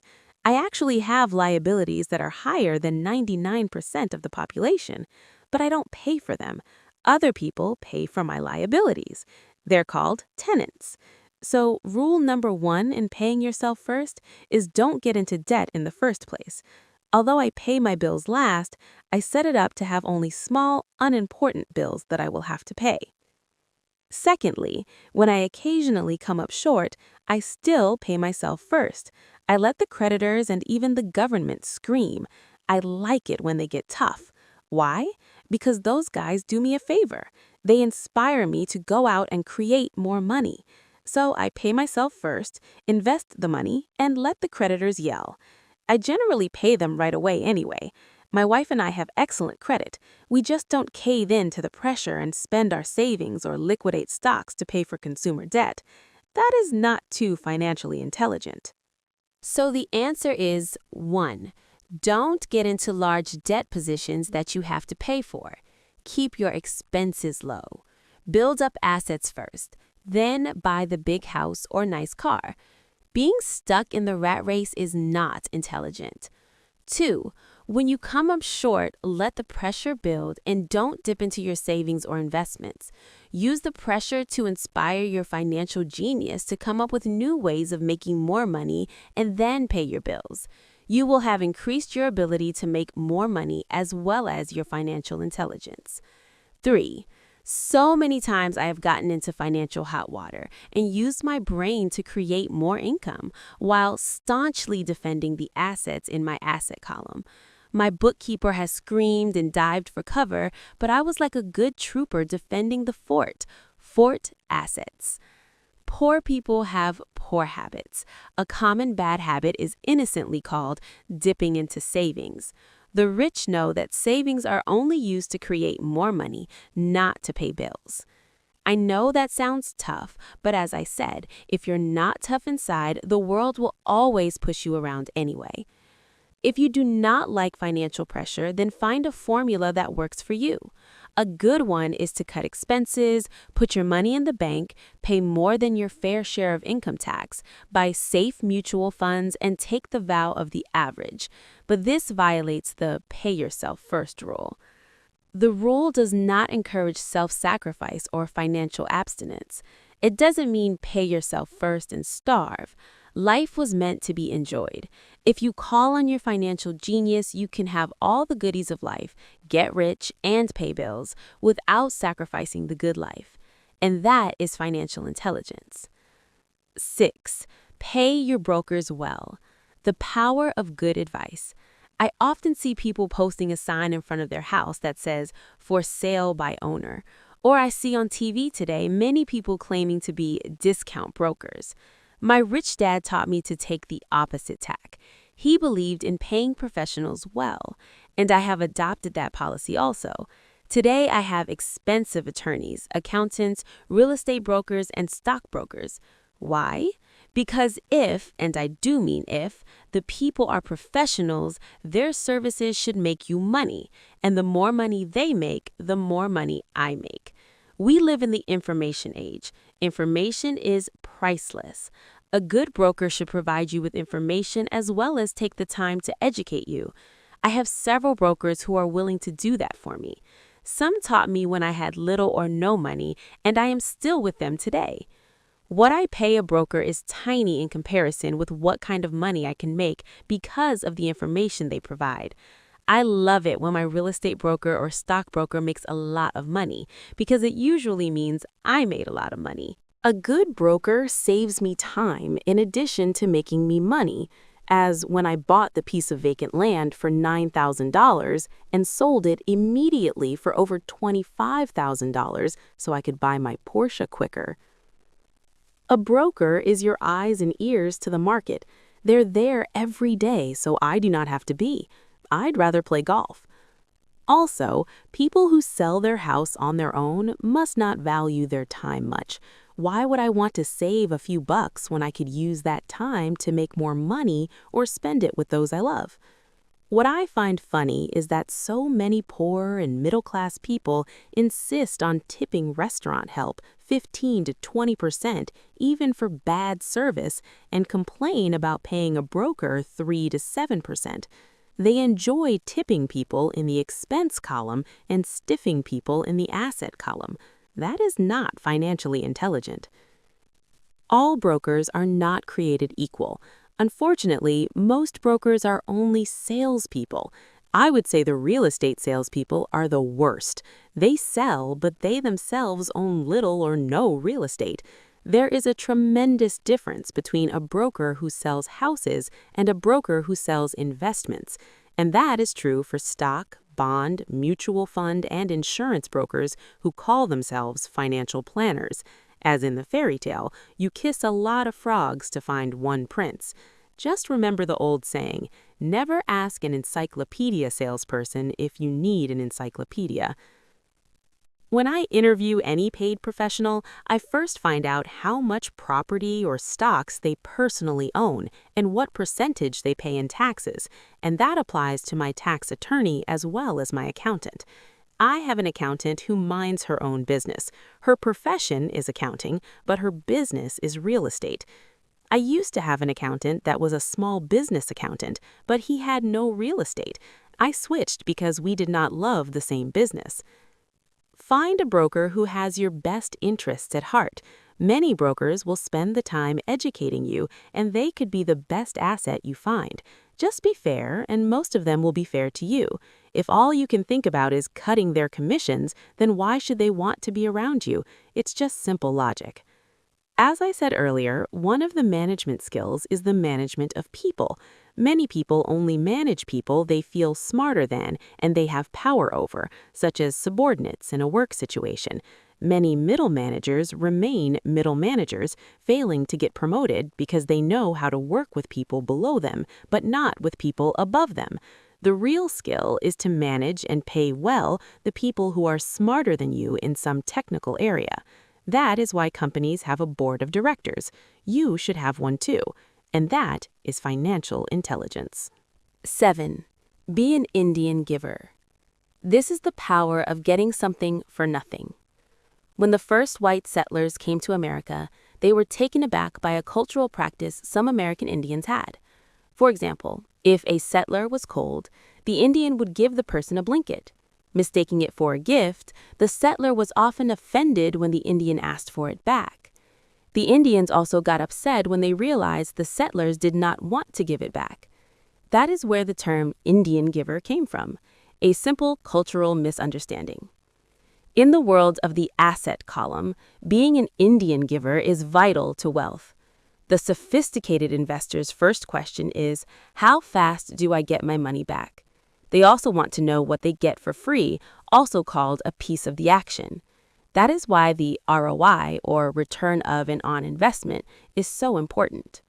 For example, I found a small condominium a few blocks from where I live that was in foreclosure. The bank wanted $60,000 and I submitted a bid for $50,000, which they took, simply because along with my bid was a cashier's check for $50,000. They realized I was serious. Most investors would say, "Aren't you tying up a lot of cash? Would it not be better to get a loan on it?" The answer is, not in this case. My investment company uses this as a vacation rental in the winter months, when the snowbirds come to Arizona, and rent it for $2,500 a month for 4 months out of the year. For rental during the off-season, it rents for only $1,000 a month. I had my money back in about 3 years. Now I own this asset, which pumps money out for me, month in and month out. The same is done with stocks. Frequently, my broker will call me and recommend I move a sizable amount of money into the stock of a company that he feels is just about to make a move that will add value to the stock, like announcing a new product. I will move my money in for a week to a month while the stock moves up. Then I pull my initial dollar amount out and stop worrying about the fluctuations of the market because my initial money is back and ready to work on another asset. So my money goes in, and then it comes out, and I own an asset that was technically free. True, I have lost money on many occasions, but I only play with money I can afford to lose. I would say on an average 10 investments, I hit home runs on 2 or 3, while 5 or 6 do nothing, and I lose on 2 or 3. But I limit my losses to only the money I have in at that time. For people who hate risk, they put their money in the bank, and in the long run, savings are better than no savings. But it takes a long time to get your money back, and in most instances, you don't get anything for free with it. They used to hand out toasters, but they rarely do that these days. On every one of my investments, there must be an upside, something for free. A condominium, a mini storage, a piece of free land, a house, stock shares, office building. And there must be limited risk or a low-risk idea. There are books devoted entirely to this subject that I will not get into here. Ray Kroc of McDonald's fame sold hamburger franchises not because he loved hamburgers, but because he wanted the real estate under the franchise for free. So wise investors must look at more than ROI. It's the assets you get for free once you get your money back. That is financial intelligence. 8. Assets buy luxuries. The power of focus. A friend's child has been developing a nasty habit of burning a hole in his pocket. Just 16, he naturally wanted his own car. The excuse, all his friends' parents gave their kids cars. The child wanted to go into his savings and use it for a down payment. That was when his father called me. Do you think I should let him do it, or should I just do as other parents do and just buy him a car? To which I answered, it might relieve the pressure in the short term, but what have you taught him in the long term? Can you use this desire to own a car and inspire your son to learn something? Suddenly, the lights went on and he hurried home. 2 months later, I ran into my friend again. Does your son have his new car? I asked. No, he doesn't, but I went and handed him $3,000 for the car. I told him to use my money instead of his college money. Well, that's generous of you, I said. Not really. The money came with a hitch. I took your advice of using his strong desire to buy a car and use that energy so he could learn something. So what was the hitch? I asked. Well, first, we broke out your game again, cash flow. We played it and had a long discussion about the wise use of money. I then gave him a subscription to the Wall Street Journal and a few books on the stock market. Then what? I asked. What was the catch? I told him the $3,000 was his, but he could not directly buy a car with it. He could use it to buy and sell stocks, find his own stockbroker, and once he had made $6,000 with the $3,000, the money would be his for the car, and the $3,000 would go into his college fund. And what are the results? I asked. Well, he got lucky early in his trading, but lost all he gained a few days later. Then he really got interested. Today, I would say he's down $2,000, but his interest is up. He has read all the books I bought him, and he's gone to the library to get more. He reads the Wall Street Journal voraciously, watching for indicators, and he watches CNBC instead of MTV. He's got only $1,000 left, but his interest and learning are sky high. He knows that if he loses that money, he walks for 2 more years, but he does not seem to care. He even seems uninterested in getting a car because he's found a game that is more fun. What happens if he loses all the money? I asked. We'll cross that bridge when we get to it. I'd rather have him lose everything now rather than wait till he's our age to risk losing everything. And besides, that is the best $3,000 I've ever spent on his education. What he is learning will serve him for life, and he seems to have gained a new respect for the power of money. I think he stopped the burning of holes in his pockets. As I said in the section, Pay Yourself First, if a person cannot master the power of self-discipline, it is best not to try to get rich.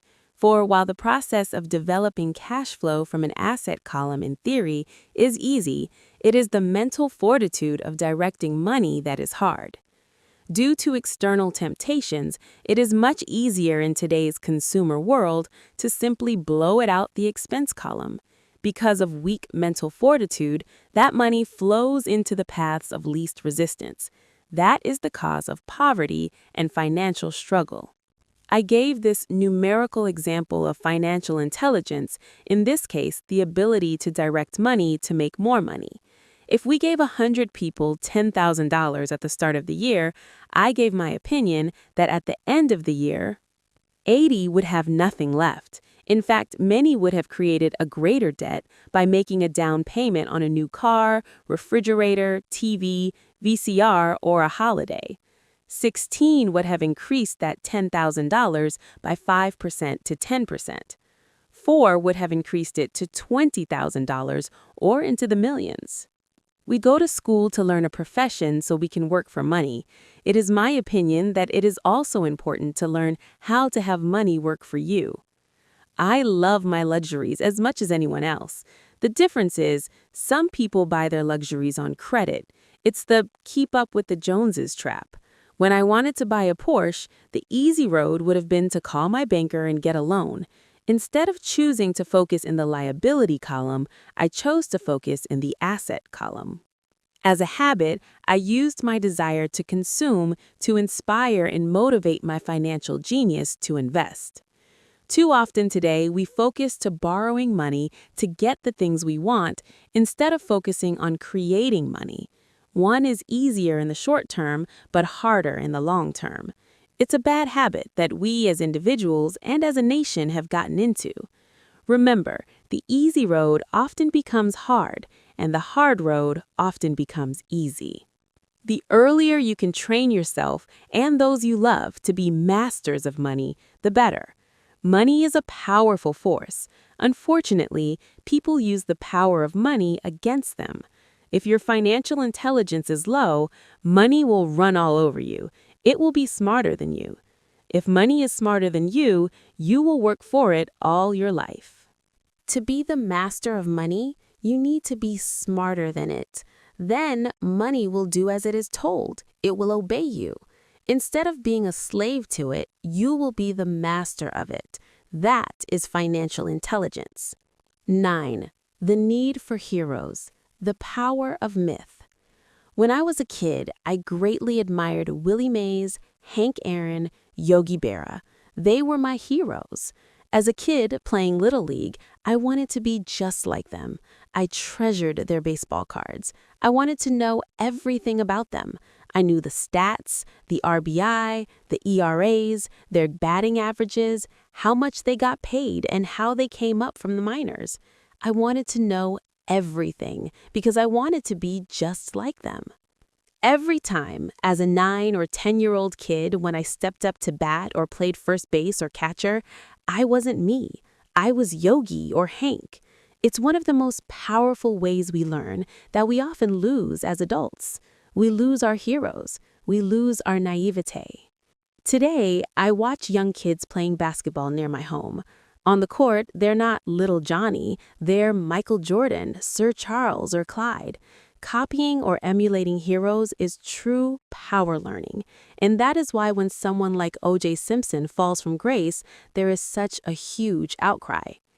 There is more than just a courtroom trial. It is the loss of a hero, someone people grew up with, looked up to, and wanted to be like. Suddenly, we need to rid ourselves of that person. I have new heroes as I grow older. I have golf heroes such as Peter Jacobsen, Fred Couples, and Tiger Woods. I copy their swings and do my best to read everything I can about them. I also have heroes such as Donald Trump, Warren Buffett, Peter Lynch, George Soros, and Jim Rogers. In my older years, I know their stats just like I knew the ERAs and RBI of my baseball heroes. I follow what Warren Buffett invests in and read anything I can about his point of view on the market. I read Peter Lynch's book to understand how he chooses stocks. And I read about Donald Trump, trying to find out how he negotiates and puts deals together. Just as I was not me when I was up to bat, when I'm in the market or I'm negotiating a deal, I am subconsciously acting with the bravado of Trump. Or when analyzing a trend, I look at it as though Peter Lynch were doing it. By having heroes, we tap into a tremendous source of raw genius. But heroes do more than simply inspire us. Heroes make things look easy. It's the making it look easy that convinces us to want to be just like them. If they can do it, so can I. When it comes to investing, too many people make it sound hard. Instead, find heroes who make it look easy. 10. Teach and you shall receive. The power of giving. Both of my dads were teachers. My rich dad taught me a lesson I've carried all my life, and that was the necessity of being charitable or giving. My educated dad gave a lot by the way of time and knowledge, but almost never gave away money. As I said, he usually said that he would give when he had some extra money. Of course, there was rarely any extra. My rich dad gave money as well as education. He believed firmly in tithing. If you want something, you first need to give, he would always say. When he was short of money, he simply gave money to his church or to his favorite charity. If I could leave one single idea with you, it is that idea. Whenever you feel short or in need of something, give what you want first, and it will come back in buckets. That is true for money, a smile, love, friendship. I know it is often the last thing a person may want to do, but it has always worked for me. I just trust that the principle of reciprocity, it is true, and I give what I want. I want money, so I give money, and it comes back in multiples. I want sales, so I help someone else sell something, and sales come to me. I want contacts, and I help someone else get contacts, and like magic, contacts come to me. I heard a saying years ago that went, God does not need to receive, but humans need to give. My rich dad would often say, poor people are more greedy than rich people. He would explain that if a person was rich, that person was providing something that other people wanted. In my life, over all these years, whenever I have felt needy or short of money or short of help, I simply went out or found in my heart what I wanted and decided to give it first. And when I gave, it always came back. It reminds me of the story of the guy sitting with firewood in his arms on a cold, freezing night, and he is yelling at the pot-bellied stove, "When you give me some heat, then I'll put some wood in." And when it comes to money, love, happiness, sales, and contacts, all one needs to remember is first to give what you want, and it will come back in droves. Often, just the process of thinking of what I want and how could I give what I want to someone else breaks free a torrent of bounty. Whenever I feel that people aren't smiling at me, I simply begin smiling and saying hello, and like magic, there are suddenly more smiling people around me. It is true that your world is only a mirror of you. So that's why I say, teach and you shall receive. I have found that the more I sincerely teach those who want to learn, the more I learn. If you want to learn about money, teach it to someone else. A torrent of new ideas and finer distinctions will come in. There are times when I have given and nothing has come back, or what I have received is not what I wanted. But upon closer inspection and soul-searching, I was often giving to receive in those instances, instead of giving to give. My dad taught teachers, and he became a master teacher. My rich dad always taught young people his way of doing business. In retrospect, it was their generosity with what they knew that made them smarter. There are powers in this world that are much smarter than we are. You can get there on your own, but it's easier with the help of the powers that be. All you need to be is generous with what you have, and the powers will be generous with you. Chapter 10. Still want more? Here are some to-dos. Many people may not be satisfied with my 10 steps. They see them more as philosophies than actions. I think understanding the philosophy is just as important as the action. There are many people who want to do instead of think, and then there are people who think but do not do. I would say that I am both. I love new ideas and I love action. So for those who want to-dos on how to get started, I will share with you some of the things I do in abbreviated form. Stop doing what you're doing. In other words, take a break and assess what is working and what is not working. The definition of insanity is doing the same thing and expecting a different result. Stop doing what is not working and look for something new to do. Look for new ideas. For new investing ideas, I go to bookstores and look for books on different and unique subjects. I call them formulas. I buy how-to books on a formula I know nothing about. For example, it was in the bookstore that I found the book The 16% Solution by Joel Moskowitz. I bought the book and read it. Take action. The next Thursday, I did exactly as the book said, step by step. I have also done that with finding real estate bargains in attorneys' offices and in banks. Most people do not take action, or they let someone talk them out of whatever new formula they are studying. My neighbor told me why 16% would not work. I did not listen to him because he's never done it. Find someone who has done what you want to do. Take them to lunch. Ask them for tips, for little tricks of the trade. As for 16% tax lien certificates, I went to the county tax office and found the government employee who worked in the office. I found out that she too invested in the tax liens. Immediately, she was invited to lunch. She was thrilled to tell me everything she knew and how to do it. After lunch, she spent all afternoon showing me everything. By the next day, I found 2 great properties with her help and have been accruing interest at 16% ever since. It took a day to read the book, a day to take action, an hour for lunch, and a day to acquire 2 great deals. Take classes and buy tapes. I search the newspapers for new and interesting classes. Many are for free or a small fee. I also attend and pay for expensive seminars on what I want to learn. I am wealthy and free from needing a job simply because of the courses I took. I have friends who did not take those classes who told me I was wasting my money, and yet they're still at the same job. Make lots of offers. When I want a piece of real estate, I look at many properties and generally write an offer. If you don't know what the right offer is, neither do I. That is the job of the real estate agent. They make the offers. I do as little work as possible.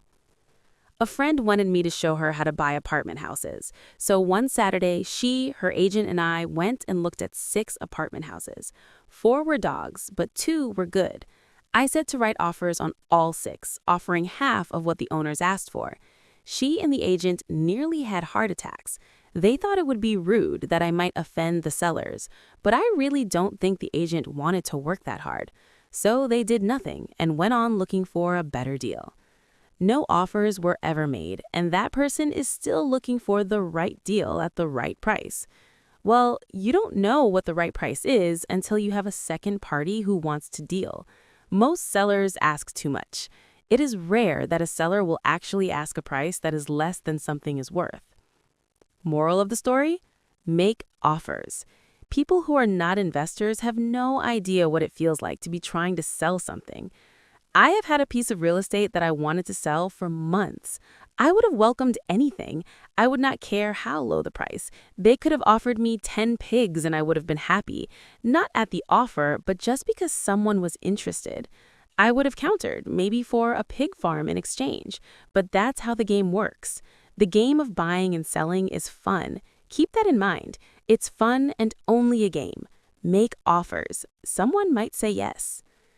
And I always make offers with escape clauses. In real estate, I make an offer with the words, subject to approval of business partner. I never specify who the business partner is. Most people do not know my partner is my cat. If they accept the offer and I don't want the deal, I call my home and speak to my cat. I make this absurd statement to illustrate how absurdly easy and simple the game is. So many people make things too difficult and take them too seriously.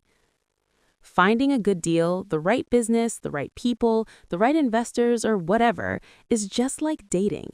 You must go to the market and talk to a lot of people, make a lot of offers, counter offers, negotiate, reject, and accept. I know single people who sit at home and wait for the phone to ring, but unless you're Cindy Crawford or Tom Cruise, I think you'd best go to the market, even if it's only the supermarket. Search, offer, reject, negotiate, and accept are all parts of the process of almost everything in life. Jog, walk, or drive a certain area once a month for 10 minutes.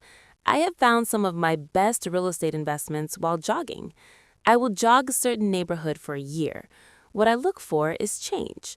For there to be profit in a deal, there must be two elements, a bargain and change.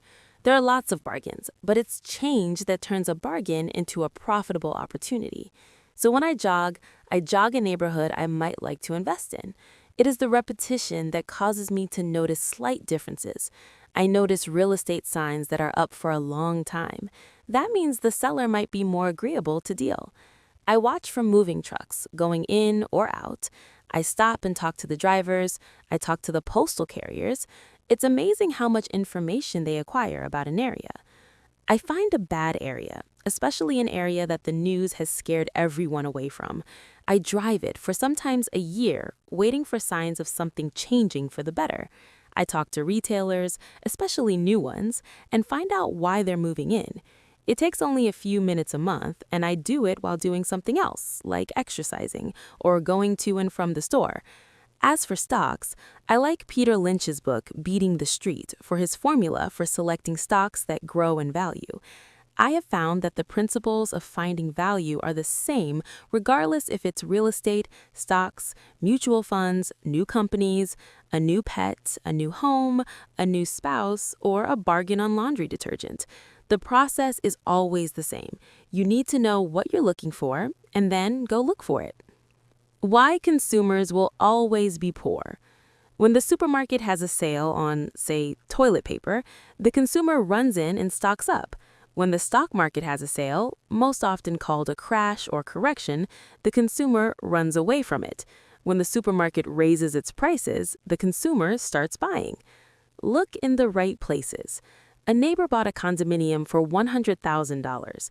I bought the identical condo next door to his for $50,000. He told me he's waiting for the price to go up. I told him that his profit is made when you buy, not when you sell. He shopped with a real estate broker who owns no property of her own. I shopped at the foreclosure department of a bank. I paid $500 for a class on how to do this. My neighbor thought that the $500 for a real estate investment class was too expensive. He said he could not afford it, and he couldn't afford the time, so he waits for the price to go up.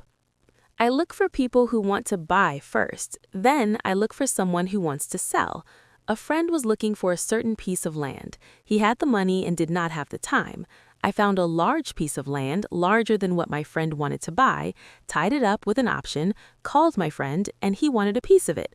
So I sold the piece to him and then bought the land. I kept the remaining land as mine for free. Moral of the story: buy the pie and cut it in pieces. Most people look for what they can afford, so they look too small. They buy only a piece of the pie, so they end up paying more for less. Small thinkers don't get the big breaks. If you want to get richer, think bigger first. Retailers love giving volume discounts, simply because most business people love big spenders. So even if you're small, you can always think big. When my company was in the market for computers, I called several friends and asked them if they were ready to buy also. We then went to different dealers and negotiated a great deal because we wanted to buy so many. I have done the same with stocks. Small people remain small because they think small, act alone, or don't act at all. Learn from history. All the big companies on the stock exchange started out as small companies. Colonel Sanders did not get rich until after he lost everything in his 60s. Bill Gates was one of the richest men in the world before he was 30. Action always beats inaction. These are just a few of the things I have done and continue to do to recognize opportunities. The important words being done and do. As repeated many times throughout the book, you must take action before you can receive the financial rewards. Act now. Epilogue. How to pay for a child's college education for $7,000.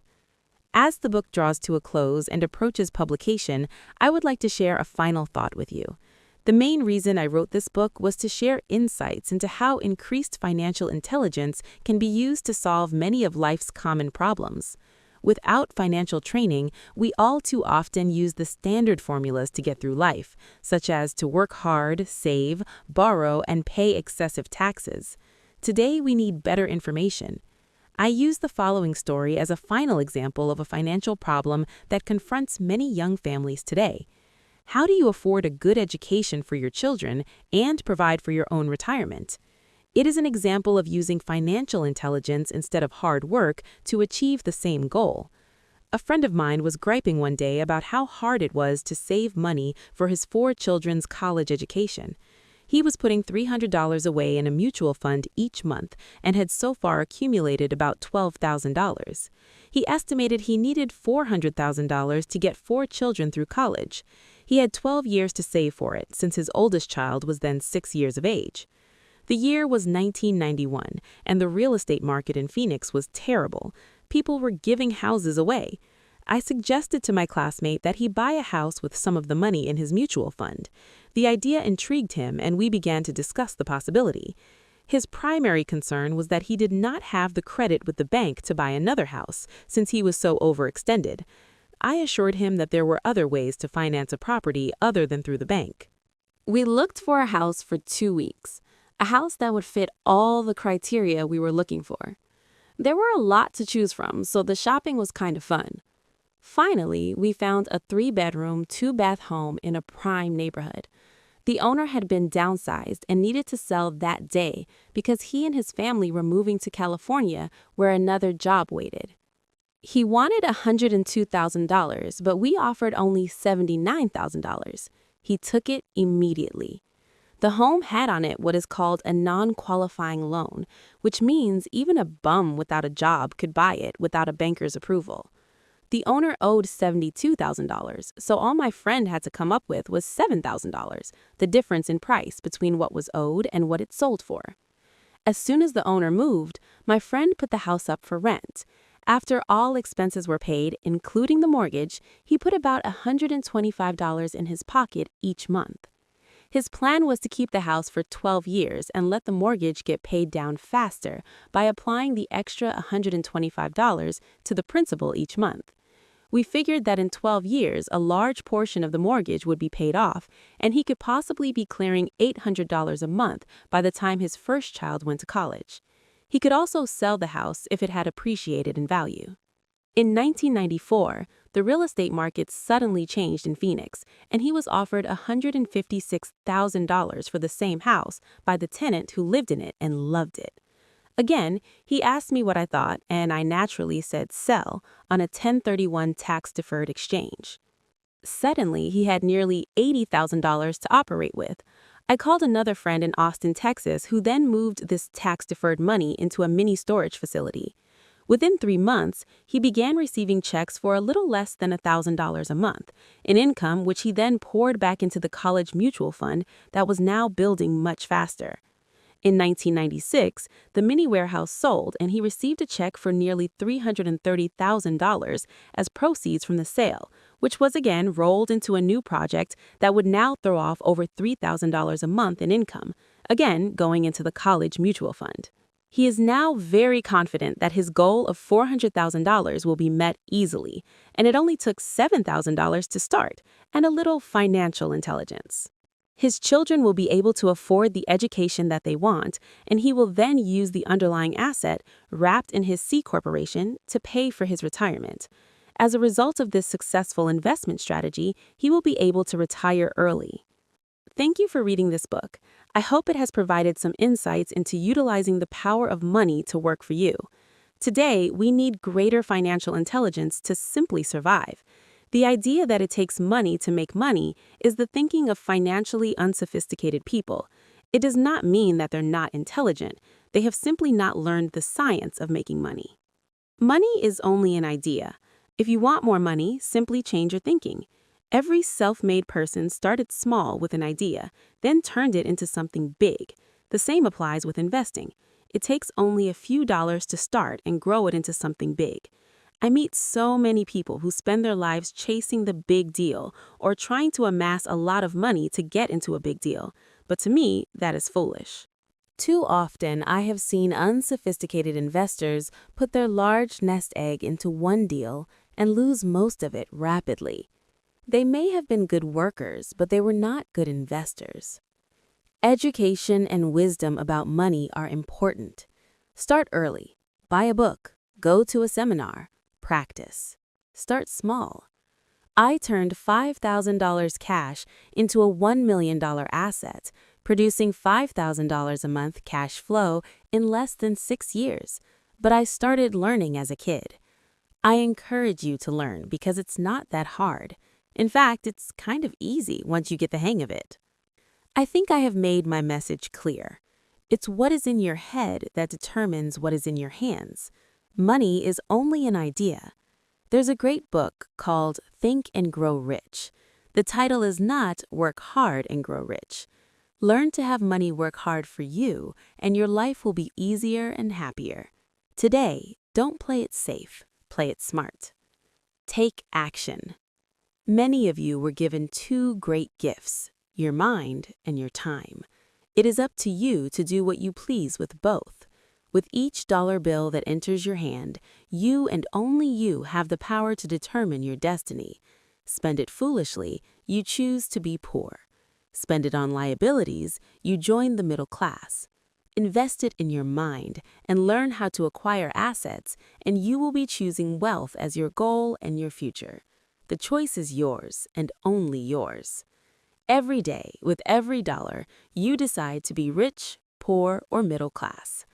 Choose to share this knowledge with your children, and you choose to prepare them for the world that awaits.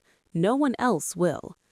You and your children's future will be determined by choices you make today, not tomorrow. We wish you great wealth and much happiness with this fabulous gift called life.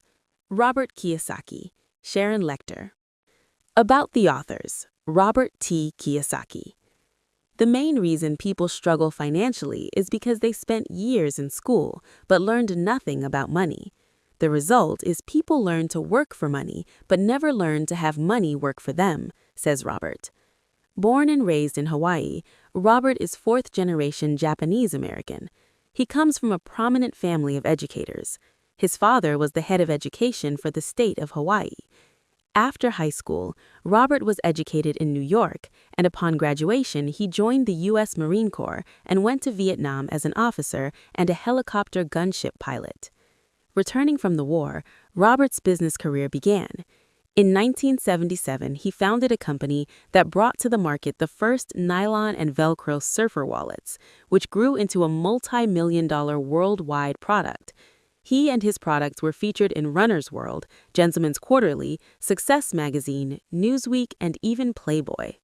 Leaving the business world, he co-founded in 1985 an international education company that operated in 7 countries, teaching business and investing to tens of thousands of graduates. Retiring at age 47, Robert does what he enjoys most, investing. Concerned about the growing gap between the haves and have-nots, Robert created the board game Cash Flow, which teaches the game of money, heretofore only known by the rich. Although Robert's business is real estate and developing small-cap companies, his true love and passion is teaching. He has shared the speaking stage with such greats as Og Mandino, Zig Ziglar, and Anthony Robbins. Robert Kiyosaki's message is clear. Take responsibility for your finances or take orders all your life. You're either a master of money or a slave to it. Robert holds classes that last from 1 hour to 3 days, teaching people about the secrets of the rich. Although his subjects run from investing for high returns and low risk, to teaching your children to be rich, to starting companies and selling them, he has one solid earth-shaking message. And that message is, awaken the financial genius that lies within you. Your genius is waiting to come out. This is what world-famous speaker and author Anthony Robbins says about Robert's work. Robert Kiyosaki's work in education is powerful, profound, and life-changing. I salute his efforts and recommend him highly. During this time of great economic change, Robert's message is priceless. About the authors, Sharon L. Lechter. Wife and mother of 3, CPA, consultant to the toy and publishing industries, and business owner, Sharon Lechter has dedicated her professional efforts to the field of education. She graduated with honors from Florida State University with a degree in accounting. She joined the ranks of what was then one of the Big Eight accounting firms and went on to become the CFO of a turnaround company in the computer industry, tax director for a national insurance company, and founder and associate publisher of the first regional women's magazine in Wisconsin, all while maintaining her professional credentials as a CPA. Her focus quickly changed to education as she watched her own 3 children grow. It was a struggle to get them to read. They would rather watch TV. So she was delighted to join forces with the inventor of the first electronic talking book and help expand the electronic book industry to a multi-million-dollar international market. Today, she remains a pioneer in developing new technologies to bring the book back into children's lives. As her own children grew, she was keenly involved in their education. She became a vocal activist in the areas of mathematics, computers, reading, and writing education. Our current educational system has not been able to keep pace with the global and technological changes in the world today. We must teach our young people the skills, both scholastic and financial, that they will need not only to survive, but to flourish in the world they face. As co-author of Rich Dad, Poor Dad and The Cash Flow Quadrant, she now focuses her efforts in helping to create educational tools for anyone interested in bettering their own financial education. The end. Please like and subscribe to support our channel, Bookshare Audio. Thank you so much.